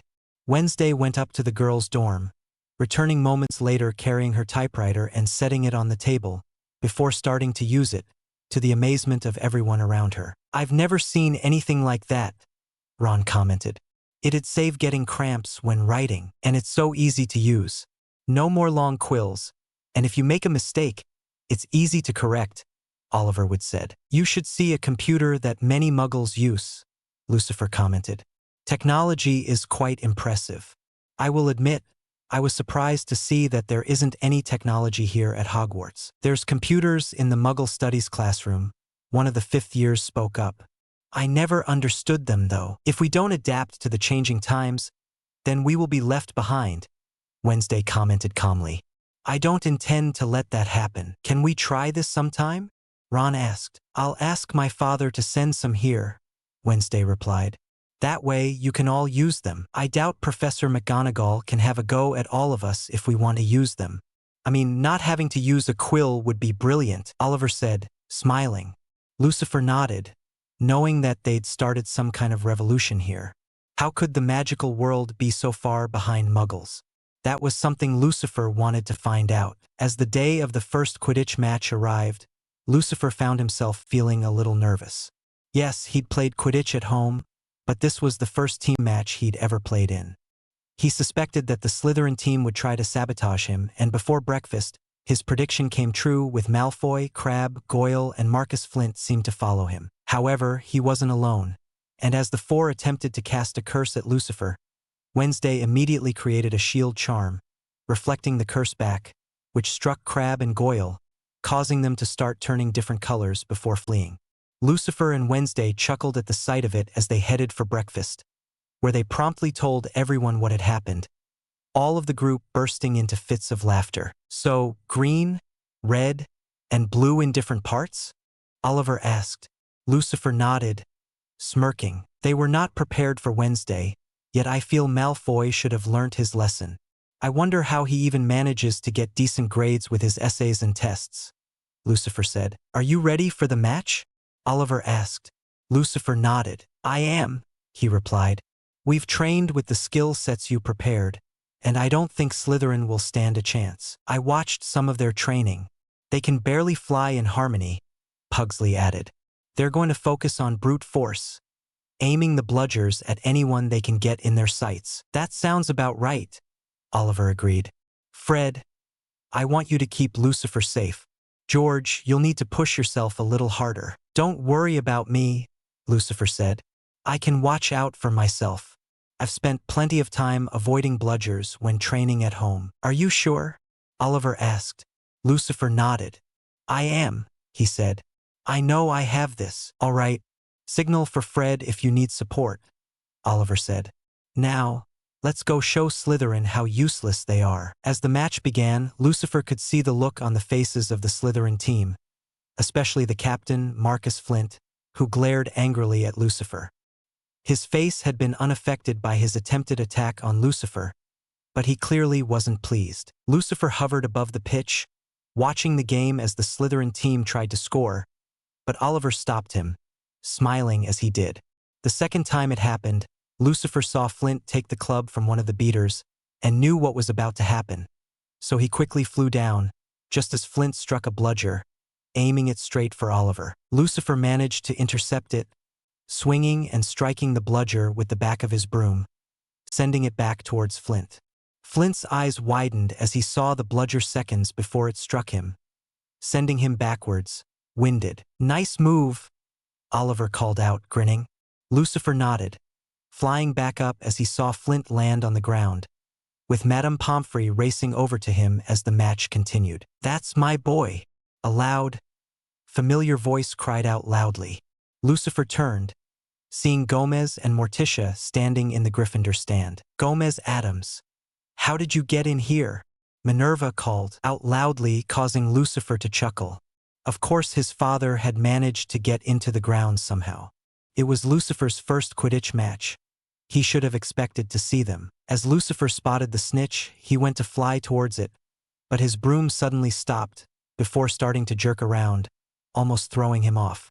Immediately, he knew someone was jinxing his broom. He knew enough about jinxes to recognize one, but he couldn't focus on stopping it when he had to focus on keeping himself on his broom. He hoped one of the others would notice what was going on. Wednesday, Hermione, Ron, and Pugsley were sitting together with Hagrid in the Gryffindor stands when they heard Gomez call out proudly.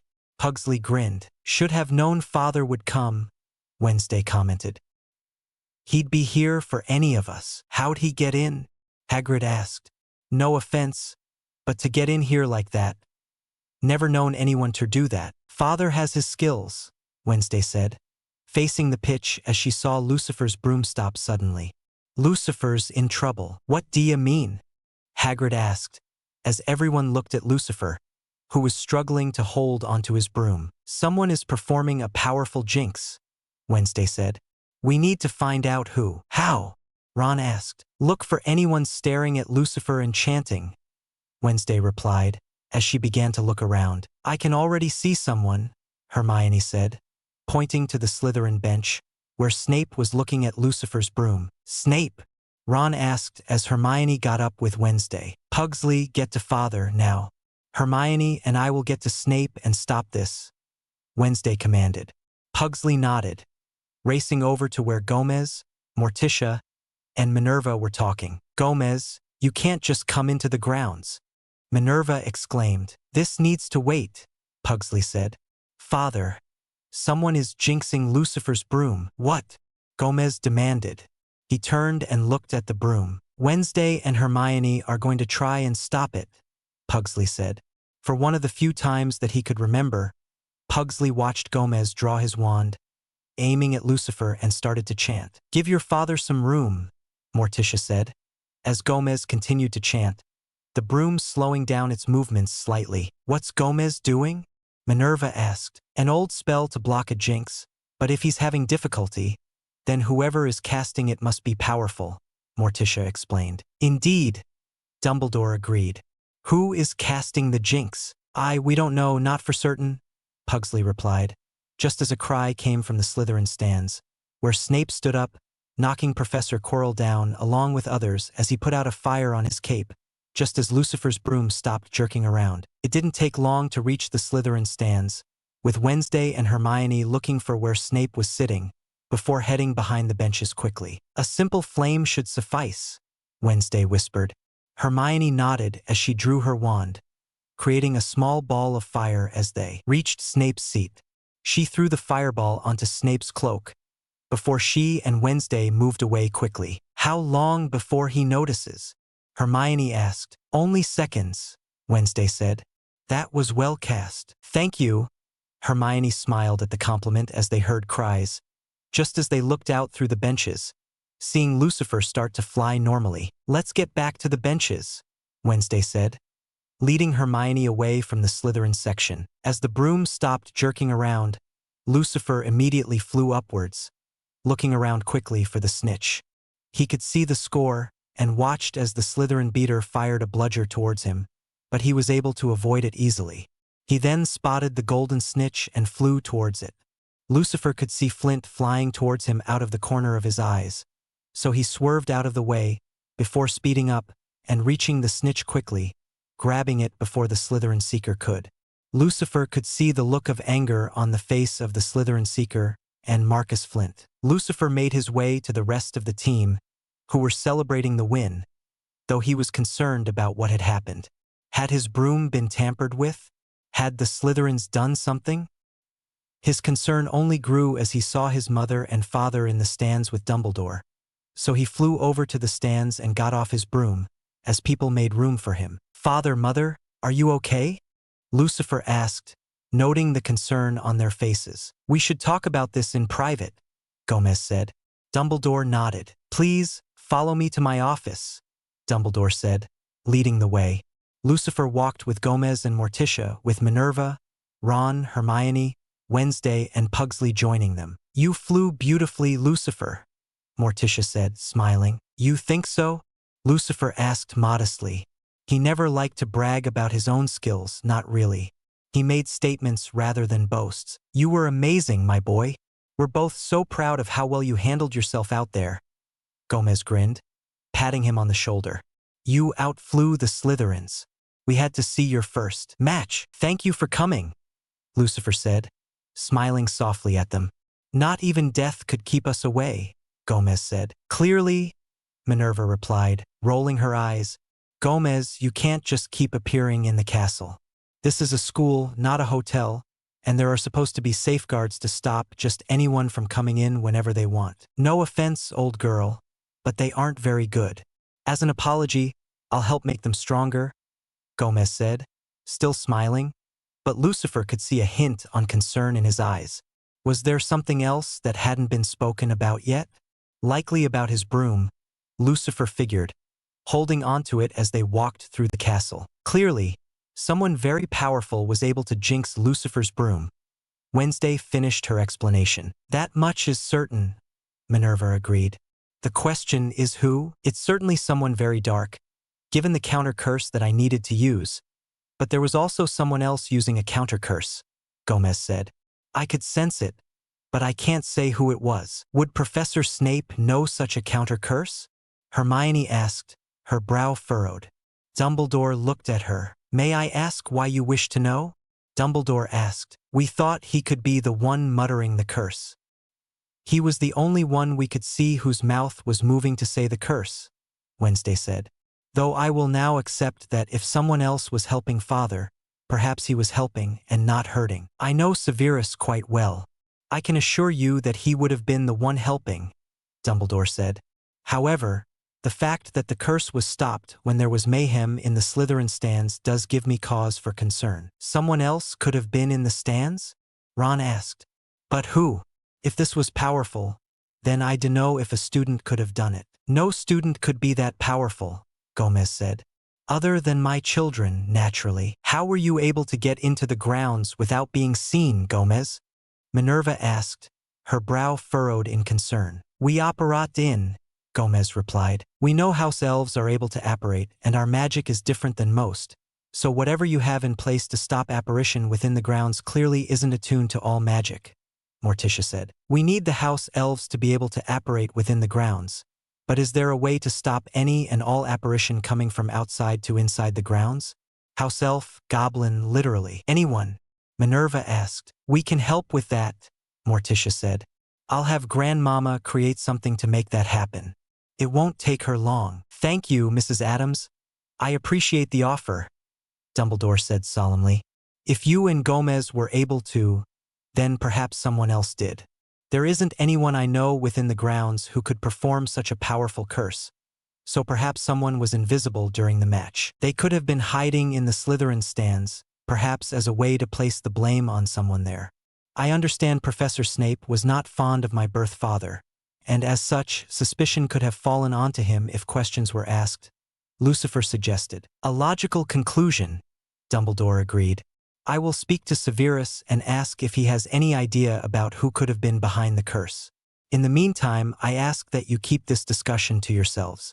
I do not wish to raise an alarm within the school, as that could cause the students to begin to panic and begin a witch hunt." "Understood, Professor," Lucifer said. "And Mr. and Mrs. Addams, if you wish to come and see the Quidditch matches again, I ask that you contact myself or Minerva first, so that we are not surprised and that we know exactly who is on the grounds," Dumbledore added.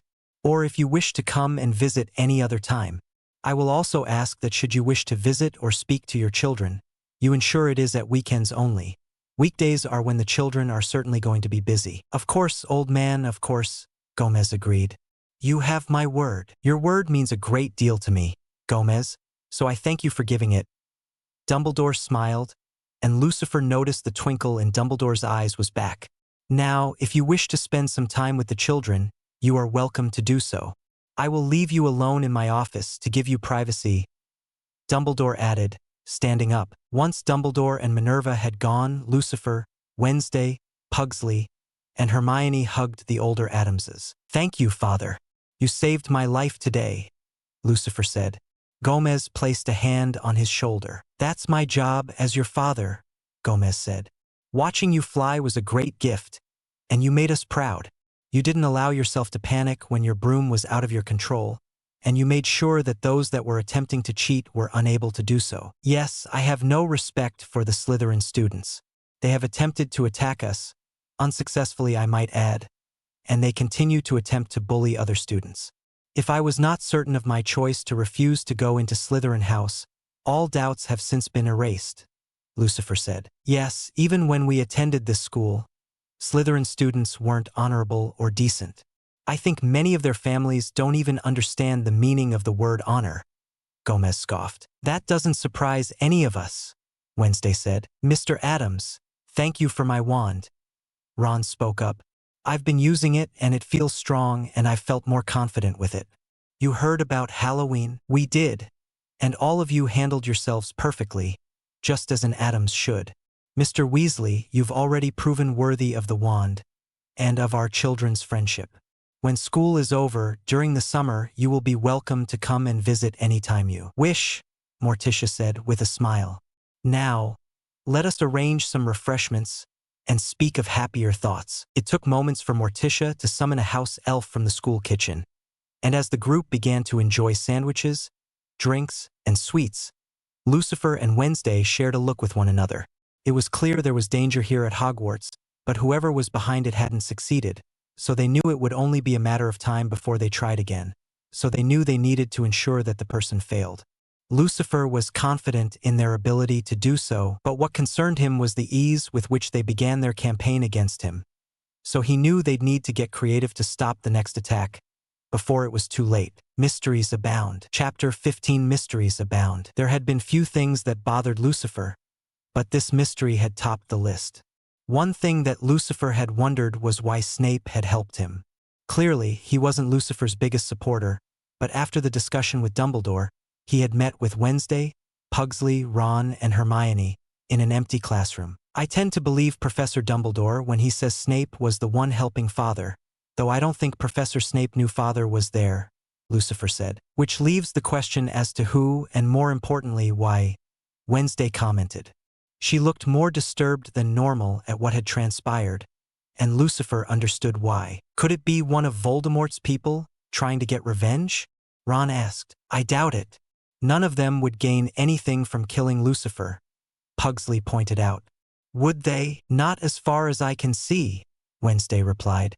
"Though any visions I have had are becoming distorted and unclear." "Could someone be making that happen?"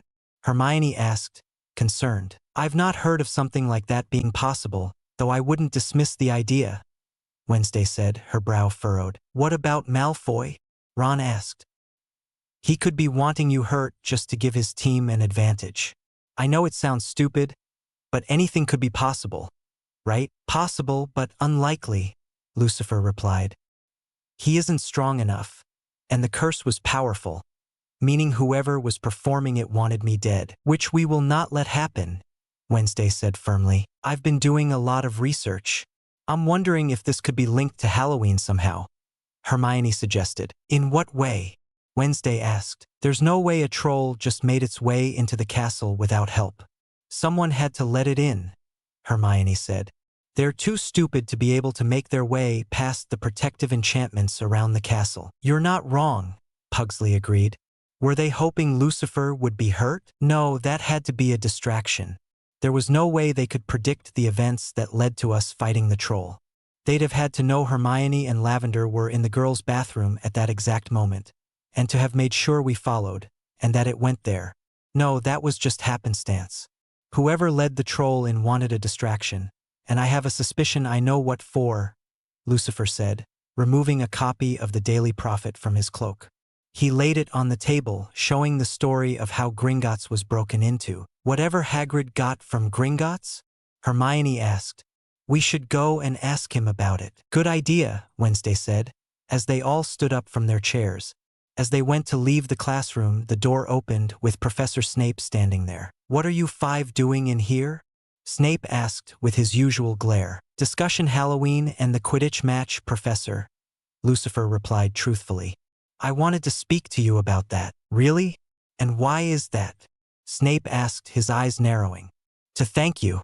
Father said someone else was helping to counter whatever curse was being put on my broom, and we figured it was you, Lucifer said. For the first time since meeting the man, Snape was speechless. We don't have any ideas on who was behind the curse, though we suspect someone was hidden in the stands, perhaps invisible, wanting to lay blame on you, sir, Hermione continued. It took a moment, but Snape closed the door, indicating the chairs, so everyone sat back down. Why do you believe that? Snape asked, clearly curious. My godfather, Sirius, told me that you and my birth father did not like one another when you both attended Hogwarts. I don't know the reasoning, but that isn't important right now. It would be known that you and he disliked one another, and so it would be easy to paint you as the villain, under the guise of continuing an old grudge, Lucifer explained. Snape looked at the five of them. A logical assumption, Snape said, clearly not liking saying the words. I saw your broom start to move the way it did and knew someone was casting a jinx. Why do you think they were in the Slytherin stands? That's something I need to apologize for, Hermione said. We reacted quickly and saw that only you were muttering something, so we thought you were the one behind it. With the benefit of hindsight, we know better, but Wednesday and I made our way over and created the flame on my cloak, and in the chaos, I must have caused whoever it was to lose sight of the broom, Snape concluded. Logical. Thank you, sir, Lucifer said. We also think that the troll was let in on purpose as a distraction. That's where we were up to with our discussion. It seems you see yourself as investigators, Snape said calmly. Has it occurred to you that by investigating this, you could paint yourself as a target? Better us than students who might not be able to defend themselves, Lucifer commented. Snape looked at them, with something Lucifer was surprised to see was a note of admiration. You have clearly thought this through. What is your next step? Snape asked. We're going to ask Hagrid what he got from Gringotts the day we met him. That same day, the bank was broken into, with the thieves breaking into the very vault Hagrid had taken something out of, Wednesday said. Snape looked at her, nodding. Again logical, though do not expect him to answer. He is not known for revealing secrets, Snape said. I will begin an investigation, but you can do so as well. I will expect you to keep me informed of everything. Yes, Professor, Lucifer agreed, nodding. Go. I will speak to you again in time, Snape said. Lucifer led the group out of the class, leaving Snape behind watching them leave. As he watched the door close, Snape found himself torn. He had expected to detest Potter, or Lucifer Addams as he now called himself. He had hated James Potter for good reason. The man had wormed his way into Lily's life and taken her from him. He had loved Lily, and when she had been killed, he had been torn apart. He still loved her, and this? He had been told that Harry, no, Lucifer, had been missing, so Snape had helped in looking for him, though he hadn't told anyone, not even Dumbledore. When he had learnt where the boy had grown up, Snape had been concerned, because he knew of the reputation of the Addams family. There were very few who didn't know of their reputation. But how had this affected the boy? Liaison. A part of him had thought, when they were younger, that he and Lily would have had a family. How would things have been different if that had been the case? Would the boy be the son of Lily and himself? If he hadn't lost his temper that one time because of Potter. James Potter had done what he'd done deliberately, enraged him, and he'd called Lily that word. How he wished he could take that back. Take it all back. No, he'd never forgive James Potter for taking Lily from him. But the boy had been respectful. And in him, Snape had seen Lily's inquisitive nature, her insistence in finding the truth, no matter what it was about. That was what had just surprised him most of all. Maybe the boy would be worth helping. He was certainly right about there being someone casting a hex on the broom. And now, Quirrell was acting rather strangely. Was Quirrell a Death Eater now? What had happened when he had gone on his expedition? Something had changed the man, but he didn't know what it was. He would look into it and find the truth. As he made his choice, he could practically hear Lily speaking into his ear. "Look after my son, Severus. Please," he could almost hear her say. And for Lily, he would do anything. As Lucifer led the group to Hagrid's hut, the large man was sitting outside, cooking something in a pot. "Hello, Hagrid," Lucifer greeted.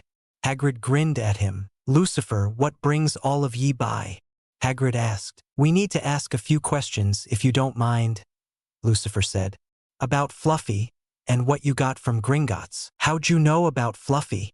Hagrid asked, surprised. "Professor Dumbledore introduced him to us.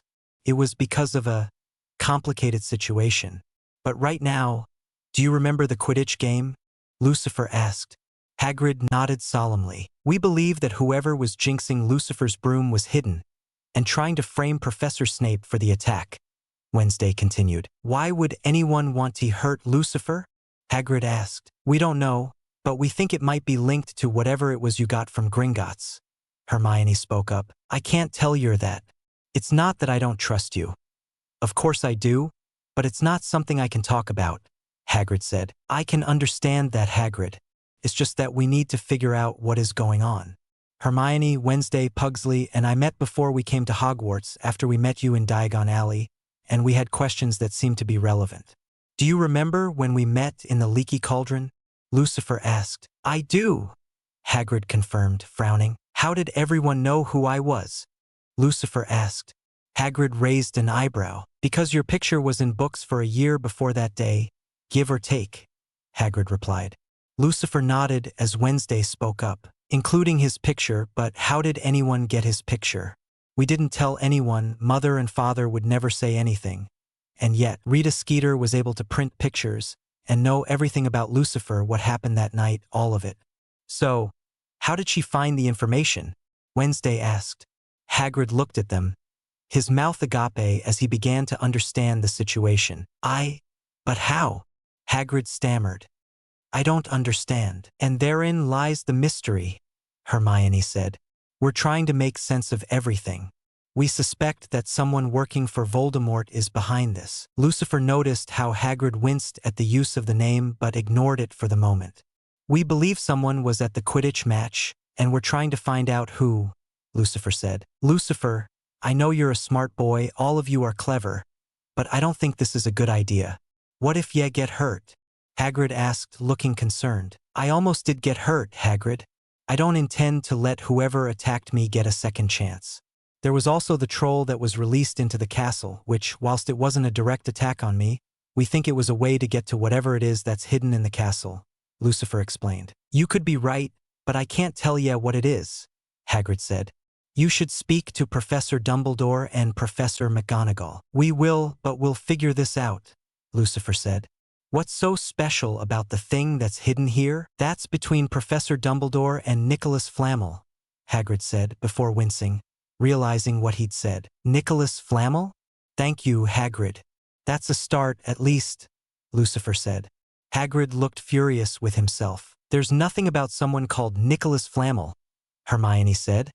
After spending the rest of the day in the school library, they were the only ones in the Gryffindor common room, with Thing also helping them go through books. "I can find everything about Professor Dumbledore, but nothing about Mr. Flamel. What do you suppose he does? Maybe a teacher at another school?" Ron asked. "I suppose it's possible, but it's going to take some time to figure out who he is," Hermione replied. "I'll research as much as I can between lessons. Just make sure you don't let it swallow you whole," Lucifer told her. "We have our own schoolwork to continue, and we should keep spending time together." "I know I'm not as smart at you, Hermione, but I'll help as well," Ron promised. "We'll find what we need to do." but I want to ask something. Sure, Hermione said. Ron looked at the others. Are all of you going home for Christmas? Ron asked, and Lucifer could tell he was a little nervous. Why do you ask? Lucifer asked, frowning. Ron took a breath. Well, it's just, Mom and Dad are taking Ginny to Egypt to see our oldest brother, Bill. Fred and George are staying here, but I know they'll be spending time pulling their pranks and games, and it won't leave much time for me, Ron explained. Lucifer, Wednesday, Pugsley, and Hermione looked at one another. Maybe staying here at Christmas won't be a bad idea. We don't usually do much for Christmas anyway, Wednesday said. You don't celebrate Christmas? Ron asked. Not like others. We do give presents, but we don't do bright decorations. Halloween is our favorite holiday, Lucifer replied. Being here would allow us more time to research and try to find Nicholas Flamel, Hermione agreed. I'm sure Professor Dumbledore will allow us to visit our parents if we ask, though staying here would be interesting. Pugsley, what do you think? Lucifer asked. Pugsley looked thoughtful for a moment. Honestly, I'd rather know who's trying to hurt you, Lucifer, and if staying here means we'll get answers, then I'm happy to stay here. Mother and Father will likely come and visit us anyway, even if they aren't given permission, Pugsley joked. Lucifer allowed a small smile. Very likely, Lucifer agreed. So yes, we'll stay here with you, Ron. We can send a message to Mother and Father to ask them to do the Christmas shopping for us. Thank you. Ron looked like he was ready to burst into tears. It means, Ron, you are our friend, Wednesday said. You need not thank us. We have few friends, but we protect and watch over our friends. And we don't let them face things alone, Pugsley added.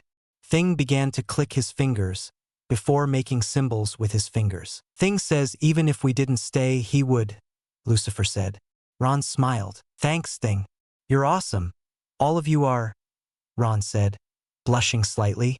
Thing gave a thumbs up before closing the book he was standing on, making a few more symbols. Good idea, Lucifer said. He looked at Ron. Thing says we should get some rest. We've looked through a lot of books, and we'll probably have better luck when we're fully rested. Agreed. I'll go and get the snacks if you guys want some food, Ron offered.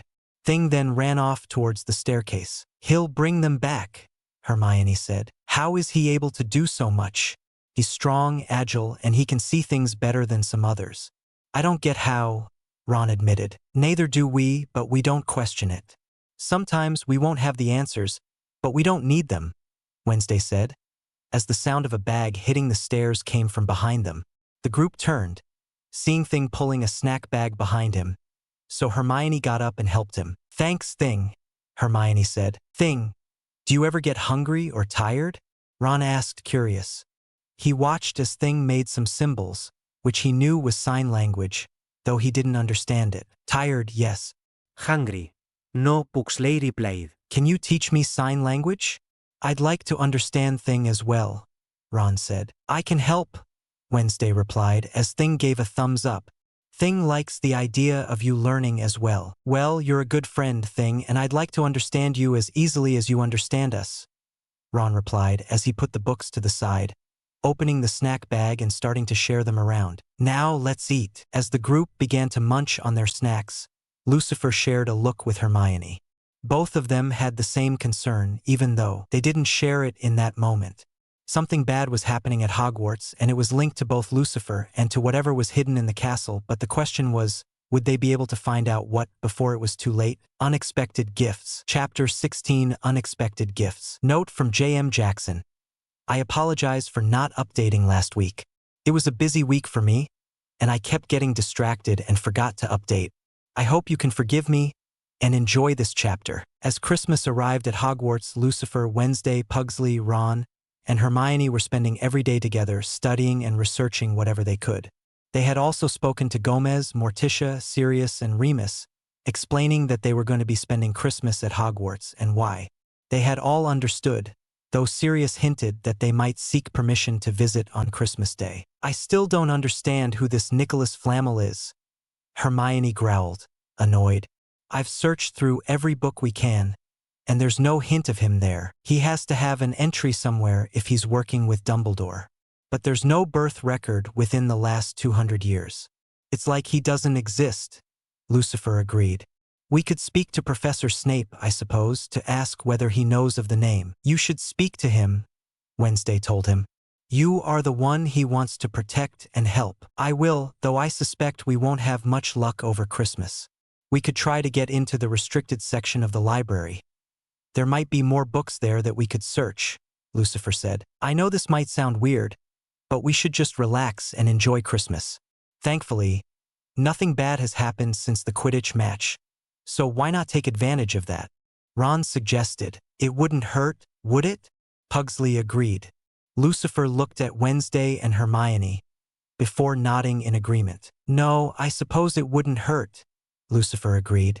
I wonder what Christmas will be like here, he mused. Lucifer didn't have to wait too long to find out. 2 weeks before Christmas, Hagrid was seen bringing massive Christmas trees into the castle, with Professor Flitwick helping to decorate them magically. It brought a brightness to the castle, even as a large number of students left the castle for the winter holidays. Of course, Malfoy was heard mocking anyone who was staying behind, because their families didn't love them, which, naturally, annoyed Ron. Lucifer pointed out that Malfoy was just acting out of annoyance since his plans to get them expelled had failed miserably. Malfoy will continue to harass us because he knows in a fight he will lose. Wednesday already humiliated him on the train, so it's likely he's trying to even the field, so to speak, Lucifer pointed out. That's just ridiculous, Hermione scoffed. What kind of parents raise their kids like that? Ones who aren't good parents, Wednesday replied. He's just a pathetic child wanting to seem bigger than he is. His family is rich, and he was clearly raised to believe money and blood determine who someone is. Hermione agreed. I've seen it in the Muggle world a lot. Growing up, my blood relatives, she said, clearly not wanting to use the word parents, which Lucifer understood completely, used me to make themselves seem like good people by having me attend math competitions, events that showed my intelligence, things like that. It was like they wanted to parade me as a trophy, but they never asked me what I wanted in my life, what I wanted to do. I can't imagine how lonely that must have been, Lucifer said, taking her hand softly. I'm glad Uncle Sirius was able to rescue and adopt you. I just wish he'd been able to do so quicker. So do I, but at least I'm here now, Hermione said, flashing Lucifer a smile as she gripped his hand gratefully. I suppose the benefit of living the lives we've lived is that it's made us more mature than we should be, though that might not be the best thing either. It's difficult to say. Either way, we are who we are, Wednesday said. We'll find a way to locate Nicholas Flamel, and then we should be able to find what's hidden in the castle. Why can't Professor Dumbledore just tell us? We're trying to make sense of what's going on, and he's sitting in his office, not helping us investigate, Pugsley asked. I'm not sure I like him. I agree. Lucifer could have been killed at the Quidditch game, Hermione and Lavender could have been killed by that troll, and now we're facing the fact that someone could be trying to kill Lucifer and maybe the rest of us, Wednesday agreed, scoffing. And from what we heard, he wanted Lucifer to be raised by Muggles. Why the heck would he want that? What right does he have to decide how your life is supposed to go? Hermione asked bitterly. I'm not sure, but there's more we need to learn. I don't think we can trust Professor Dumbledore. Not really. Only we can decide what our path will be, Lucifer said calmly. Should we tell our parents we don't want to be here? Hermione asked. No, we need to be here, Wednesday replied immediately. I did consider the idea of all of us leaving, but I did have a vision, and not one that was good. What is it? Ron asked, looking at Wednesday concerned. The school, burning with bodies of students everywhere. The world beyond on fire, and all of us dead, Wednesday replied. I have been trying to figure out what it means. Could it have something to do with Voldemort? Uncle Sirius said that Malfoy and his family were supporters of him, and Dumbledore did say 2 years ago that Voldemort wasn't gone for good, Lucifer said. Wednesday nodded. That makes sense. Maybe this is happening now because you have come out into the magical world. Mother and father kept you hidden from the world, especially since they did not know your name when they found you, Wednesday said. That's the only thing I can think of that makes sense, Lucifer agreed. I don't understand why Voldemort was so obsessed with me. I'm a child and he was a grown adult. He's a freak, and not the good kind. Agreed. In any case, we should try to relax a little for Christmas. Maybe with time to enjoy the holiday, we can find a solution with fresh eyes, Hermione said. She smiled at the group. From what I've been told, Christmas is always big here. All right, let's head up to bed for the night. It's about time for bed anyway, Lucifer said as he stood up, stretching and fighting a yawn. He didn't know what Christmas would bring, but it would be interesting. Hermione was right. The day before Christmas, the students remaining, including Fred and George, were clearly excited for the meal the next day, as well as the fun and games that had been arranged. Apparently, there was always a contest with a series of different games over Christmas, including a wizard's chess tournament. Ron naturally entered the tournament pre-entry on Christmas Eve, winning easily. Lucifer was impressed by Ron's tactical thinking, as was Wednesday. What was unusual was that Ron was the first boy outside of the family that Wednesday genuinely respected and enjoyed spending time around. As Christmas morning dawned, Lucifer woke to a cup of hot chocolate from Thing, who was sharing mugs of the drink with Ron, and the other Weasleys, Fred, George, and Percy, all of whom were staying at Hogwarts. They were the only Gryffindors who were staying that Christmas, so it didn't come as a surprise when Lucifer reached the common room to find Morticia, Gomez, Sirius, Remus, Minerva, Lurch, and Cousin It all sitting there, with a large table of breakfast food ready. "We decided to come and spend Christmas with you all," Gomez said, smiling. "Fester and Grandmama are on a hunt for something, but they've sent presents," Gomez explained, as Percy, Fred, and George came down, looking at the scene. "Please join us," Morticia said, smiling at them. "Lucifer told us how kind to him you've all been, and your family is forever a friend of ours now." "Thank you," Percy said formally, with a smile, as he looked at Lucifer gratefully. "Honestly, you've been amazing, all of you. I know you've been keeping an eye on Hermione since Halloween, Percy, which we appreciate, and Fred, George, you're my teammates and the best beaters I've ever known," Lucifer said, causing the three older Weasleys to blush. "Thanks, Lucifer. Being friends with you," Fred started, grinning, "is an amazing gift. We're glad you demanded to be here," George continued. "In Gryffindor, where you clearly belong," both of them said at the same time. "So, breakfast first, then presents," Sirius said, indicating the large pile of presents. "We've got gifts for everyone here, so after we've eaten, we'll share them around." "Wait, you got us presents?" Ron asked, as Hermione raced over, hugging Sirius and Remus, smiling at them. "Of course, my boy. Couldn't let you have only a couple of gifts. Know your parents are proud people, and I understand that, but we like to give gifts to those who are friends of our family," Gomez explained with a smile. "We asked Minerva to choose the food. It's different from what we normally eat, but we're adaptable." "It looks amazing," Ron said, as they all sat down at the table. "Thank you, Mr. Addams." "No need to thank us, my boy. You've been a wonderful friend to our kids, and every letter tells us about how much you've been doing to help them," Gomez said, smiling. "I'm lucky to have them as friends," Ron said, as he took a croissant and began to add butter and jam to it. "What jam is this?" "Spiced goji berry. It's an old family recipe," Morticia said. "It's delicious. I've never tried anything like it," Ron admitted. "We like different foods in the family. Strawberries are nice, but we prefer different things," Pugsley said, with a small smile. "Pineapple jam is my favorite, though it's also my favorite fruit," Lucifer said. "It's just the right measure of sweetness and sharpness." "It's the same reason I enjoy pineapple," Hermione chuckled. "Though I wasn't allowed much of it growing up. I had to have specific foods, following the same routine every day." "Routines are good, but unhealthy when forced," Minerva said, her lips pursed. Cousin It spoke, or rather squeaked, yet everyone could understand him. "Yes, I'm glad that she's out of there as well." "Can I ask something?" Percy asked. Minerva nodded. "How can everyone just understand Cousin It?" "Oh, that's easy. He has a permanent charm on items he wears, which allows people to understand him," Pugsley replied. "Every one of his line of the family have the same charm and items," Wednesday explained. "Every time I learn more about the family, I keep being more and more impressed," Ron chuckled. as he began to tuck into breakfast. As the table was removed after food, everyone sat down for presents, with Fred and George being stunned at how they were both given a Nimbus 2000 each. We can't.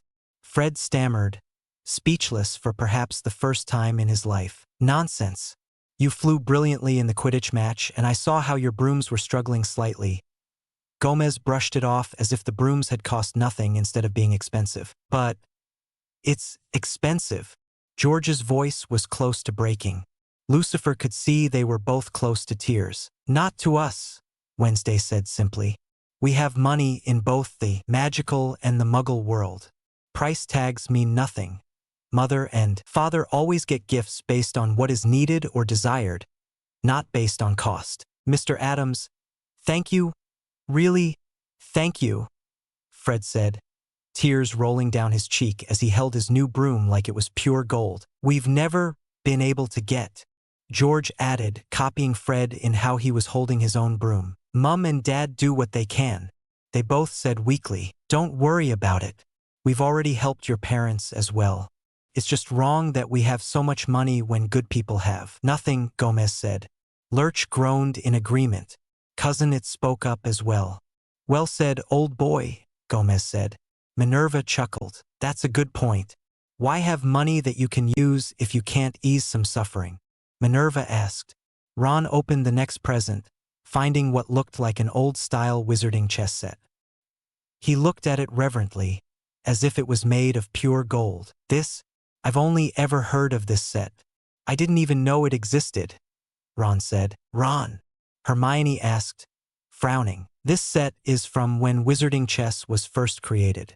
You can tell from the style, Viking style. It was created in the late 12th century in Norway, Ron said, picking up a piece, carefully feeling the piece. Merlin's beard.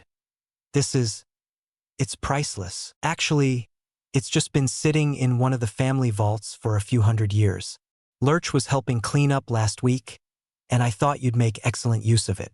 I also heard you won the games yesterday, Morticia asked. Ron nodded as he continued to stare at the pieces lovingly. I'll cherish this forever, Ron vowed. Lucifer smiled as he found a gift with his name on, but no tag. That wasn't like his parents. Opening it, he smiled. Thank you, Lucifer said. It's a beautiful cloak. That it is, Gomez said. Who sent it to you? Wasn't us? Sirius added, looking at it. Wait, I recognized that. I thought it disappeared years ago. Agreed, Remus said. Lucifer looked at them. Uncle Sirius? Uncle Remus, Lucifer asked. That belonged to your father, Sirius said softly. He had it when we were at Hogwarts. I thought it was lost years ago. There's a note, Wednesday said, picking up the note and looking at it. This belonged to your father. It was in my care the night he died. Use it well, Wednesday said, as Lucifer put the cloak on, seeing his body disappear. An invisibility cloak, Lucifer said. I've never seen one this well made. You said my father had it at Hogwarts, and he got it from his parents, Sirius said. Lucifer frowned, studying it. That's impossible, Lucifer said. Most cloaks of invisibility start to fade after 10 years or so. I've never heard of one last longer than 20 years. Agreed, Gomez said, also studying it as Lucifer removed the cloak. It's very impressive. Who had it all this time? Hermione asked, frowning. I'm not sure, Lucifer said, not recognizing the handwriting. Is this magically written? It is, Minerva confirmed, looking at it. It will most likely be useful for you. Just be careful with how you use it. It's very valuable and may cause some to be jealous. I'll be very careful, Lucifer promised. He was already thinking about how to use it well and what those words meant when it hit him. He smiled at the thought. He'd be able to use it to search the restricted section